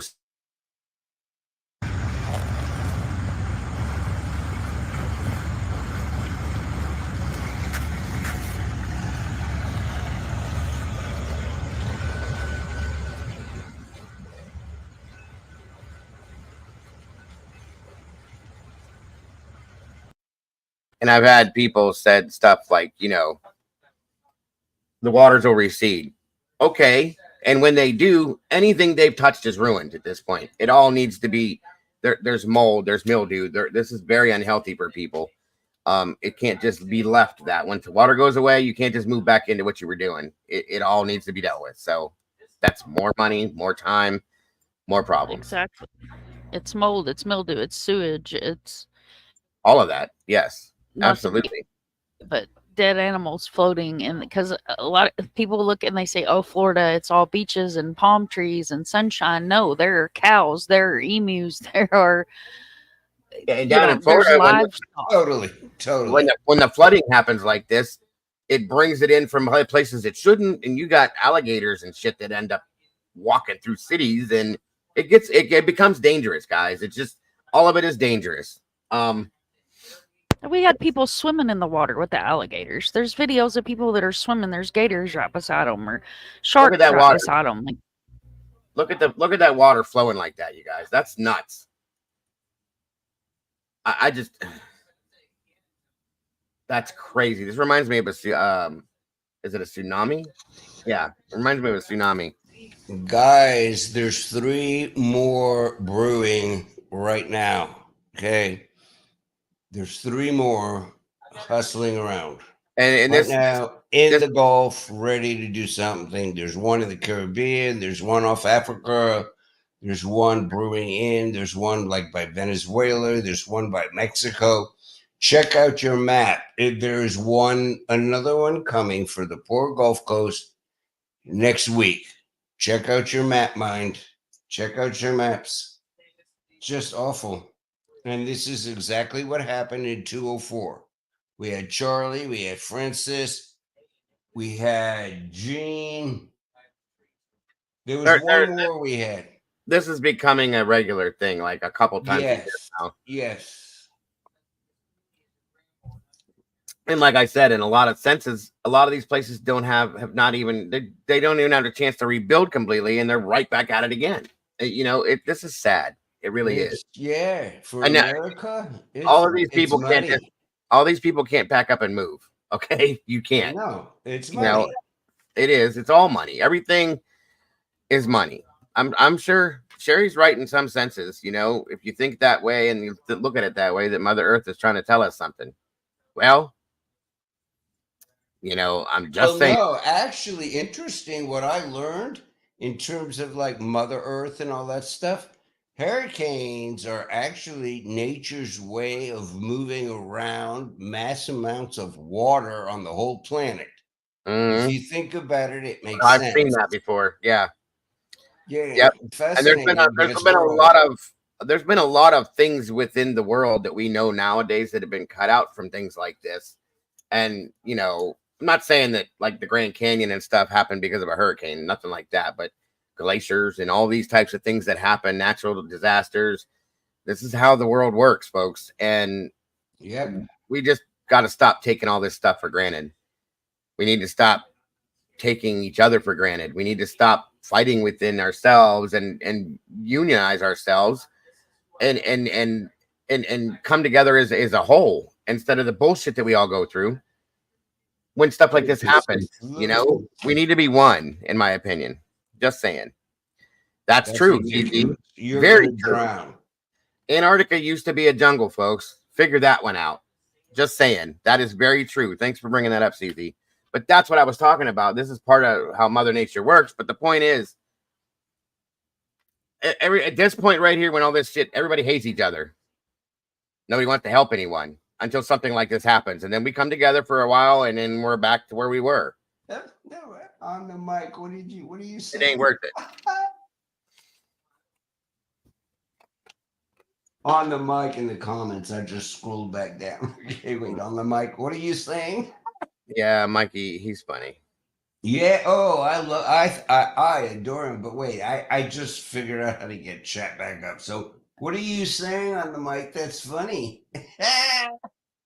Thank you, Alicia. Oh, don't even go there with that, Amelia. We already know how that goes. That's not even. You're right, though. Nobody's getting the support that they need to. Oh, the comments are funny. Guys, give me Hi, one. Willie. I gotta set something Hi, up. Willie. I love my Willie. Welcome, Mama Bear. I'll be right back. I gotta fix something for my family, and I'll be right back. Okay, time for New York strip, baked potato, salad, garlic bread. Hi, Prime Pola. On the mic. What were you? Yeah, what were you? Oh, yeah. Okay. Okay. Brian, are you Oh, behave? I am not behaving. Brian. I'm just so not in the mood to behave. Is that okay, Are you Mama? ever in the mood to behave? Well, actually, no.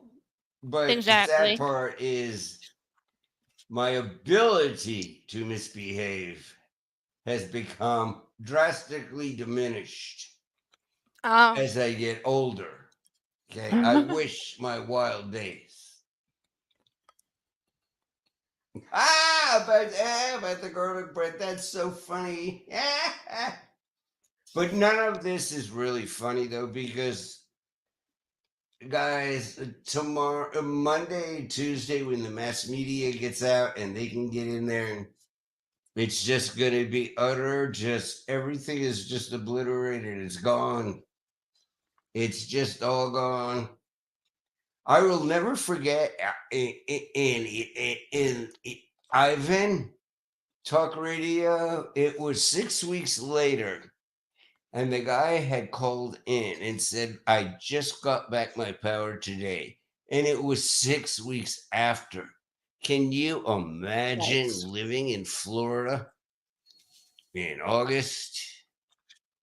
I can't imagine 6 living in weeks. Florida, period. That's funny. That's funny. But no, my God. I know, Willie, you have issues with Florida. But I posted you, Willie, on Pavarotti today, okay? That you and Twiz and Dinky know that I have said in Idaho for the last year that it was about the moms. Okay, just telling you. I posted it in a comment today. Okay, off track.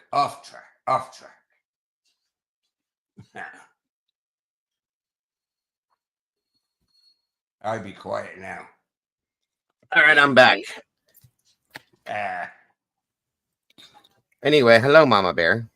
Hello. How are you? I'm good. Good. Good to have you here. Are you at home now? Yeah, I've been at home all day, just being lazy because I got to work tomorrow. All day? You Yeah. shithead.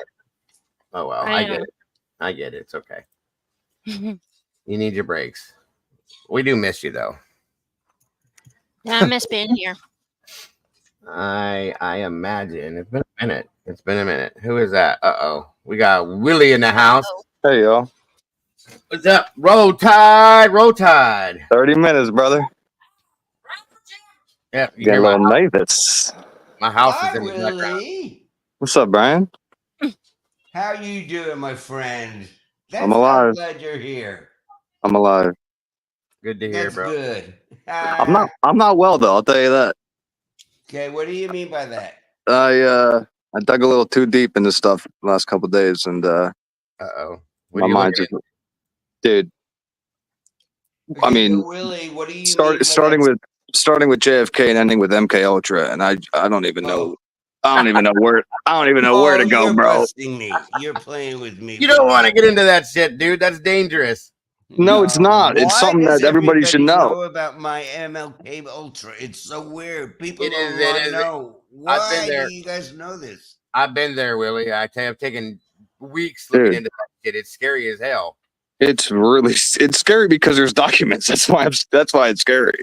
I get it. Really, what do you think of the new judge? What's your opinion of the new judge? He seems like he's no nonsense and kind of wants to, make decisions and move shit along. I like him. You know? Yeah, that's another one. Operation Paperclip. Have you looked at that? Dude, Wait, say it again. I don't think I can look at it anymore, to be honest with you. I'm ready to leave this country, dude. Like that's you're laughing. You're laughing, Brian. This ain't a joke. I don't blame you. There's a lot, buddy. There's a lot out there. There really is. The JFK stuff really. I'd be interested to cover JFK one night in here because there's so much of that stuff that you're just like, how does this even happen? You know what I mean? And they're going to release everything, and I think it's 2029 or something like that. They already did it once. They released everything at one time, and everything was redacted out of it. The whole thing was black. So they'll tell you. You know what I mean? It's never going to come out. They're never going to put it out. Yeah. And the MK Ultra thing, there's multiple different government co-op or government ops that have been put out that they've done that basically they use the people as So if I say the monkey puzzle tree, you know what I'm talking about? I do. God damn it, dude. Tell us. It is crazy stuff. I'm telling you, dude. It is crazy stuff. Tell us. I'm not saying anything. You do your own research.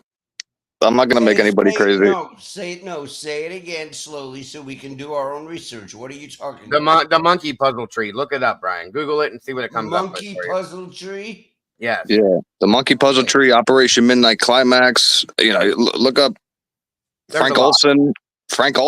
Like, Jesus.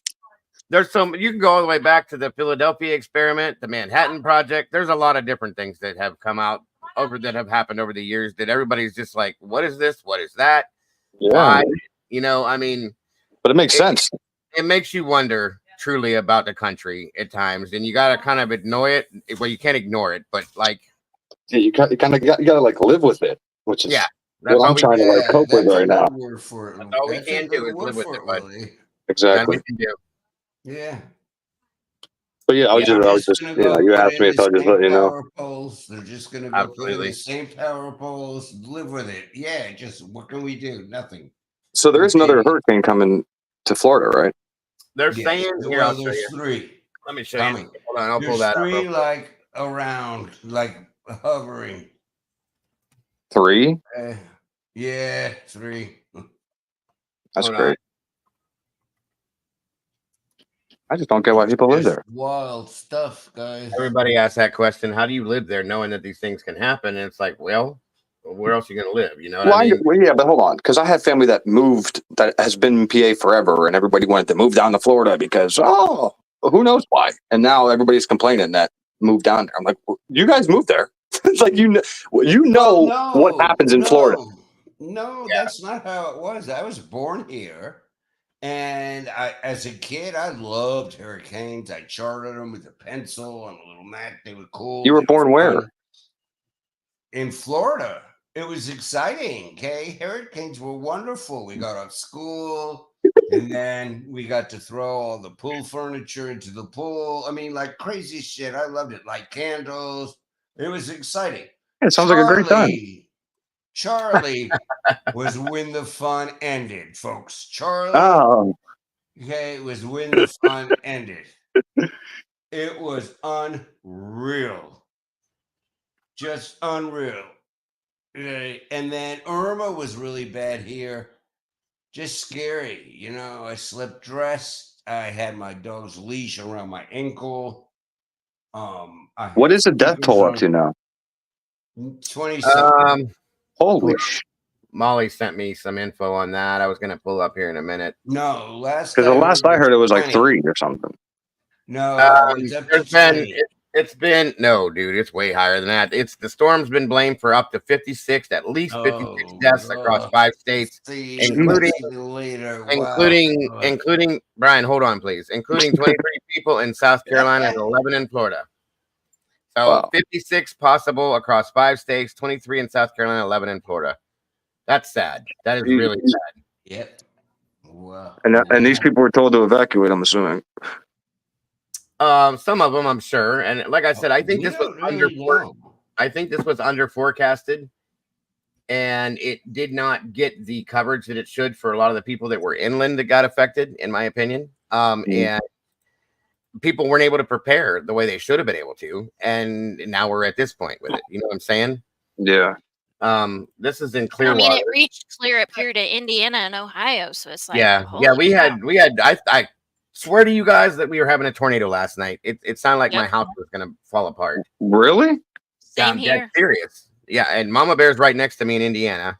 I talked to my buddy Dan. You guys know who or not Dan. Sorry, another friend of mine lives in Michigan. They got winds last night and rain. It's been raining here for 4 days. Our trees. I'm not lying to you guys. I'm surrounded by pine trees. I've told you. They were bent like this. They were like this last night, not like this, like this. That's crazy, dude. I didn't even get any wind here, dude.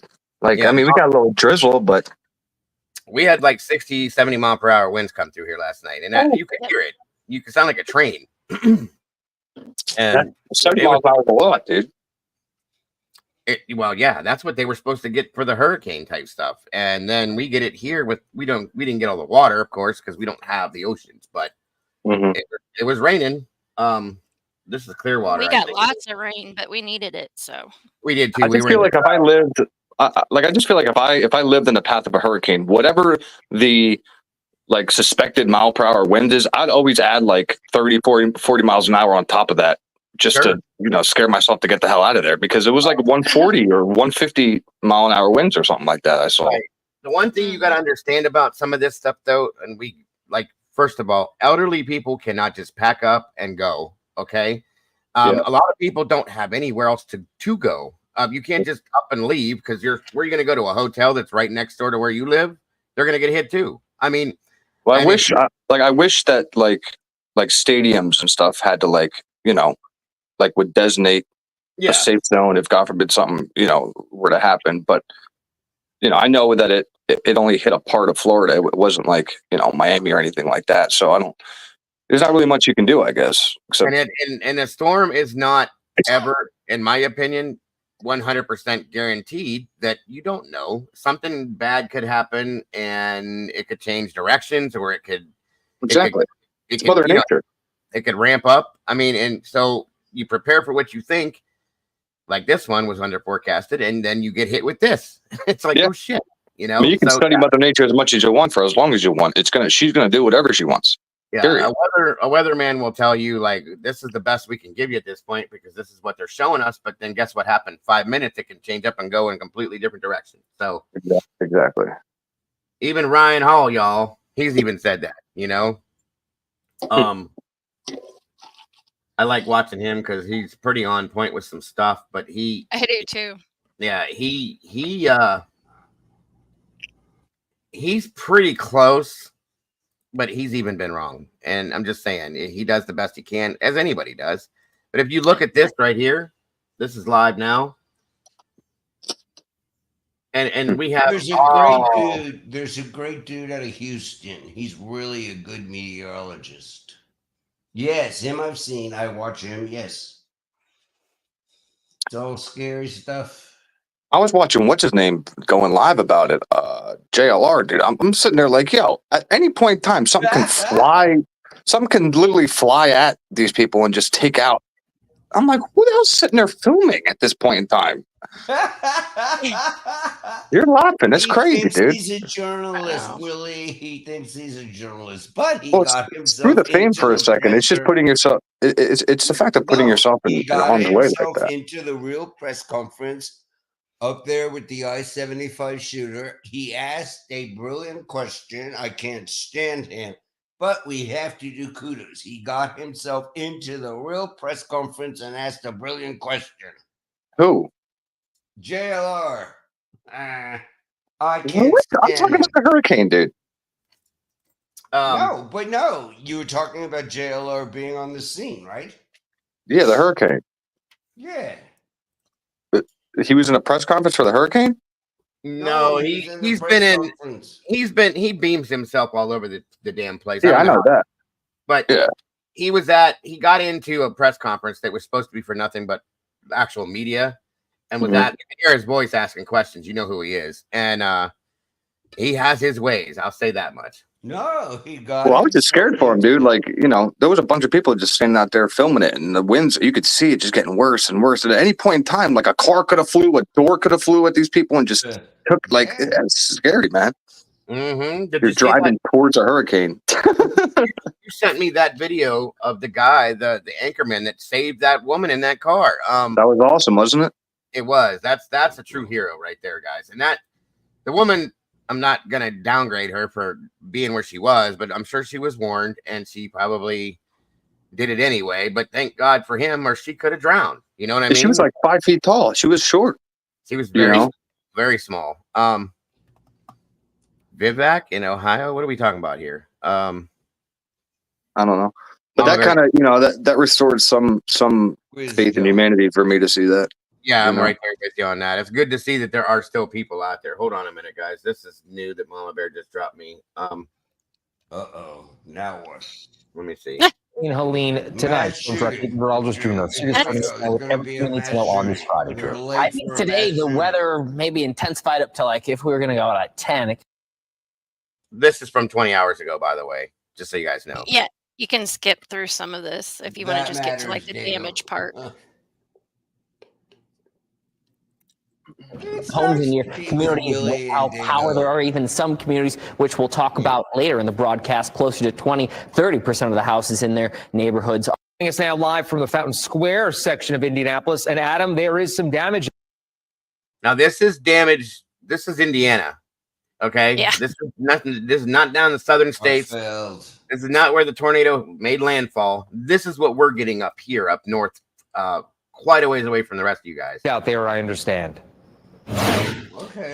Yeah, there is pretty significant, Phil. I was just talking to a lady who lives in a duplex off Hoyt Street in Fountain Square, and I'm going to direct your attention to this downed tree right over there. It may be hard to see, but it came down just inches from this house. A lady who lives here said it sounded like a tornado because it was such a heavy tree. It was not a tornado in real life, but it just sounded.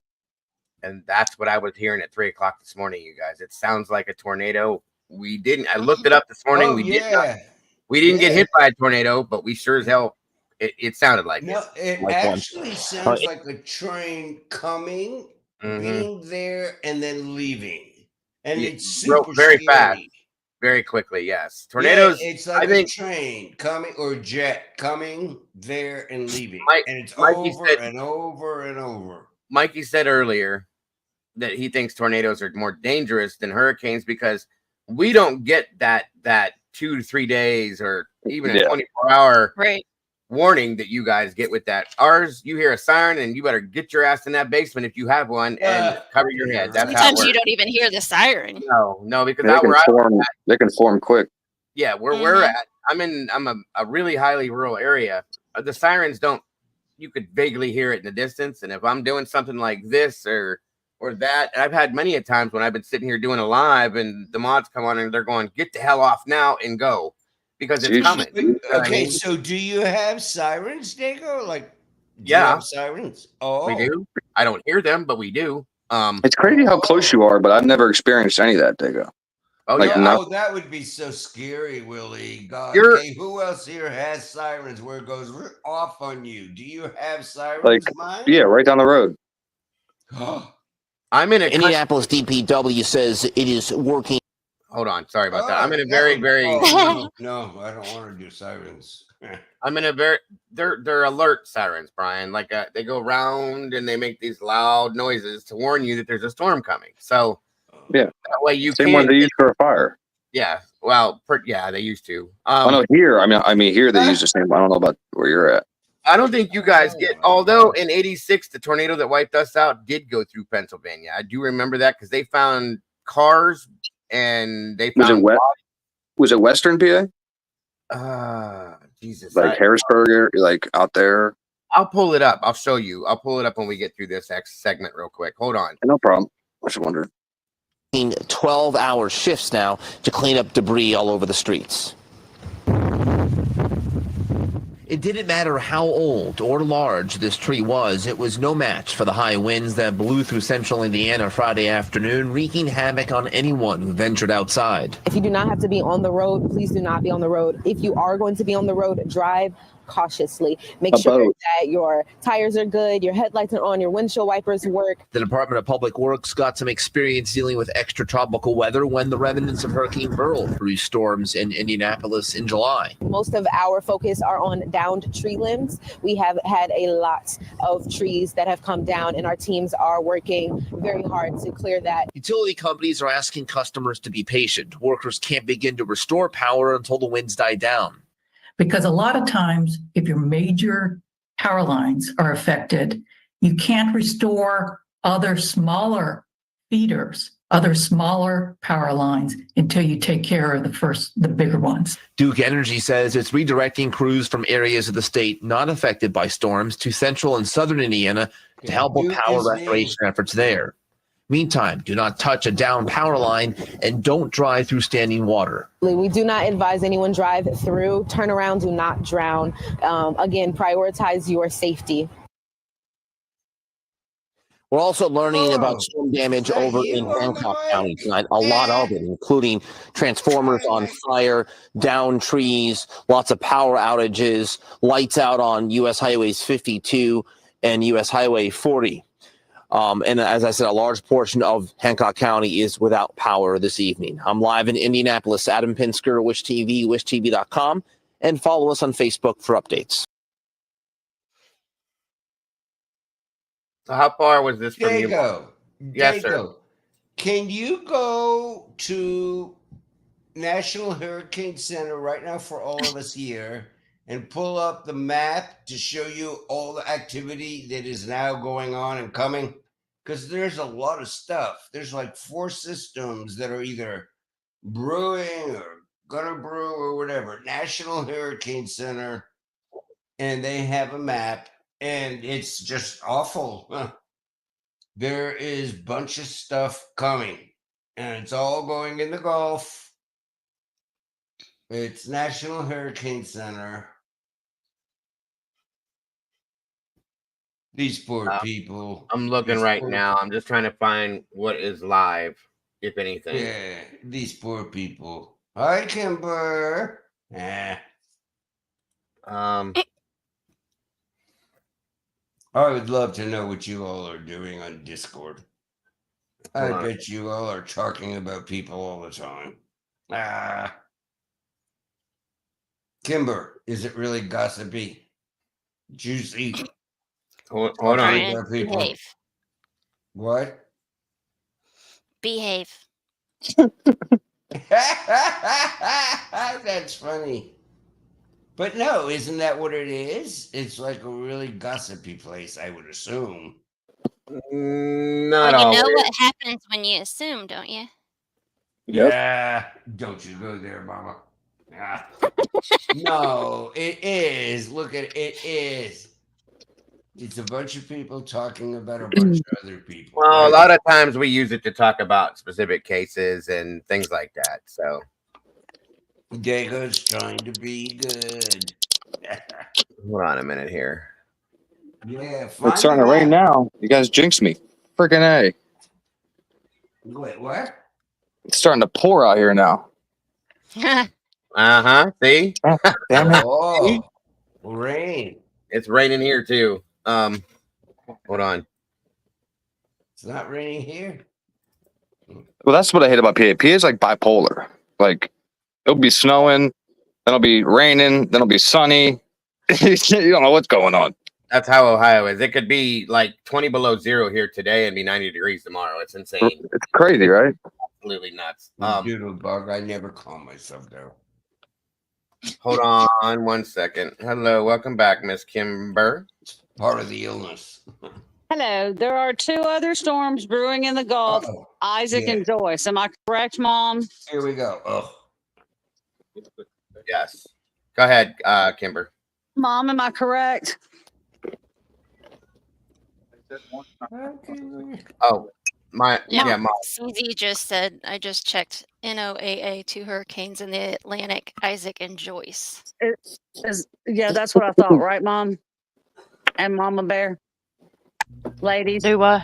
Isaac and Joyce, right, Mom? Isaac Mom, who what?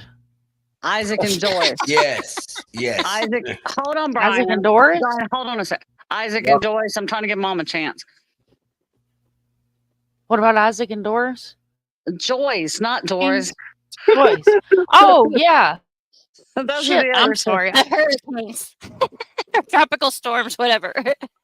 Okay, so Isaac Yeah. and Joyce.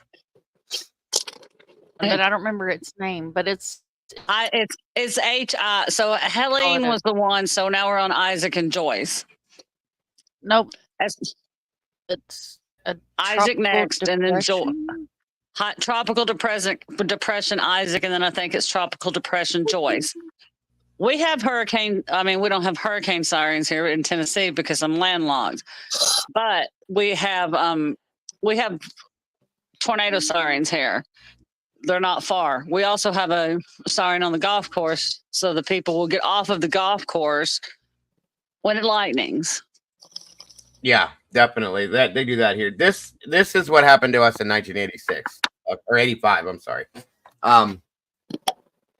May 31st, 1985. This went through PA too, Willie. They found, I told you that it uprooted cemeteries, and they found bodies that were buried here in Niles. Look at that. It leveled it. Niles, Ohio, in Western Pennsylvania. You were right, Western. Right. So Western, yeah, I was going to say. Trying to get to the one point to show. They showed the funnel cloud. Here it is. Look at this. Okay, that was completely. There's nothing left there. That's gone. Okay, but there's a picture of how big this damn cloud was. It was crazy. Look at that. Holy Nikes. And that wasn't even full size. That wasn't. I think that was at an F3 at that point. That's the cemetery right there. I'm talking about. Okay, it went through that cemetery and just they found. I hate to say it like this, but they found the caskets. They ripped the bodies out of caskets. They found the bodies in trees. They found like headstones. So that means it was strong enough to rip out 6 feet of earth. They ripped them out of the ground, bro. No lie. Jesus. It went right through. And the thing about Ohio, but then it has to pick up a vault though, because they don't just bury. I mean, again, being in the cemetery business, they don't just bury like caskets. Caskets sit inside of a concrete vault. So that means that thing was strong enough to pick up a concrete vault. No. That is not how they bury people in the ground here. They'll dig a hole. They'll put you in the casket, of course. They lower the casket into the ground. They fill it with dirt. Toss your ass in. What? That's how that works. That's how we bury people where I'm from. We dig a hole and they get put in the ground. You can have with no vault, with no outer burial container.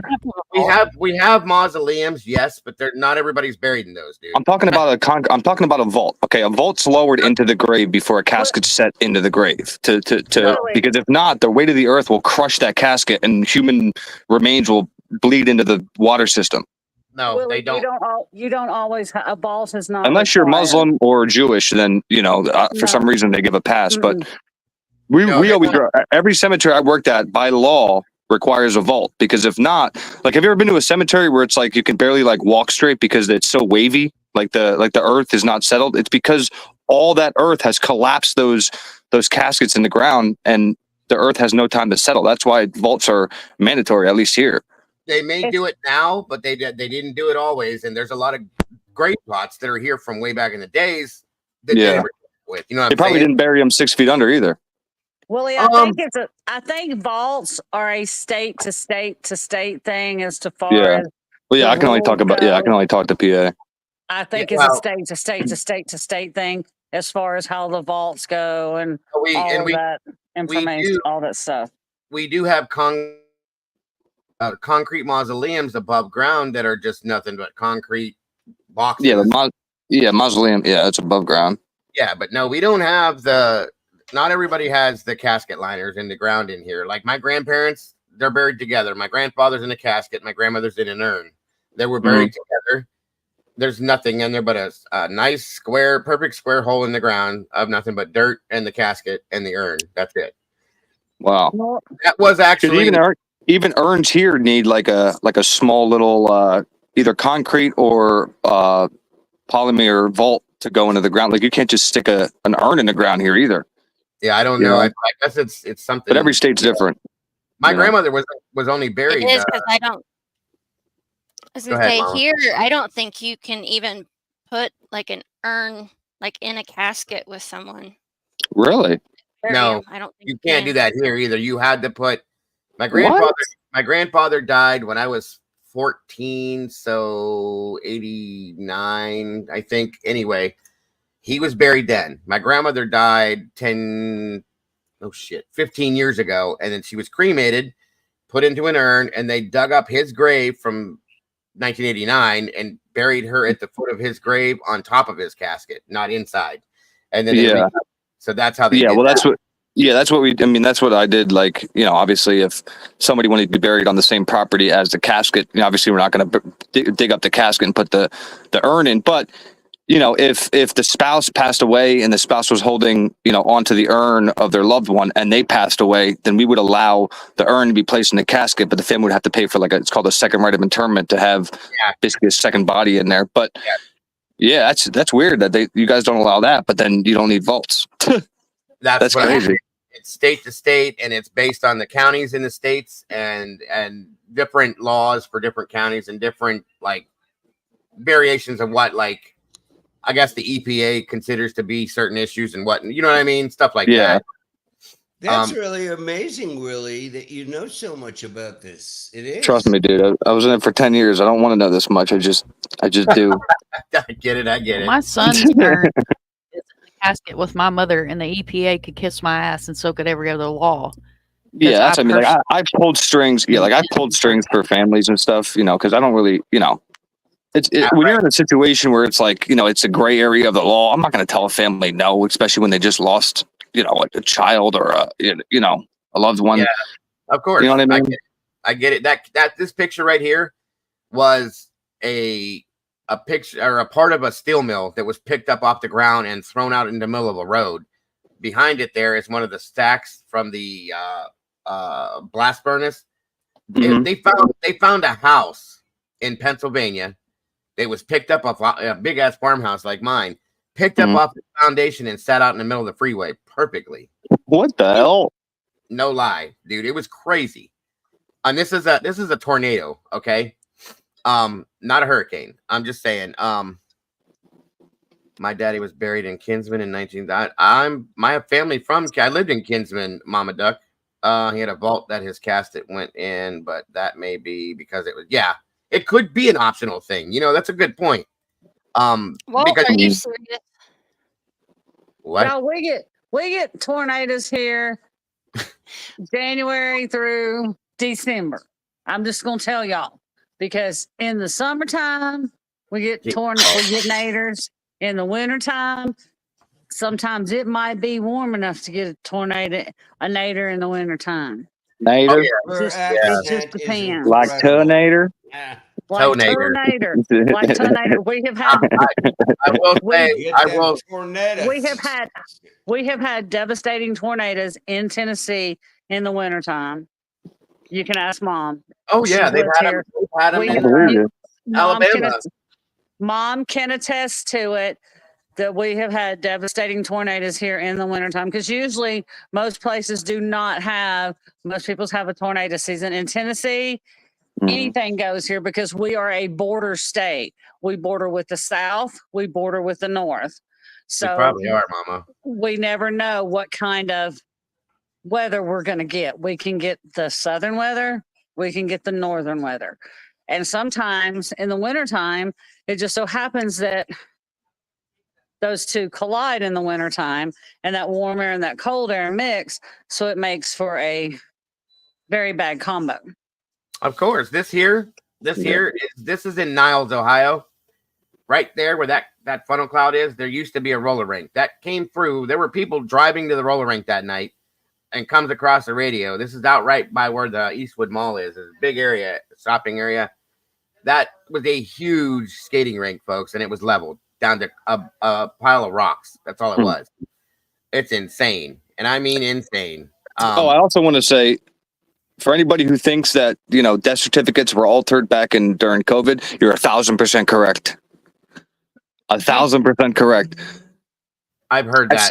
I've seen so, dude, listen, I've seen so many, man. and like there's only like 3 people that really get to see, the report, and there's so many that they just wrote COVID on top of a car accident or on top of an aneurysm or something like that. It was disgusting, dude. That was happening. That was happening a lot. Money. Because back when the C hit, there was a lot of kickbacks that were coming from the state and federal for money, and there were people being taken into the hospital that were. I read this story clearly. I know exactly what he's talking about. They were 2 brothers, in fact, were killed in a car accident, a very bad car accident.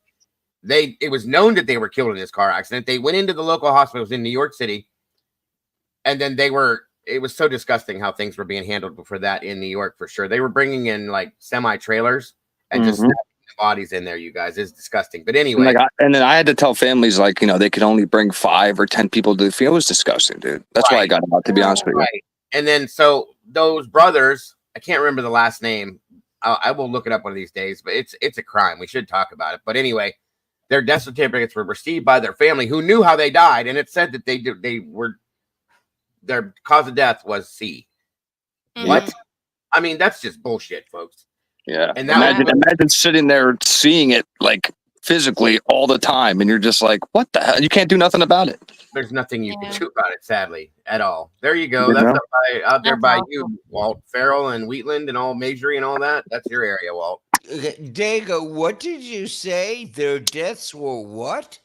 Their deaths were caused, and it's known that their deaths by their families, by EMS workers, police, everything, that their deaths were caused by a car accident, a fatal car accident. They were taken into the hospital, and their death certificate said that their cause of death was C. Yep. No, However, what does C mean, though? COVID, bro. However, this does not mean that was a whole fake thing. We're getting into something really controversial here that we probably shouldn't. That's why I'm not really saying. I was just stating a fact. That's not controversial. It's a fact. Right. Yeah. I know it's a fact, but we're getting into something because that's why YouTube gets shitty about that, and then they'll shut you down. That's why I'm touching on it, but I'm not going all the way into it. I don't think we should delve. Yeah, it's a big thing that happened back when, and they started. There's not really much to look into. It's just a fact. No, he's right. He's right. It's a fact, and it is a thing, and it got a lot bigger than it probably needed to, or didn't. I'm sorry, I'm saying that backwards. You know what I'm trying to say. Anyway, but yeah, this happened here in '85, and it went through. Well, okay, where are you at compared to like Wheatland and stuff like that, Willie? Are you familiar with Wheatland? I'm in the Lehigh. I'm near the Lehigh. I'll just say I'm outside the Lehigh Valley area. So what you're talking about, yeah, Allentown, Bethlehem, Easton. Yep, which is like north, like northeast. Okay, so you were on the other side of this. It didn't hit you guys, so yes, no. I agree. But here's the thing. Ohio, it's called the Ohio Valley because we're in a valley. Okay, we're definitely like a cereal bowl. So we typically don't get the tornadoes because they will bounce over us. If they get down inside the Ohio Valley, we're done because it's like a damn pinball machine. It just bounces around inside here and it takes everything out with it until it bounces back out. And that's why we get scared shitless whenever it happens here because we don't want to go through that again. Like I said, the township, one of the towns that's very close to where I grew up at was completely leveled. And I mean leveled. Let me see if I can show you the damage from that.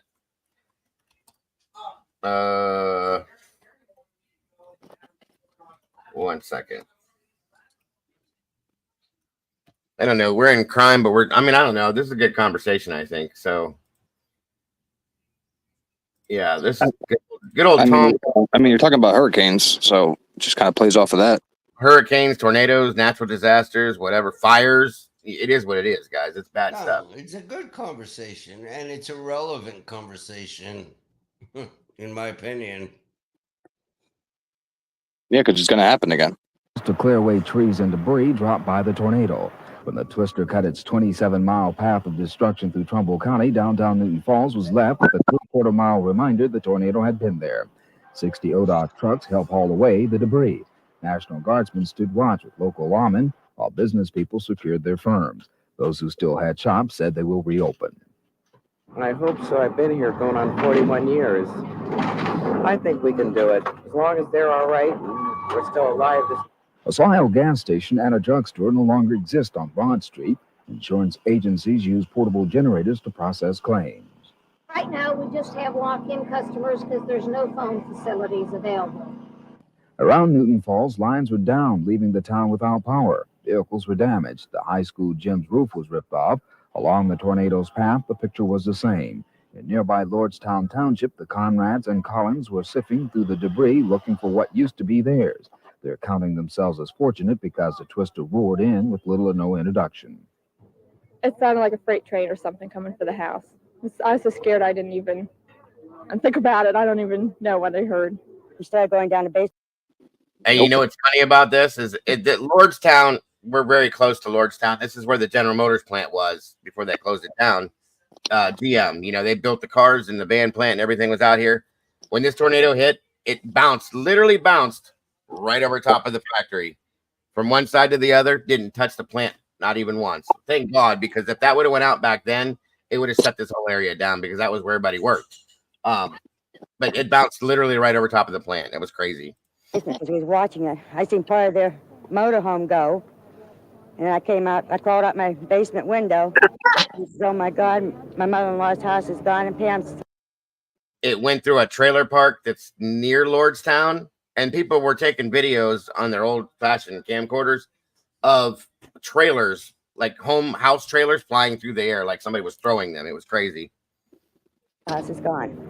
Now that the tornado is gone, the people left are putting their lives back together. Forgetting what the twister did won't be easily forgotten. Just this week, the Newton Falls School Board received an insurance check for $1,700,000 to rebuild the high school gym. The rest of the buildings will be repaired later. Other rebuilding will have to wait. The Newton Falls City Council has placed a temporary moratorium on construction for homes and businesses until a team of inspectors can fully assess the structural damage.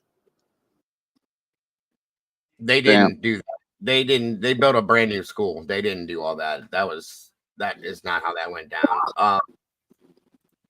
It was a big mess, and it definitely caused a lot of problems, a lot of money, and everyone who lives through a tornado. This guy here, Jesus, Tom Holden. This guy was one of the, not that it matters, I just think it's funny because this guy drank from the time he woke up in the morning till the time he went to bed at night, and was with this WKBN for years. And every time he did his broadcast, he was completely slickered, and did it. He has really great hair, though. Doesn't he, though? Doesn't he? He did it. He has really awesome hair. If it's real. His hair was never a mess, guys. He could be standing in a windstorm, it wouldn't move. That's he uses, it's a you can tell he toupee. uses a lot of hairspray, but that's real hair. That's awesome hair. Yeah, that was his real hair. It was not a tube. I promise. Uh-oh, look at that piece standing up back there. See it? Uh-oh. Good old Tom Holden. That guy was with that channel forever too. Oh yeah, this is like 2 o'clock in the afternoon, very sunny, and the funnel started to form. As the black came in on top of it, there was a ball of water which would rotate. It looked like a science fiction movie. It changed. You know something else that happened here, you guys? I'm gonna show you this too. You want to talk about a disaster and some scary shit? Newton Falls has a lot of trains used to run through here because of the GM plant through Newton Falls. Okay, what are you doing? There's Mama Bear. She's here now. Say hi to her. Hi, Junebug. How are you, honey? And there's Mom. Say hi to her. Hi. There's Miss Kimber. Say hi. Hi. There's Willie. Say hi, Willie. Hi, Willie. And there's Brian. Hi, Brian. Got everybody? Okay. No. All right, hold on now. Let me see. Let me show you this real quick. Brian or Willie has a daughter that's your age too. She does? He does. Yes. Little girl just like you. How is she doing, Willie? Can you hear me? What? Willie's on mute. Oh, he's muted. Okay. No, go on, hey. I just didn't know where. Mom, did y'all lose any power? No, we didn't lose power. We have a generator. So even if we'd have lost power, we'd have been all right for a little while. Just some gnarly winds. And then we spent yesterday after I got off work, like chasing down stuff in the yard and The flow graveyard. a mountain of palm fronds. Yes, they do, Doodle. So this town is the same town that the tornado destroyed. And because of the General Motors plant being very close to here, there's a lot of trains that would run through here back in the day. So they have a lot of, the town is surrounded by train systems, okay? And they have a lot of, what do you call those? Like, you go underpass with the train, there's a name for it, but they roll over top of these Train trestle. Yeah, trestles. This town is surrounded by these trestles, and that's how you get in and out of the town, is through going through these things. These trains fly through this. They still to this day they fly through there. I mean, they move, okay?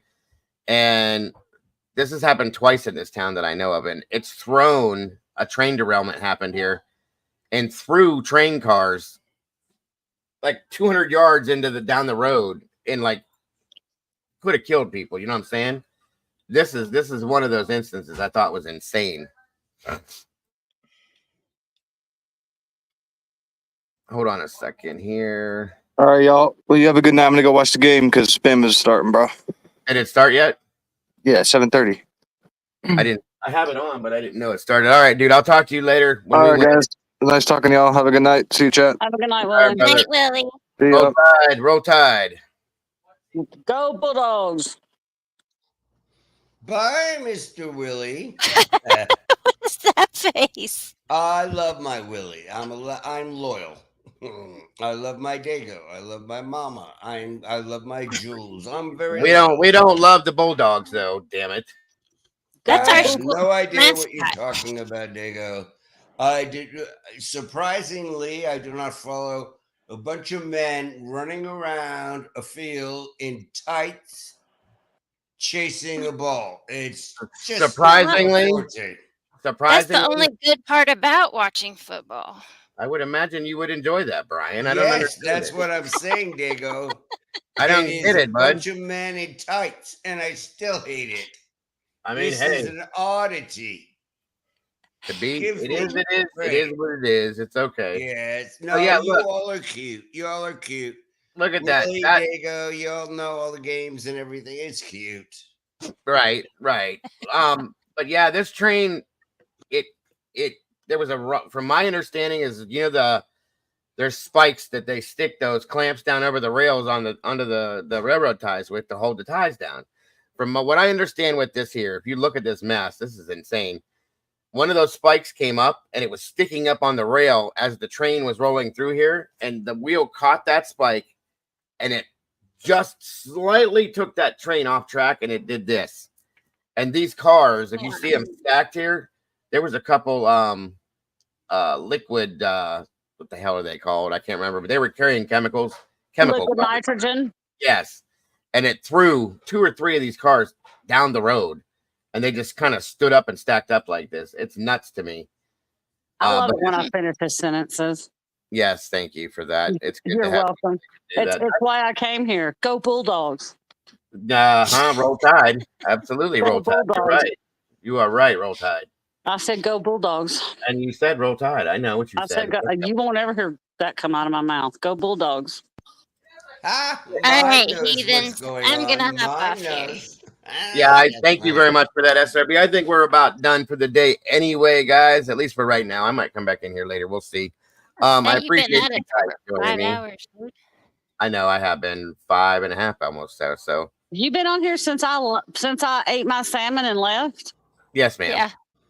Oh, Gosh. thank you all. It was fun. It was Thank therapeutic you. for me. It was Yes, Brian. therapeutic It's always for a me. pleasure. I haven't heard from you in a Thank you, while. I thank you, appreciate thank you. Yes, sir. Have a good rest of your day. I hope you feel too. good. Love you, Digga. You Love too, you, brother. mama. You too, Love buddy. you, Love mama. you, Brian. We will see you soon, Brian. Have a good one. Be safe out there. Willie, again, thanks for joining us, bud. Miss Kimber, Mom. Are you still here, Mom, or did we put you to sleep? No, that takes I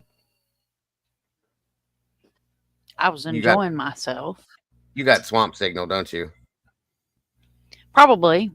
It's okay. Thank you for being here. I always love when you're here. When are you going live next, Mom?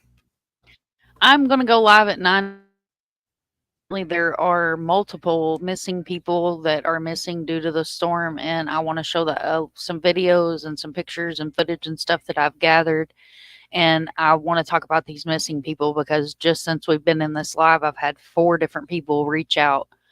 The family that Doodle is talking about, and then there's other people that have hit me up and that have posted stuff on Twitter, and one of them has a really close friend that's missing. And then you've got sheriffs that are coming out and saying, hey, we have bodies in the hospital that we can't identify. We need help. So I'm going to go live and talk about.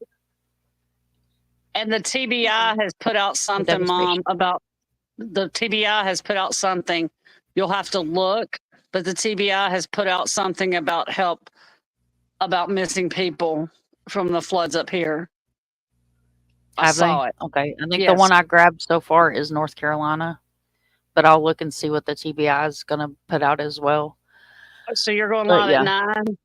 9:30 is when I've got it set up. I'm gonna hardwire in, hopefully, so that way it doesn't act completely stupid. But okay, I'll be there. Like I think it's important.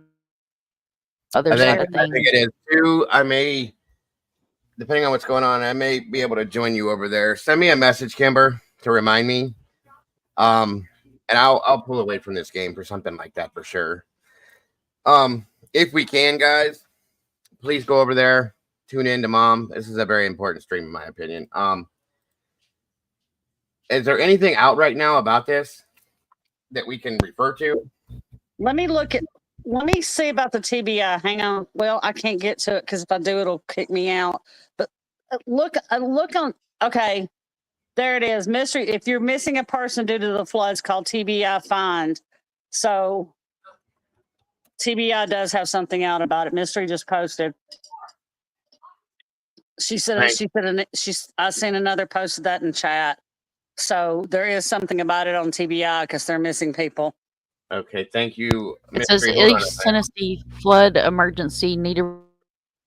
Tennessee Bureau of Investigation 1-800-TBI Find.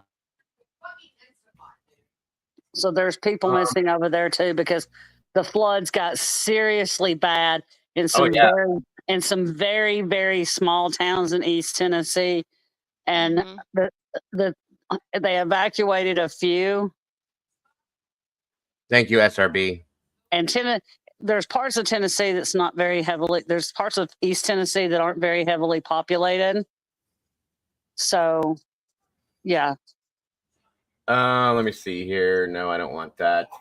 1 second here. Okay, here we go. TBI establishes hotline to coordinate missing persons reports in East Tennessee flood emergency. It's established a hotline. Yeah, okay. The 1-800-TBI Find. Those wishing to report missing individuals. Yes. Okay. Absolutely. If anybody does have that info, there it is right there. Yeah, I'm going to be back here to join you for this, Mom, if that's okay with you, of course.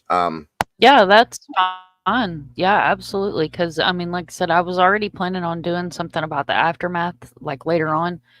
But the more I keep seeing and get tagged in, like, I mean, this is what I do. So I feel like I have to do this. Like, I need for my own to put out these people's faces and names. And absolutely. And show the importance of. Do you run StreamYard? Yeah. Maybe if I don't know if I have. Yeah, I have OBS, Streamlabs, and all that mess too. But yeah, I have StreamYard. I don't know if it will allow me. If I were to join you, it might. Depending on different creators, I've had the ability to stream it along with you and open it up to bigger audiences, possibly. So if I have that ability, if you want me to, I can absolutely do that. If it lets me do that with you. Yeah. No, Molly, it's also North your Carolina. audience. Yeah, and that's what I'm saying. I would have no problem streaming that out for you as well. I would definitely love to link that. So yeah, Molly, it's North Carolina too, It got, I think North Carolina, it was hit. I think, Mom, correct me if I'm wrong, Mama Bear. I think it was at the border of Tennessee and North Carolina where it was hit the worst. Yes. Yeah, it's exactly where it Right, was. yeah. It was at the border of North Carolina and East Tennessee where they got hit the worst. That's what I've seen. Yesterday, Molly, you could not get into Asheville, North Carolina. They were basically cut off from the rest of the world. You still you cannot get into Asheville, North Carolina other than by air. They are cut off from the outside world. Interstate is flooded. The Chimney Rock area. You cannot get there. They're flooded. The only way you can get there is by air. And the road is, I showed you guys that picture in Chimney Rock. The road's gone. That's one of the main intersections. Completely washed away. I-40 is flooded. It's broken. It completely broke off from the. Well, but no, they go. It's still flooded. It's flooded. Yeah, I know that. But right. But parts of it did break off too. But the interstate is completely flooded right now. Yeah, absolutely. Like there's no way to. There's not even when the waters recede, the road's gone. They're not gonna be able to go through there, so it's bad. No. Absolutely. So yeah, Mom, I would love to join you for that, and if I can, stream it out from this side of things as well to help you get the word out there. 100%. I agree. Yeah, I'll I'd be appreciate sleeping, it but I'll watch the replay. a lot. I'm gonna gather what I can. Okay, Mama Bear. Thank you, love. You're welcome. All right, Mama Bear. Love you. It's great to hear your voice again, and thank you for joining us. Yeah, maybe I'll be back around Monday, maybe. Okay. So have a good week. Rest of your guys' weekend. I'll see y'all later. All right, too, Mama Bear. Love you. Love you. Love you. Love you. Bye. Love you. Love you. Love you. Bye. Bye. All right. Hey, Mom, I'm gonna call you and when we get off this live to do some coordinating. Hello. All right. Can you? I don't know what's going on. I'm probably losing signal. I'm fixing to hardwire in because it's pissing me off. Sorry for my language, but I can't even look at what I need to. It keeps glitching in and out. I think you're cutting in and out, so I think that's why I said I think you're having connection problems. It's okay. But I'll call you when we get off this live to do some coordinating. Okay. All right, guys. Thank you, Kimber, for joining me again. Mom, always. Thank you as well. Mama Bear, Willie, Brian. I appreciate you guys very much. All of you for joining us. I hope you guys have, if I don't see you, I hope you guys have a great rest of your night. I'll be here tomorrow. Hopefully I can do a morning show tomorrow. I missed doing it today, but I would love to do it tomorrow. One way or another, I will be here. But I'm going to try to tune in tonight, guys, if we can. If we can put Mom's link back in chat one more time, guys, please tune in to her channel tonight, 9:30 p.m. Eastern Standard Time, 8:30 Central. There you go. Thank you, Miss Kimber. Finishing my sentence once again. This is why we do what we do. And it's very important, though, guys, because there's a lot of people that are missing. There's a lot of people that need to be found and be reconnecting with their families. It's important. So please, guys, tune in if you can. Everybody here, I really appreciate you. The new faces and names, I love it. I love it, love it. Yes, drop the link in here. It's right there, Duck. I saw your message about the email. If you want to send that, if you haven't sent it already, here, I'm gonna throw my email in chat one more time for you.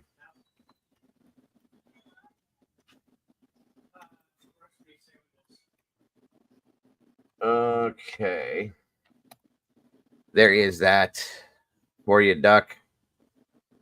A true advocate. Yes, she is. 100%, guys. She is the real deal and nothing but.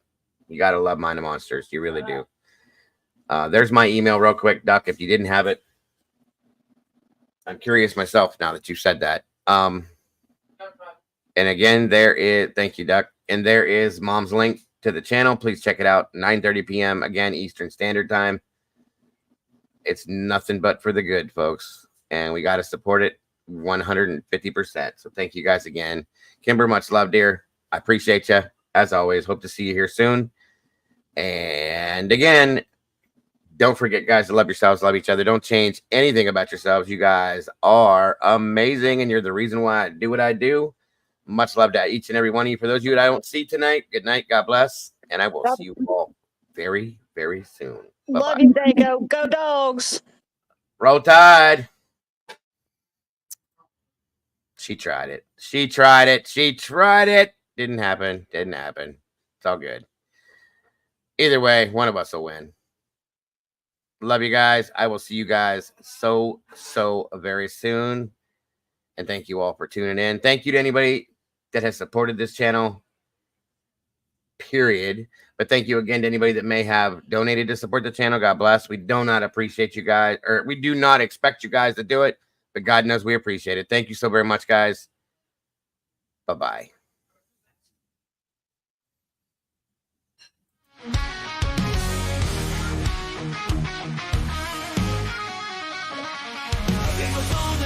Typing at the speed of light, hunting down the shadows, bringing wrongs to right, digging deep in the data, facts sharp as a knife. With every single story, he's fighting for a life. A voice for the voiceless, he won't stay quiet. Daniel's got the fire igniting the fight. True crime revelations shining through the night. With every victim story, he pulls at the strings. A hero in the darkness, hear the truth he brings.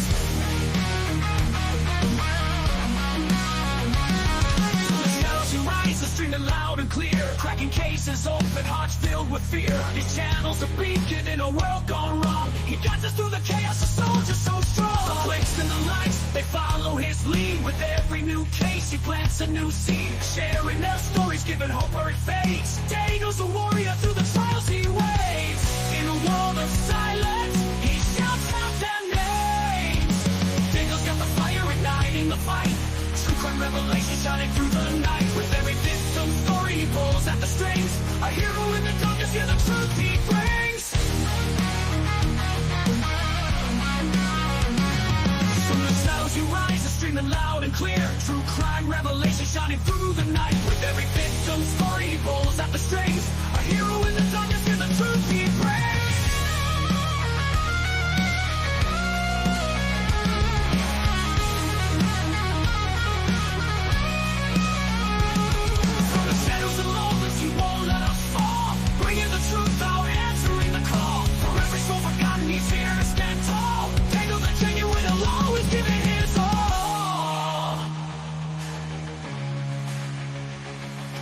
Daniel's got the fire igniting the fight. True crime revelation shining through the night. With every victim story, he pulls at the strings. A hero